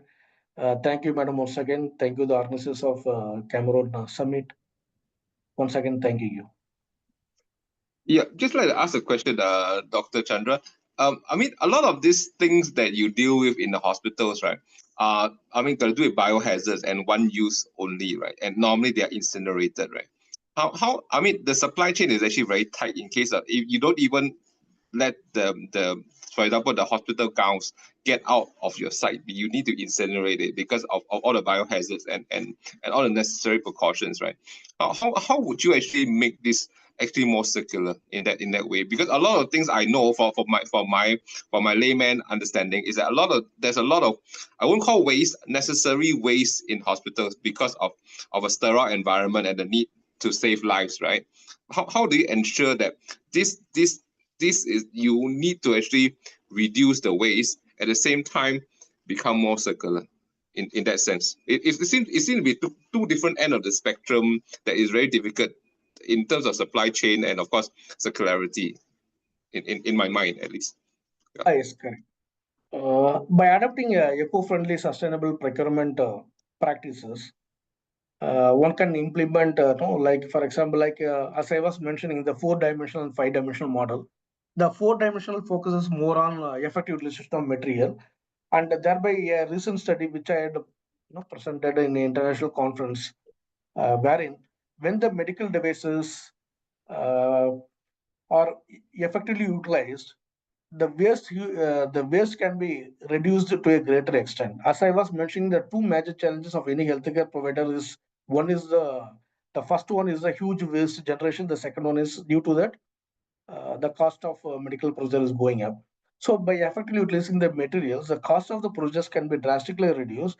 Almost when I have done a study in a cardiac department, the cost can be reduced to almost by 45%. When the equipments, devices, and particularly you are mentioning that the single-use items, and so when we are selecting the product, we should be very cautious that we are selecting a right product and sustainable product, and whether those items can be the total life cycle analysis which I was mentioning here. Instead of looking at only at the cost price of the item, like outright purchase cost, we should the total cost of ownership, total value that has to be of the particular product through the lifespan has to be analyzed, and that has to be considered while choosing a right product, provided that also we should look at whether that the product is sustainable or not. When we select a right product, and when the equipment are, when the medical devices, when the medical products, and especially the pharmaceutical products, when it is effectively utilized, the waste can be reduced almost more than 50%, and thereby the cost can be reduced by 45%, and those benefits can be passed on to the, not only to the institution, can prosper the institution, and also those benefits can be passed on to the society, and which is the need of the hour, especially for the countries, no, developing countries and also underdeveloped countries. Thank you very much, sir. Any other questions for Dr. Chandra?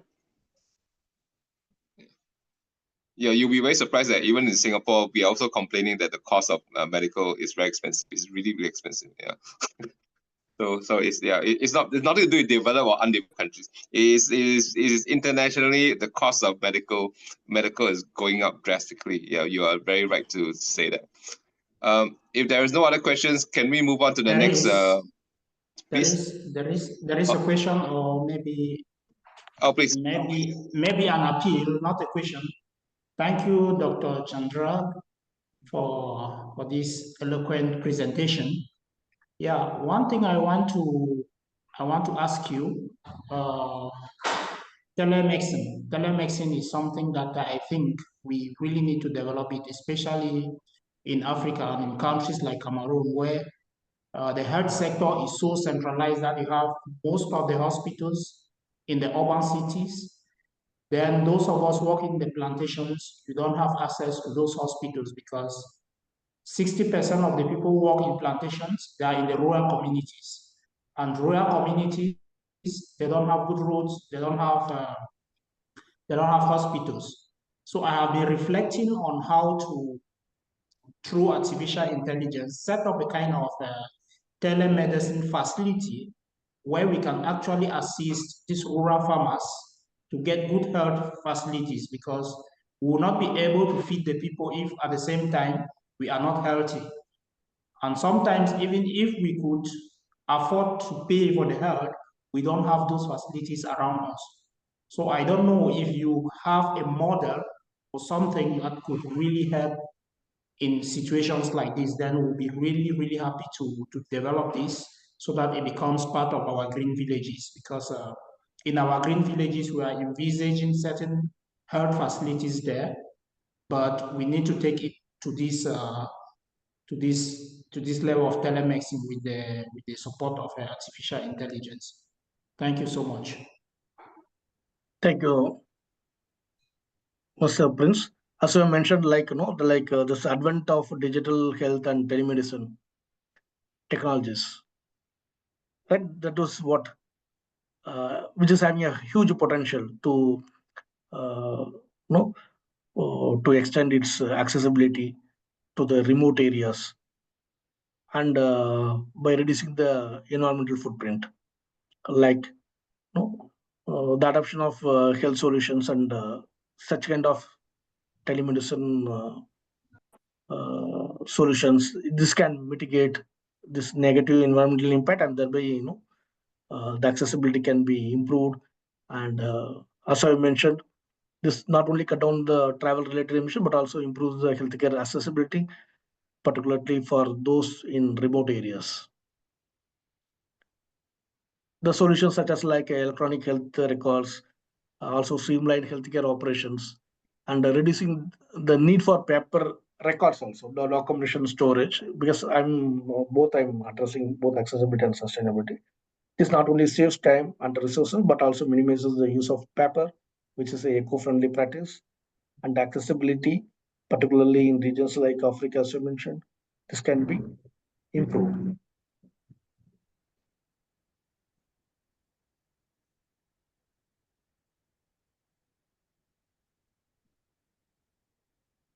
Hello, anyone?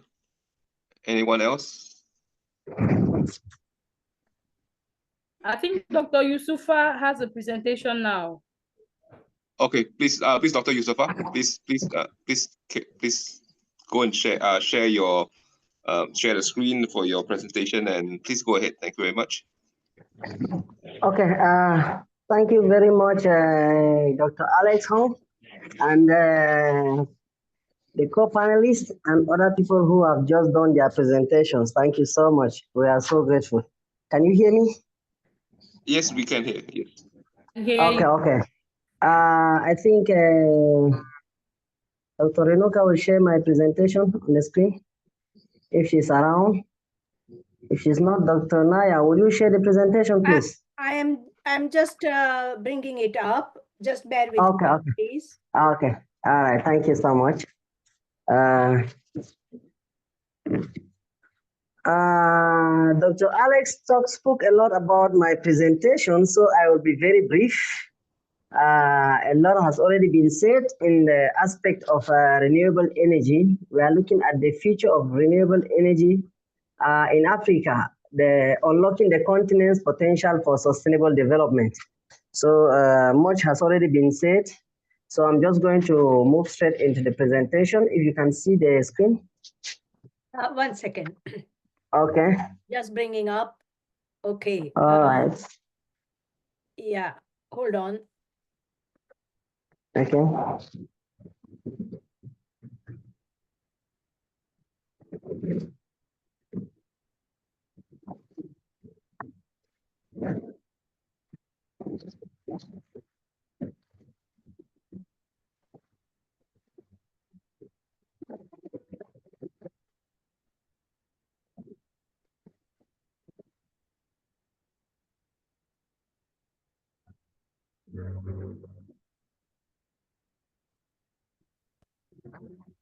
Here it is. Please go on.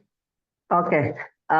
You can see from the first page, we are talking about the future of renewable energy in Africa, unlocking the continent's potential for sustainable development. So you can see the diagram there where we are showing the map of Africa, showing us some renewable energy icons. You can see we have biogas, we have geothermal energy, hydro energy, marine, solar energy, and the wind energy. And we can see that hydro and solar energy dominates in the renewable energy map of Africa, especially solar energy. So we move to the next slide where we have the current situation of renewable energy in Africa, where we have about 60% of Africans who lack access to electricity, which is actually the lowest in the whole world. 60% of the population lacks access to electricity. Dr. Renuka was speaking in earlier, saying how they were unable to complete some social media pages because of the failure in the electricity system, and we have about 80% of the population that relies on traditional biomass for energy. You know, during the COP in Dubai, in France, and Azerbaijan, we are trying to migrate from the traditional biomass energy into renewable energy. And then we are looking at the renewable energy accounting only for about 5% of total energy production in the continent. 5% is extremely, extremely low for a continent that has about 3,000 hours of sunshine. Africa is the highest in the entire whole world, in the world, in terms of sunlight. You know, Africa receives or produces and receives the highest amount of sunlight. And you know, fossil fuels currently dominate the energy needs of Africa, which which we have to migrate from. And why are we talking about this? We need the renewable energy adoption, where we have issues like we are looking at the green need of the population, green need in terms of energy. Every economy, you know that the economics can only be turned on with energy. And then we're looking at climate change mitigation efforts, and then decreasing renewable energy cost. The cost of energy is very, very high, and we are looking at government initiatives, government policies and initiatives. So we move to the next slide where we're looking at the renewable energy potentials for Africa. We say that we looked at the solar energy potential is about 10 terawatts of energy per year. That is about 10 million terawatts energy per hour in Africa, which is very, very high, found nowhere in the entire whole world. only in Africa. You can see that. And wind energy capacity amounts to about 3 terawatts of energy. And then hydroelectricity potential about 400 gigawatts. We can see in Africa, in Cameroon, where we have a lot of rivers. Africa has a lot of running water. And Cameroon, we will come back to that and we'll talk about Cameroon. And then the geothermal energy is about 20%, 20 gigawatts of energy per year. So you look at solar energy, if you look at the 2 case studies that we took there, we are looking at Egypt and Morocco. Africa, we said, has the highest amount of sunlight, about 3,000 hours, and it's amounting to about 7 kilowatts per day. What is that? In Egypt, you look at that project, the project that we saw in Egypt, which is one of the biggest and the biggest in the desert regions. You know, the northern part of Africa amounting to the highest amount of sun in Africa, especially in the desert regions of northern Africa. In Morocco, the Noor project is giving us about 600 gigawatts of energy, which is world largest concentrated power plant. You can see that plant. We look at the Benban photovoltaic project in Egypt, the one up there, where you have about 3.8 terawatts per hour of energy, which is also the highest in the northern part of Africa, and was also nominated for Energy Transition Deal of the Year, and was, you know, in the UK at the IG Global Award.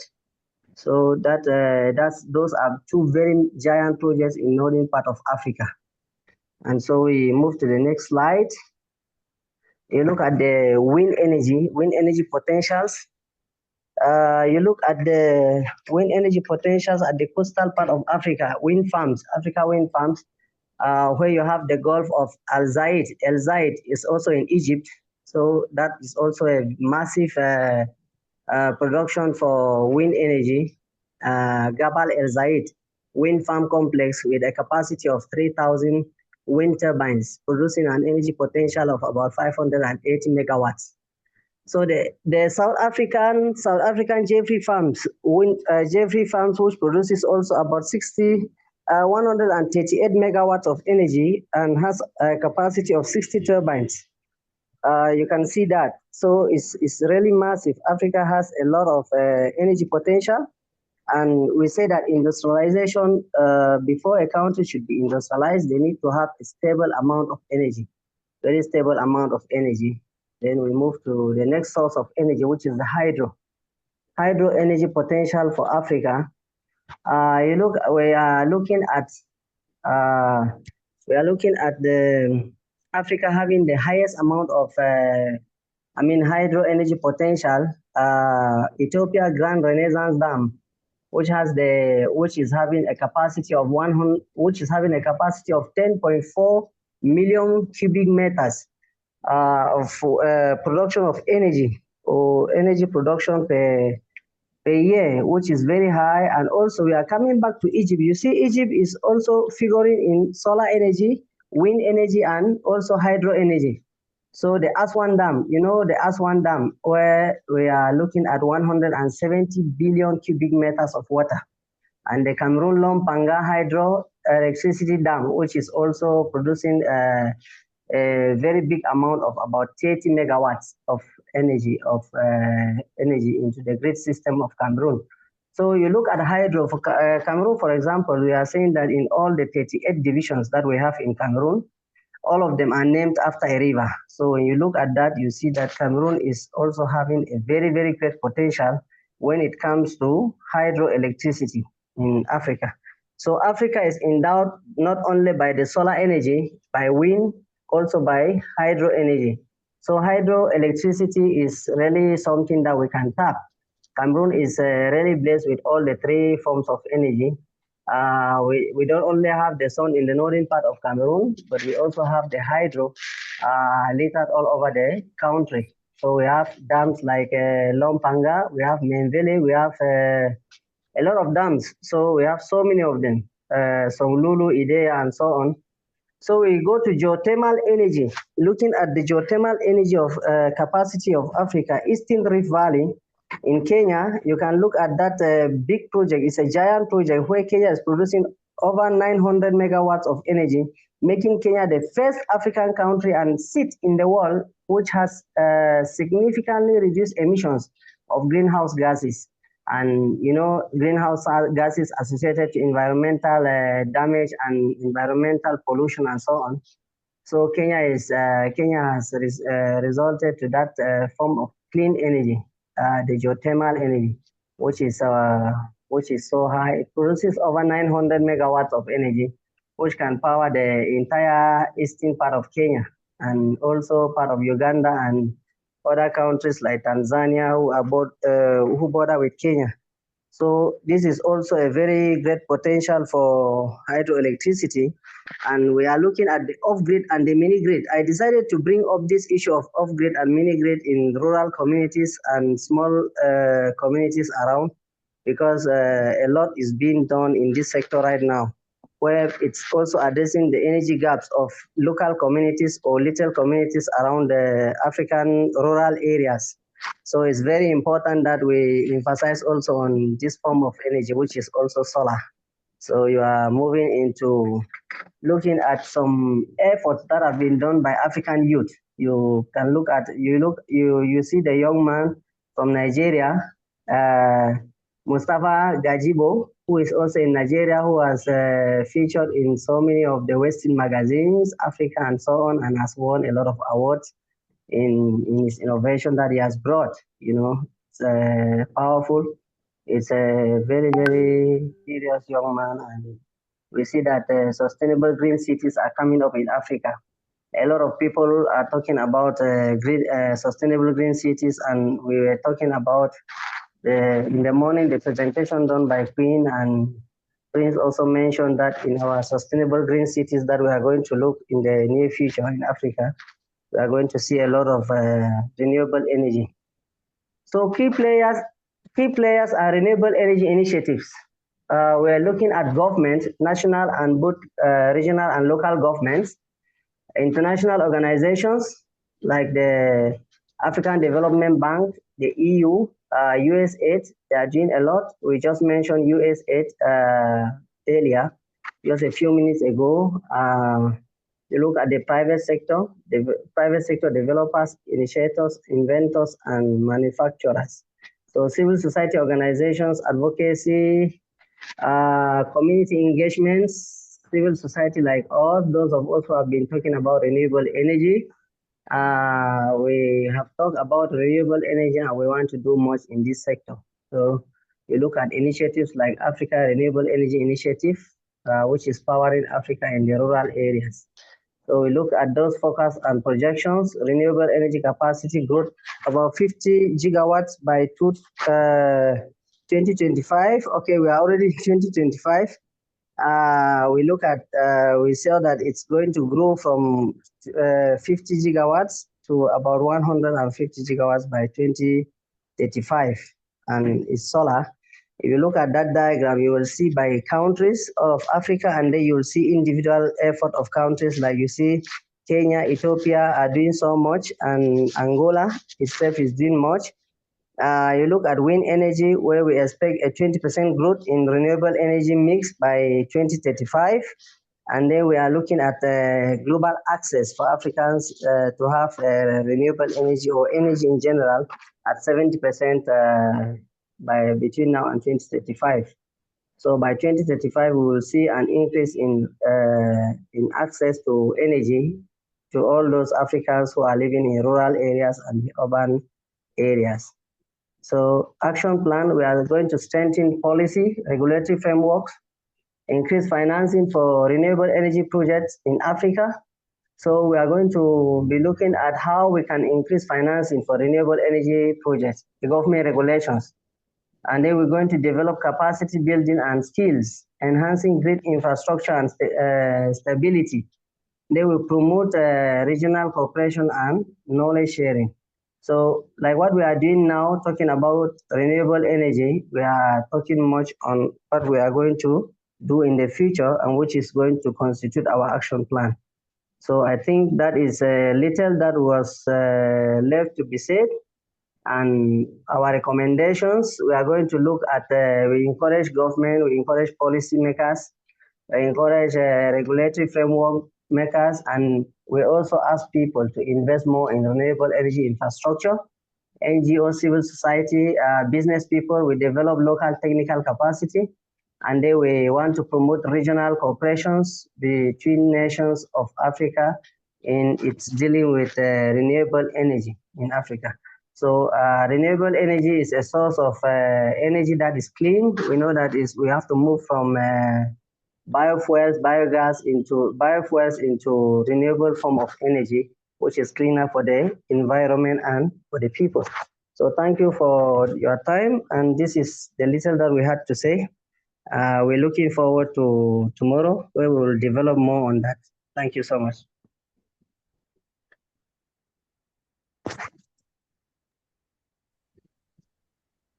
Hello? All right, thank you very much, Dr. Yusufa. Any questions to ask Dr. Yusufa? Okay. Yeah, if there are some questions, we can look at that. Anyone out there with questions to ask? Yes, it is my hand.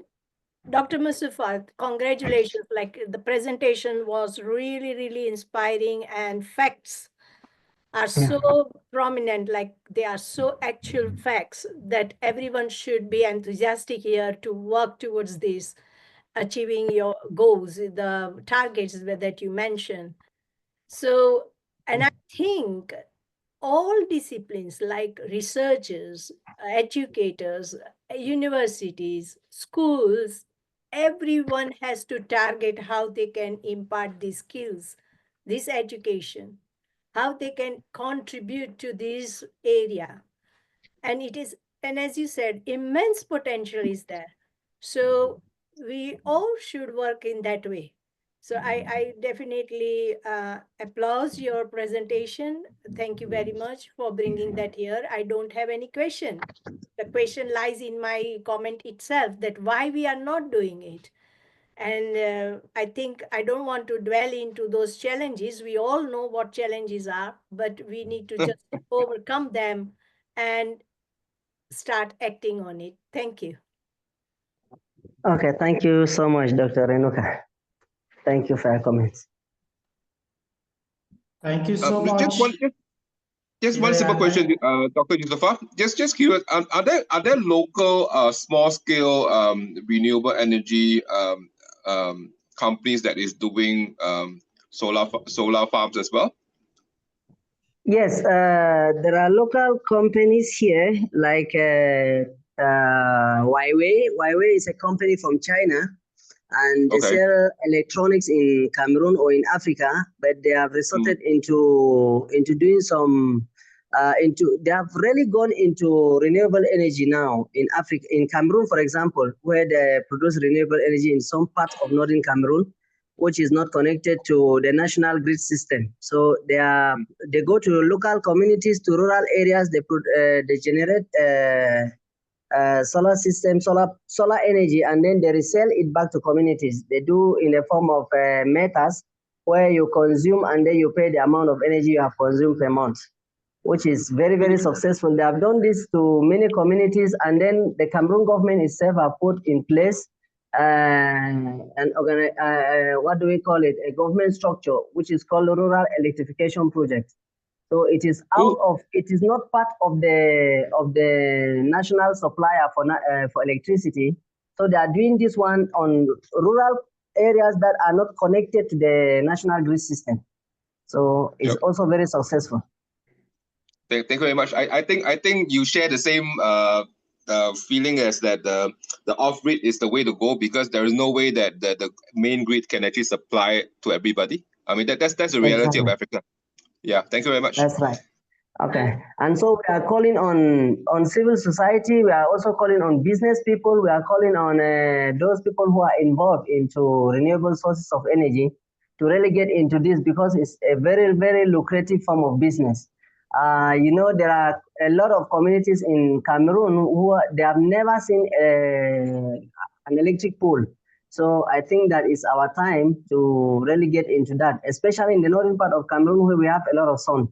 So some communities that are far off the electricity itself, they can get access to electricity through solar. Thank you very much. Okay, you're welcome, sir. Thank you. Dr. Yusufa, can you show your face? I want to take a picture. But also Prince Justin has raised his hands and other two also have raised their hands. So we will invite them to speak. To say something. Okay, Prince. Okay, thank you so much, Dr. Yusufa. Your presentation was just so amazing. I learned a lot of stuff from that one. I will focus a lot on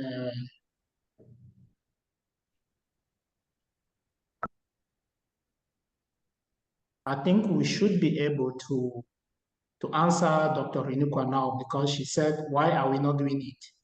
We have not been doing it because we did not get Alex and Yusuf to give us this presentation today. So now that they are giving us this presentation today, I'm calling on Alex. I will take upon myself because I am pushing with Queen Mother of the State of the African Diaspora to recommend which kind of technologies we go in our green villages.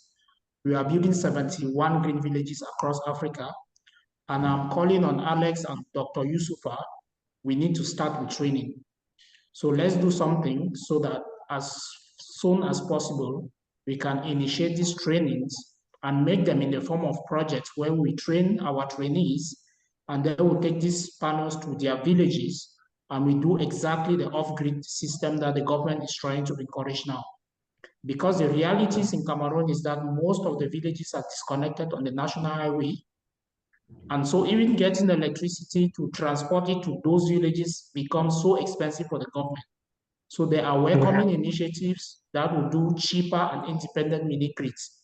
So please, Alex, it is my appeal that we should sit down and come out with a project so that we can see how soon we can start implementing it. And just to announce to you, the Minister of Agriculture has given us permission to get 1,000 hectares of land in all the 10 regions of Cameroon. So we can rightly translate that land into solar farming. Yep, definitely. Thank you so much. Let's have a chat next time very soon. Okay, definitely. Thank you very much. Thank you very much. Thank you. Thank you. Thanks a lot. Any other questions? Please, can I speak? Yes, yeah, please. Yes.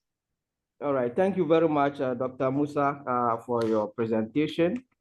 Yeah, so I am from Ghana. And then we also did one or two, study on renewables.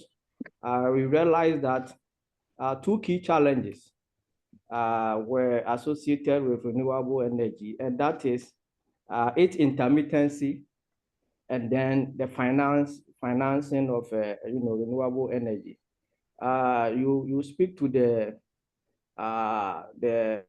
players in the sector, and the argument is that as a developing country, you need a base load that is able to power the economy of your country, and not to rely on a form of energy that is intermittent and seasonal, and also a kind of energy that the technology is not so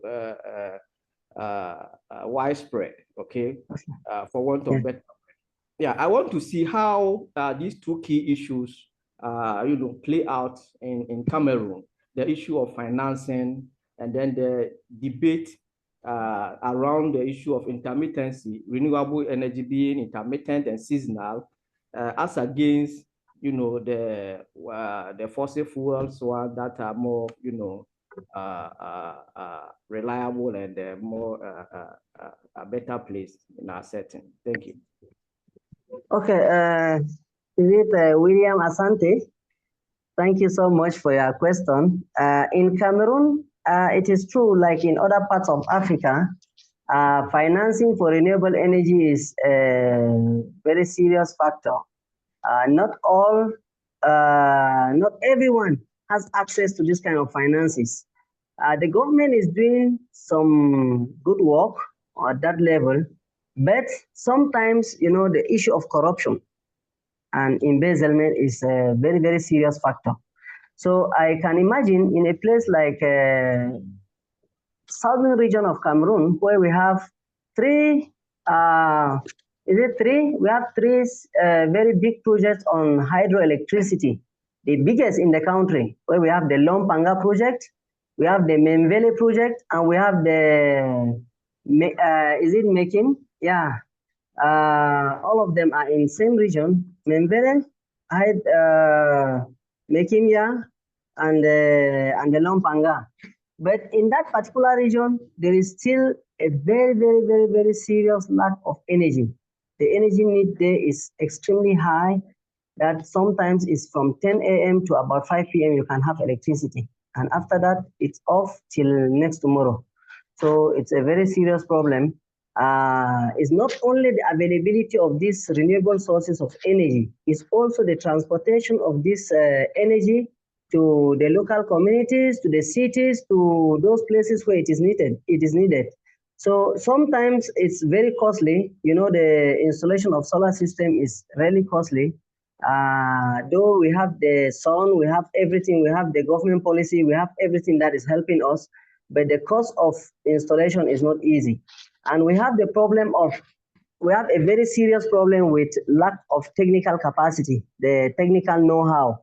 That is why we are calling on global leaders, on people who are into this form of energy, to really get into this. In Cameroon, for example, it's a very, very wonderful venture. It's a venture that is very lucrative. For the few people that I know, even on individual basis or organizational basis, civil society and so on, who venture into this, they are really making it well. But the financing, as you have said, is not an easy thing to come by. You have to really be at a good level to have the finances to really carry on this project. But today, we are very happy we got an announcement from our Queen that we will have a good number of smart villages, green cities in Cameroon, green villages, with Prince coming to confirm that with us. So we are very sure that with those projects, we are going to really be sure with finances and some capacity building itself. So it's not easy, but we don't have to relent our efforts. I completely agree that it is not easy, but I want to show this one video, which would be a little bit surprise to you, okay? All right, that's Let me great. share that.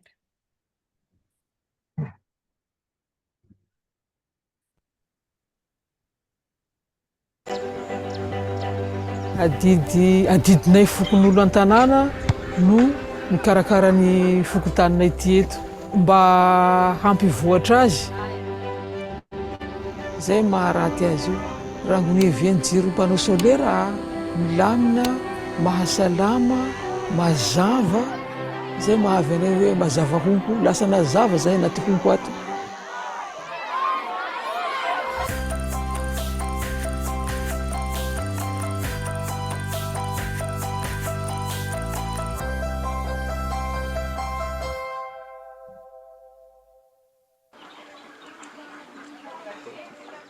Anarako Randrianambina Yolande, asa ataoko an-tanà eto manao mpanao solaire. Yolande is part of a small group of women affectionately known as the Solar Grandmothers. They live in the rural village of Mbakavao in Madagascar and volunteered to become trained solar engineers so they could bring light to their community. Mirotsaka ny sitrapo aho satria te hampandroso ny tanànanay voalohany indrindra. Ohatran'ny hoe reharehanay zany nahazahoanay jiro tiky. The grandmas have installed more than 200 solar panels and repair broken ones. Misokatra avao bureau-nay isan'andro miamby ny mpanjifa hanao simba jiro. Lasa zahay mandeha mijery azy agny. Dia apotakinay laha ohatsy tsy vita eo apotakinay baka an-trano any ndesinay amin'ny bureau any amboarinay regny.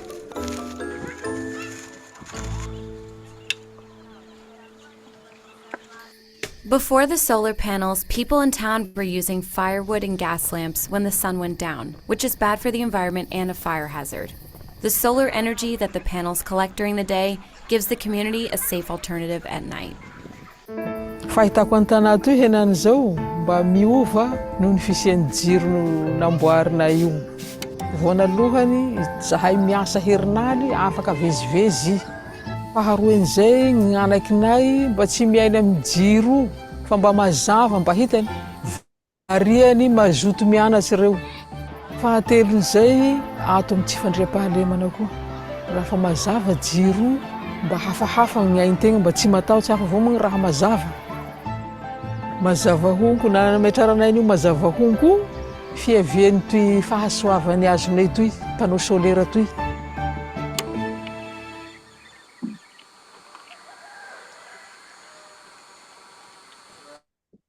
So nothing is impossible. With small steps, we move forward. That's right. That's right. Thank you, Dr. Renuka, with that video.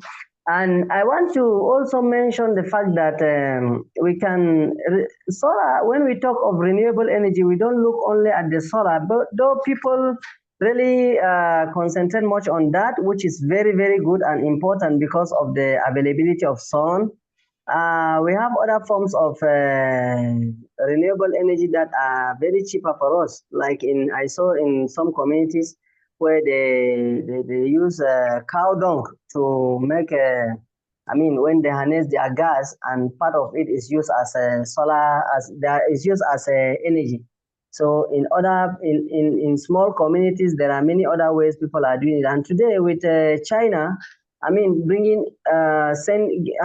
producing a lot of solar panels that come with solar lamps, bulbs, and other things which are very cheap is also very easy. So when you look at it at an individual level or a small house level, it's very, very, very cheap to do that.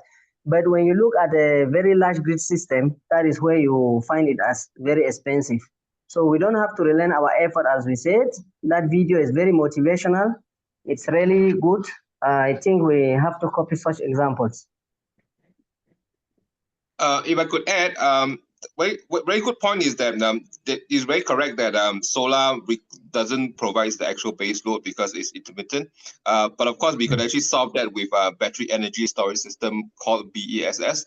But that is expensive, unfortunately. So I'm actually going to look at one technology whereby we could actually use the power of solar to actually help convert agricultural waste into biofuel. That technically can actually provide long-term storage capability for communities. For example, most agrarian society do process their agriculture, right? And there's a lot of agricultural waste, right? Anything with high fructose content technically can be actually broken down into biofuel. So that is actually that could be stored, and that is actually a very safe way to store it. Battery energy storage system is relatively dangerous if done in large quantities. We have seen recently somewhere in Europe, I think, there is this very big BSS farm that is burnt down and it costs a few $100 million just because it burnt down. So technically the technology is there. I'm seeking the technology as we speak, and we will see how that goes, because to me that will radically change a lot of things, because each of these generators can actually provide about 500 kilowatts worth of energy, which means that it's quite sizable for communities, and it basically runs on biofuel. So once the technology is ready, I would tell most people, and once the financing can be done, it will be very useful for small communities of a couple of hundred people, for example. Yeah, so all this is actually possible because countries like Cameroon and the rest of Africa, what you guys have a lot is sun. The next thing is feedstock. Feedstock from agriculture is amazing. The amount of feedstock you have. For example, in Zimbabwe, there are so much. They have a lot of maize.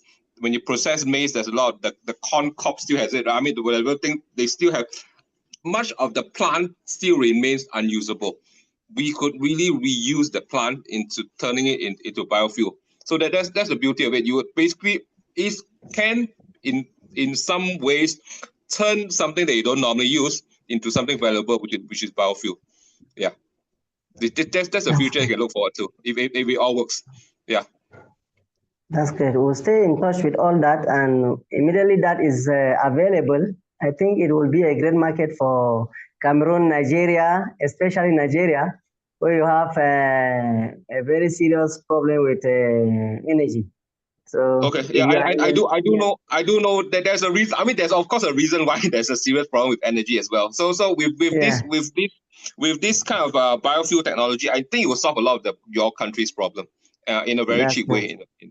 Yeah. Okay. Thank you. That's wonderful. Thank you so much. Thank you, Dr. Alex. Thanks a lot. Okay. Any other questions? Yes. Can Okay. somebody hear me? Yes, Yes, we we can can hear hear you. Hear me? Yes, Yeah, we we can can hear hear you. you, sir. Can somebody hear me in the group? Yeah, we can hear you. Yes, We can hear you. We can You hear are you. very loud and clear. Yes. My name is Joseph Anya. I live in the United States of America. For what they are trying to say, I'm coming from Cameroon. I see that Cameroon is having a lot of problem with electricity, and here in United States of America, we have a lot that the government is doing. Like they go to your house, they just call you, they put you in hole that they want to give you electricity. People empower themselves through this solar energy. So what I'm trying to see, if we can do that one in Cameroon and Nigeria, like they can bring this panel and then they extract electricity from there, since they have good energy from sun, I think that would be very, very essential for those people, because Africa is very nice. They have all the crops, they have everything, but the lack of energy and road. But if we can forward ourselves, if we can concentrate directly to that electricity, a special solar system, that will make everything in that particular place. So I'll call tenders, I'll call people that they should join themselves to see what they can do with that particular issue. Thank you very much. Thank you so much. Thank you so much, dear brother from the USA. Your contribution is wonderful, and I think that this is something that we really will have to wake up. Cameroon has a lot of sun from the northern parts of the country, from the north and the extreme north, and other regions. Today we sometimes it's because we feel that we are lazy. So there is a lot of money, like Dr. Renuka said, there is a lot of money floating around, but you just have to see the problem. If there is a problem, you have to see an opportunity in that problem. So the issue of lack of electricity can be a very good money-making venture for all of us. Yes. I think so. Yeah. Yes.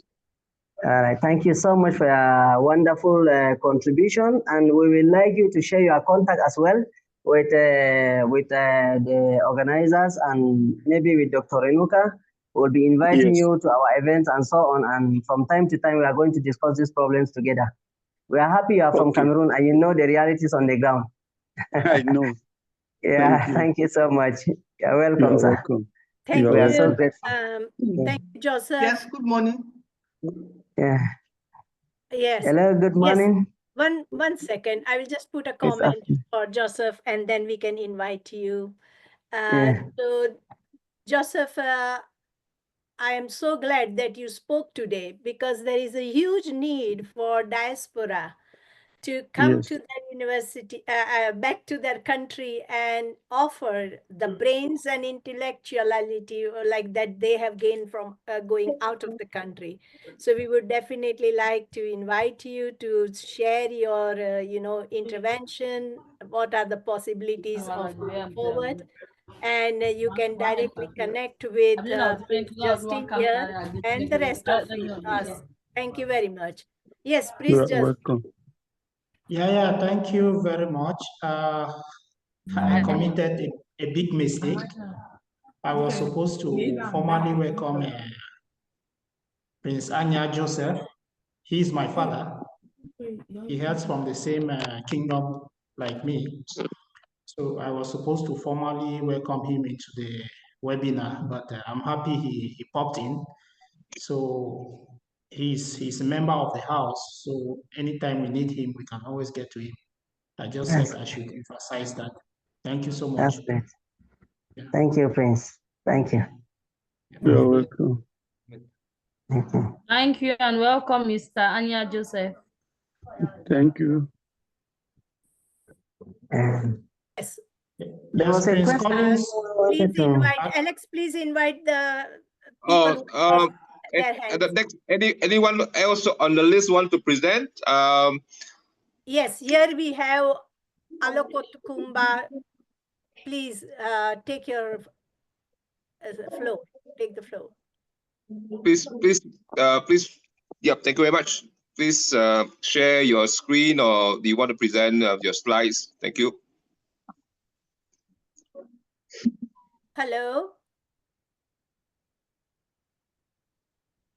Alokotukumba.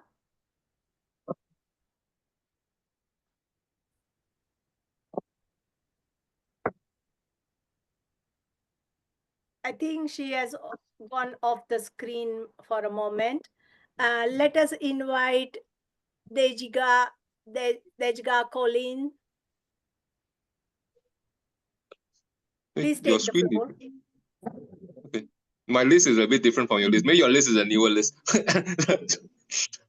No, it is not a new list. It is the people who raised their hands to speak. Oh, okay. Oh, sorry. Okay. Well, I was looking at the people who want to present stuff.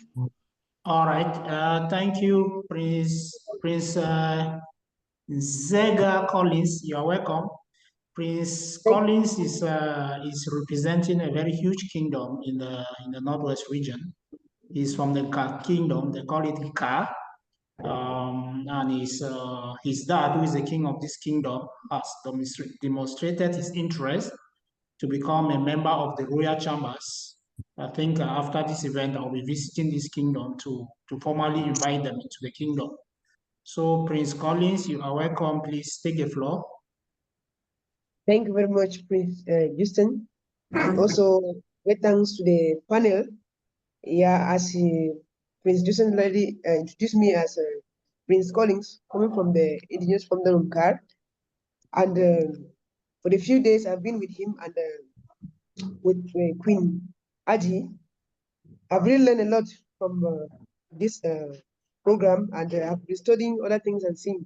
But today, from the wonderful presentations from the different panels from different countries, I'm very grateful because I've learned a lot. And from what Dr. Yusuf from his presentation was also a brilliant one, and also coming to my home country, Cameroon, where I'm coming from. And with this, as someone who has been in the field and from time to time also seen what is going on, from my own perspective, I was trying to give a contribution, not a question, that very important things, because back in my country, you see that mostly few towns and cities, we also have some type of like get this support from the solar project, but forgetting the rural environment, like where I'm coming from and other villages, that they will see light once the blue moon, despite the turnover of electricity within the country where I come from, this Cameroon as a case study. I was thinking that we also goes to the remote areas like these villages and see how we could do one thing or the other. Some of us are coming from the crisis region, and most of us back at home, some of us not had the privilege to be educated, but coming out with vocation centers that who also train those less privileged on the how to produce renewable energy. I think will also do a lot and more good for those ones, because we said we are mostly tackling the youth and the women, but going to this village, you see that we have more youth that are underprivileged that might not know what to do because their parents are not able for them to take some sort of education. So I I am just giving like a plea to the panelists, to everyone, and like if we could tackle all these villages we start from the remote areas before going to the town, because they are the highest people that are suffering. They are the highest people that produce the food that we eat in our different cities. So most of them are the worst people that I think are not like taking more on this renewable energy that are environmental friendly. Thank you very much. Okay, thank you, Prince. Thank you so much. We are so grateful with your contribution. Your contribution is very, very, very inspiring. We are all from the rural areas and we understand what it takes to come from a rural setting. So I'm also from the Northwest region, and hopefully we have a lot of projects. This year we are thinking about the northern part of Cameroon, the eastern part of Cameroon, and the Northwest region of Cameroon in some of the projects that we have designed in our at our organizational level. So we are thinking of putting some emphasis on that.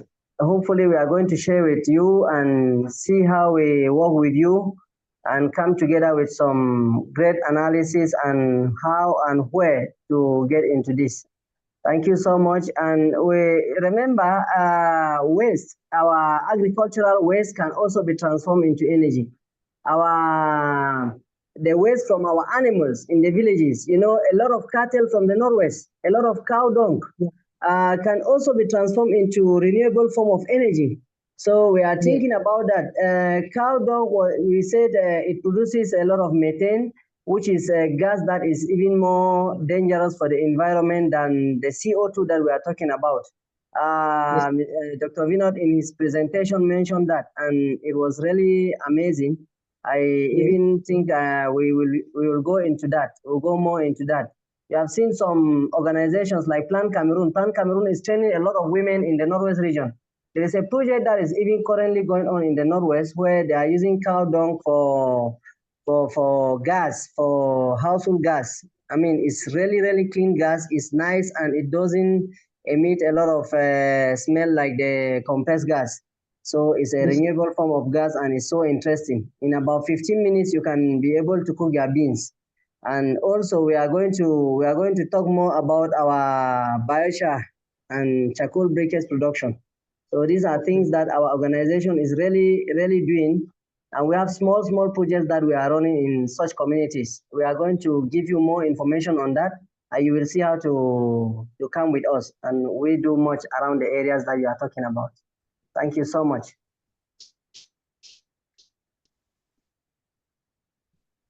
Is there any other question? Or if there is no question, and if there is a comment, good. If there's no question, we can hand the floor to the next presenter. We are already 3 p.m., so we see how we can move on. Yes, please. Next presenter who wants to present, please take the floor. Thank you. All right. Thank you so much. Thank you so much, sir. Okay. You're welcome.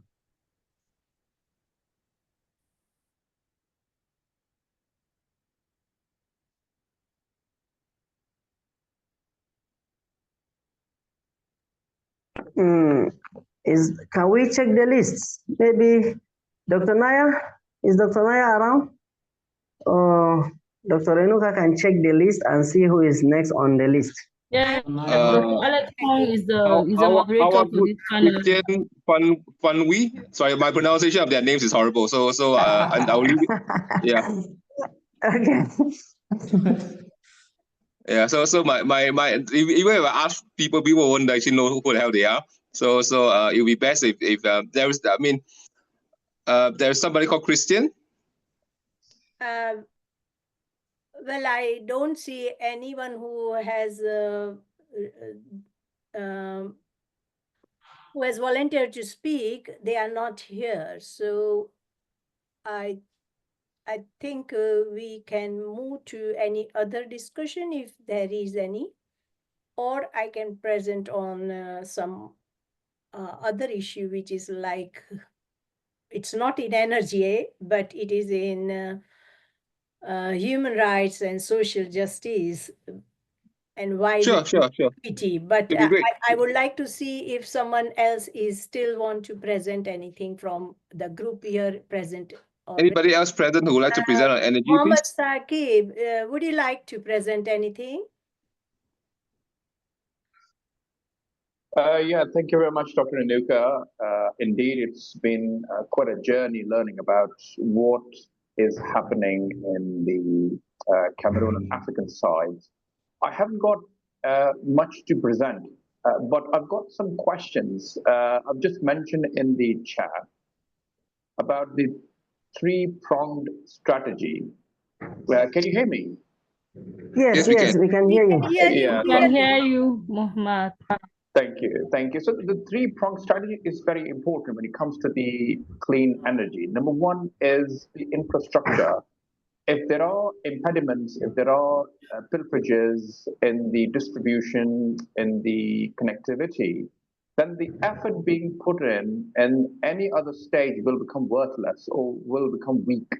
So the infrastructure is very important. And then number two is the humans needs to be aware of this fact is that the thing which the concept or the theory which is being floated having numerous types of energies available or numerous types of green fuel available, what goodness it will bring to their lives.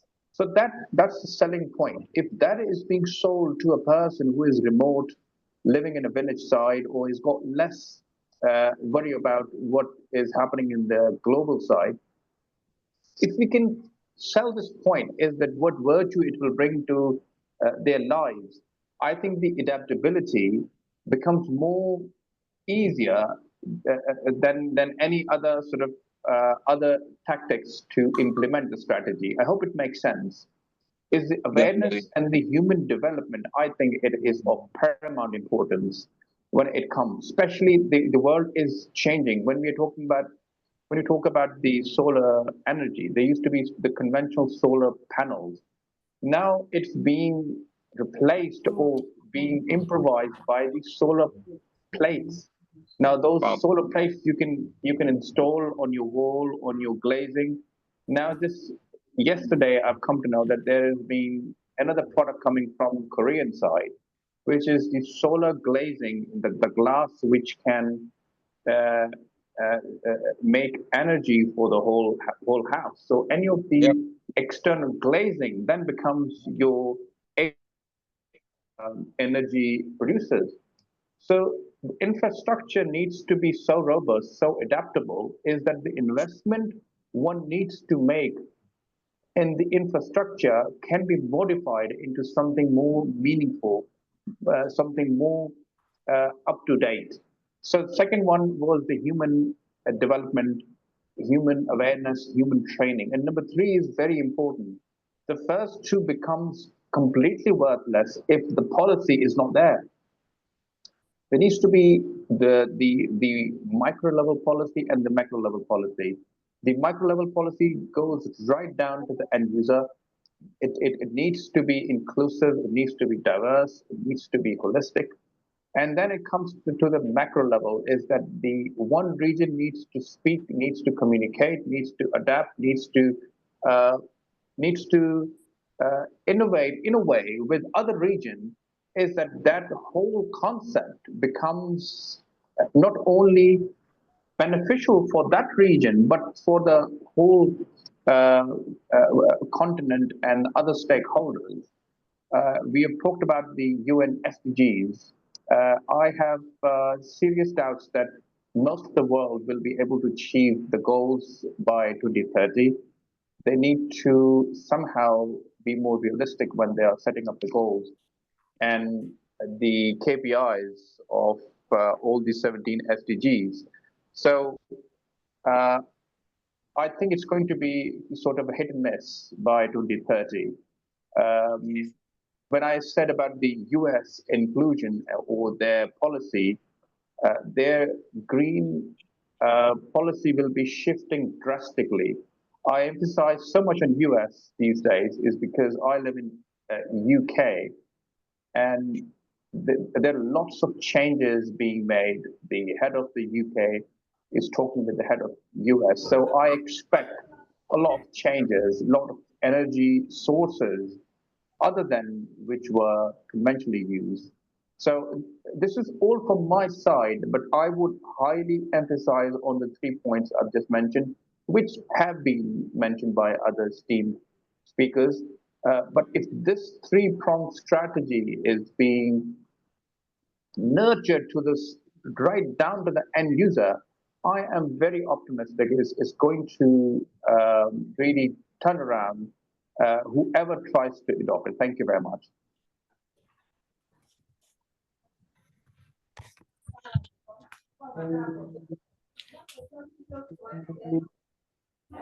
Thank you very much.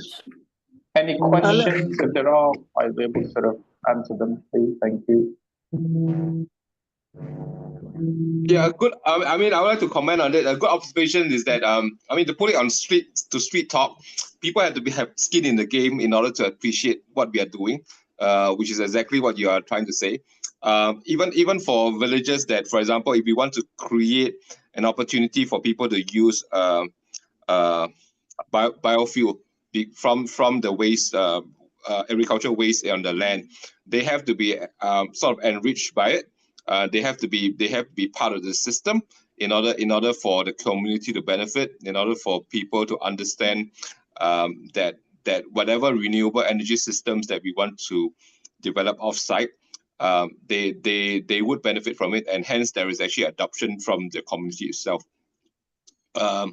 With your regards to the policy in Africa, it will be actually very good right now if some of the governments would be able to release some lands for the use of certain projects that generates renewable energy.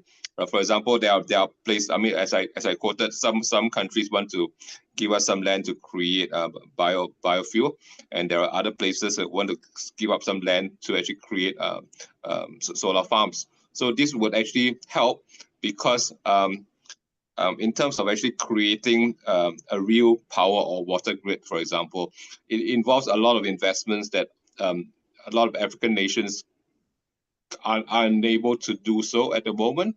So, which is exactly why we have mooted the off-grid system that would actually benefit pockets of people that really need energy and water, so that they could actually really have better living conditions, right? And of course communications with the outside world. So all this is truly important, and I think can be achieved, but it really requires a different framing of what the problem is, and of course to contextualize the problem so that we could solve it together. Yeah.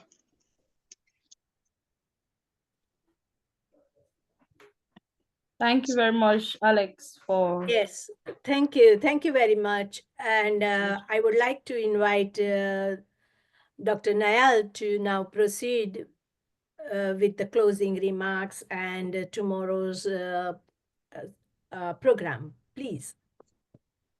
Okay, thank you very much, Dr. Renuka. It's actually been a very wonderful session today.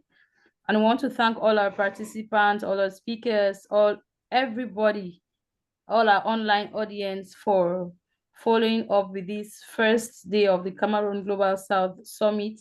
It's actually been a wonderful moment with our speakers all over the globe.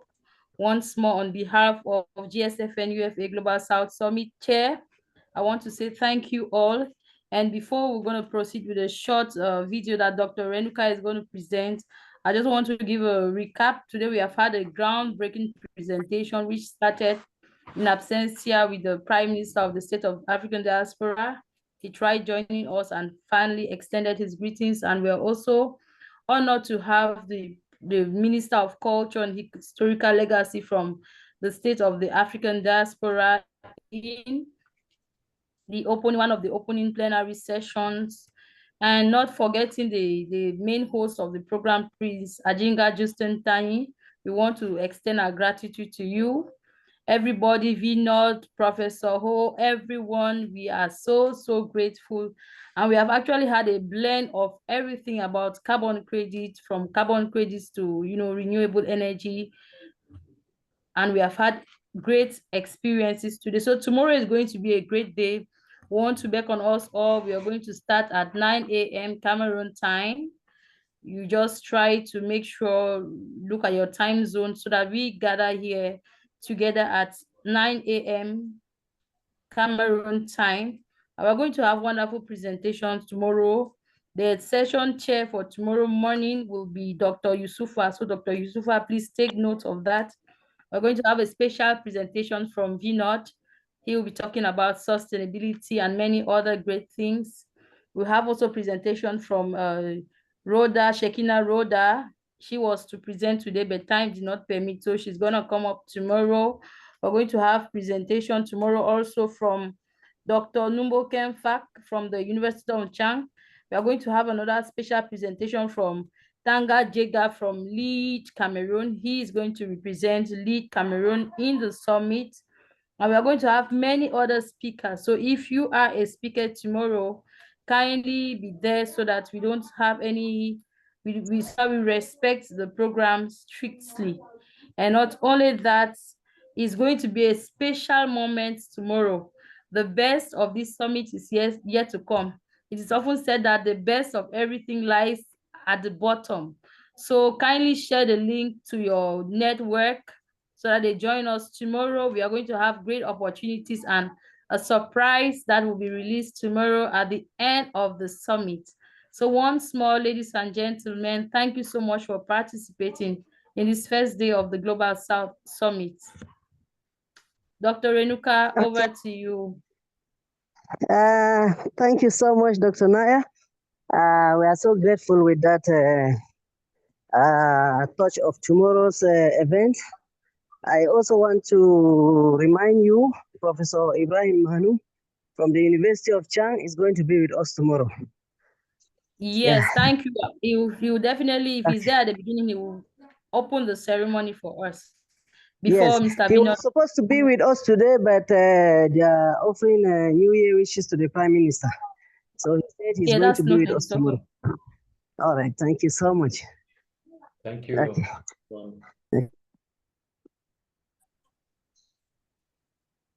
Thank you so much. I would like to hear some closing remark from Prince Justin. Thank you so much. Like Dr. Maya said, it was a wonderful day for me. I feel a little bit relieved because I can see the energy, I can see the commitments. So like Dr. Renuka said, what are we not doing it? I want to end this phase by saying that we should sleep and begin to ask ourselves, why are we not doing it? Because it's really an urgency. We have waste everywhere, but we don't have electricity. We have waste everywhere, but you see the billions of dollars Africans are using to import organic manure, which is causing all the health disasters in our communities. So I just want to appreciate and say it's up to everyone to reflect about this, bring more participants so that together we want to come out with a kind of end of ceremony document that we are going to use to start pushing our policies. So thank you for this first session. We hope to see you again tomorrow.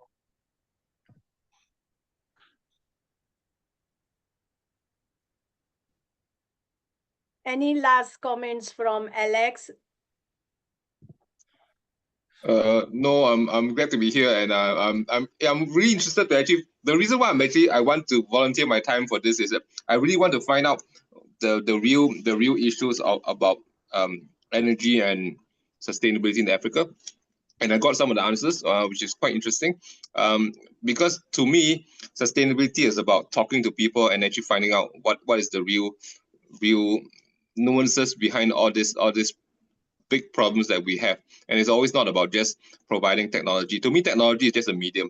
I mean, no matter how advanced I think I have my technology, it's useless if it doesn't impact real people. Just like how I could actually create very simple technology where I could find insights into how it's going to be used to create more off-grid opportunities. I mean, we know for a fact that on-grid has limitations for relatively third world countries. So hence we are trying to find new opportunities to actually introduce off-grid power to more people, to more communities. Thank you very much for the time. Thank you. Thank you so much, Alex, for your energy Mohammad Saqib, for your criticism as well as enthusiasm and the solutions. And thank you so much, Dr. Yusufa, for reality and also encouraging people to move forward. I feel that this today we had immense energy, and we should keep that going and collaborate between us to move this forward. I'm really grateful to Prince Justine, who has worked very, very hard last 10 days or more. Like since I announced, I even did not ask him that I'm going to announce this summit. And it was just that I thought that he has enough energy to support this. And I announced last year on the last year EU actually. And it happened. So I think we have a way forward. We have solutions. It is only to just get on the step 1 so that we can immediately get to the step 10 and then 100. So that is what I feel here. And I'm very proud of those who have joined and also those who have not joined because their support in silence is also a great for us. I think we missed your comments, Dr. Alota Kumba, and you are here now. If you wish to give us a last comment, please do. Yes. Thank you, Dr. Renuka. It's been a very, very insightful presentations, very nice.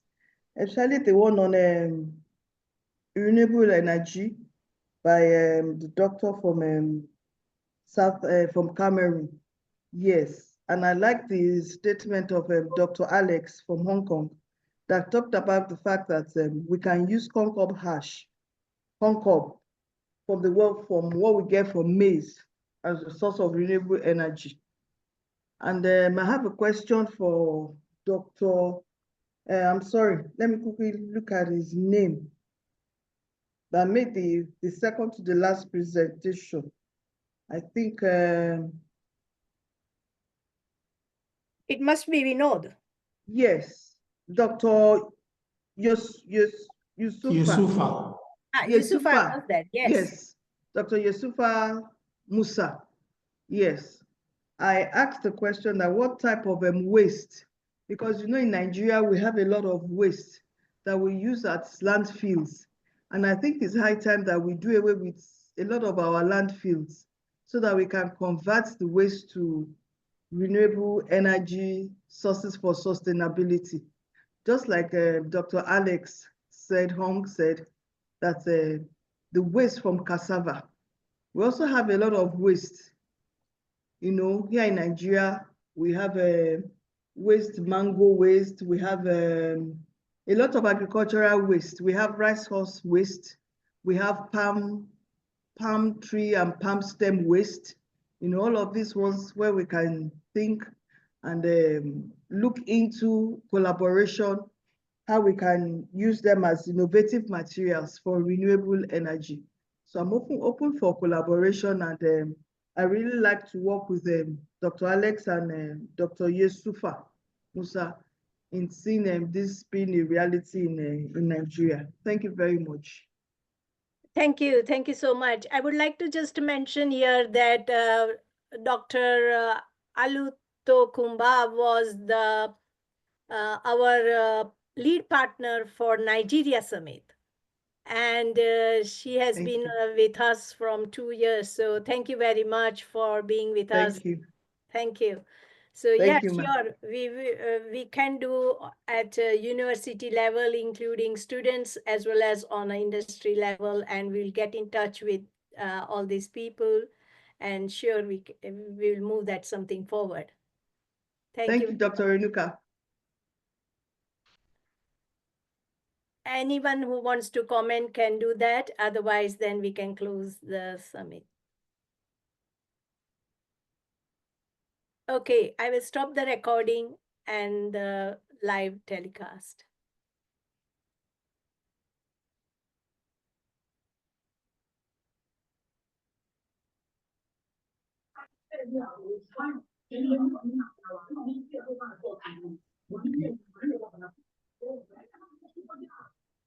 Inashola, you want to tell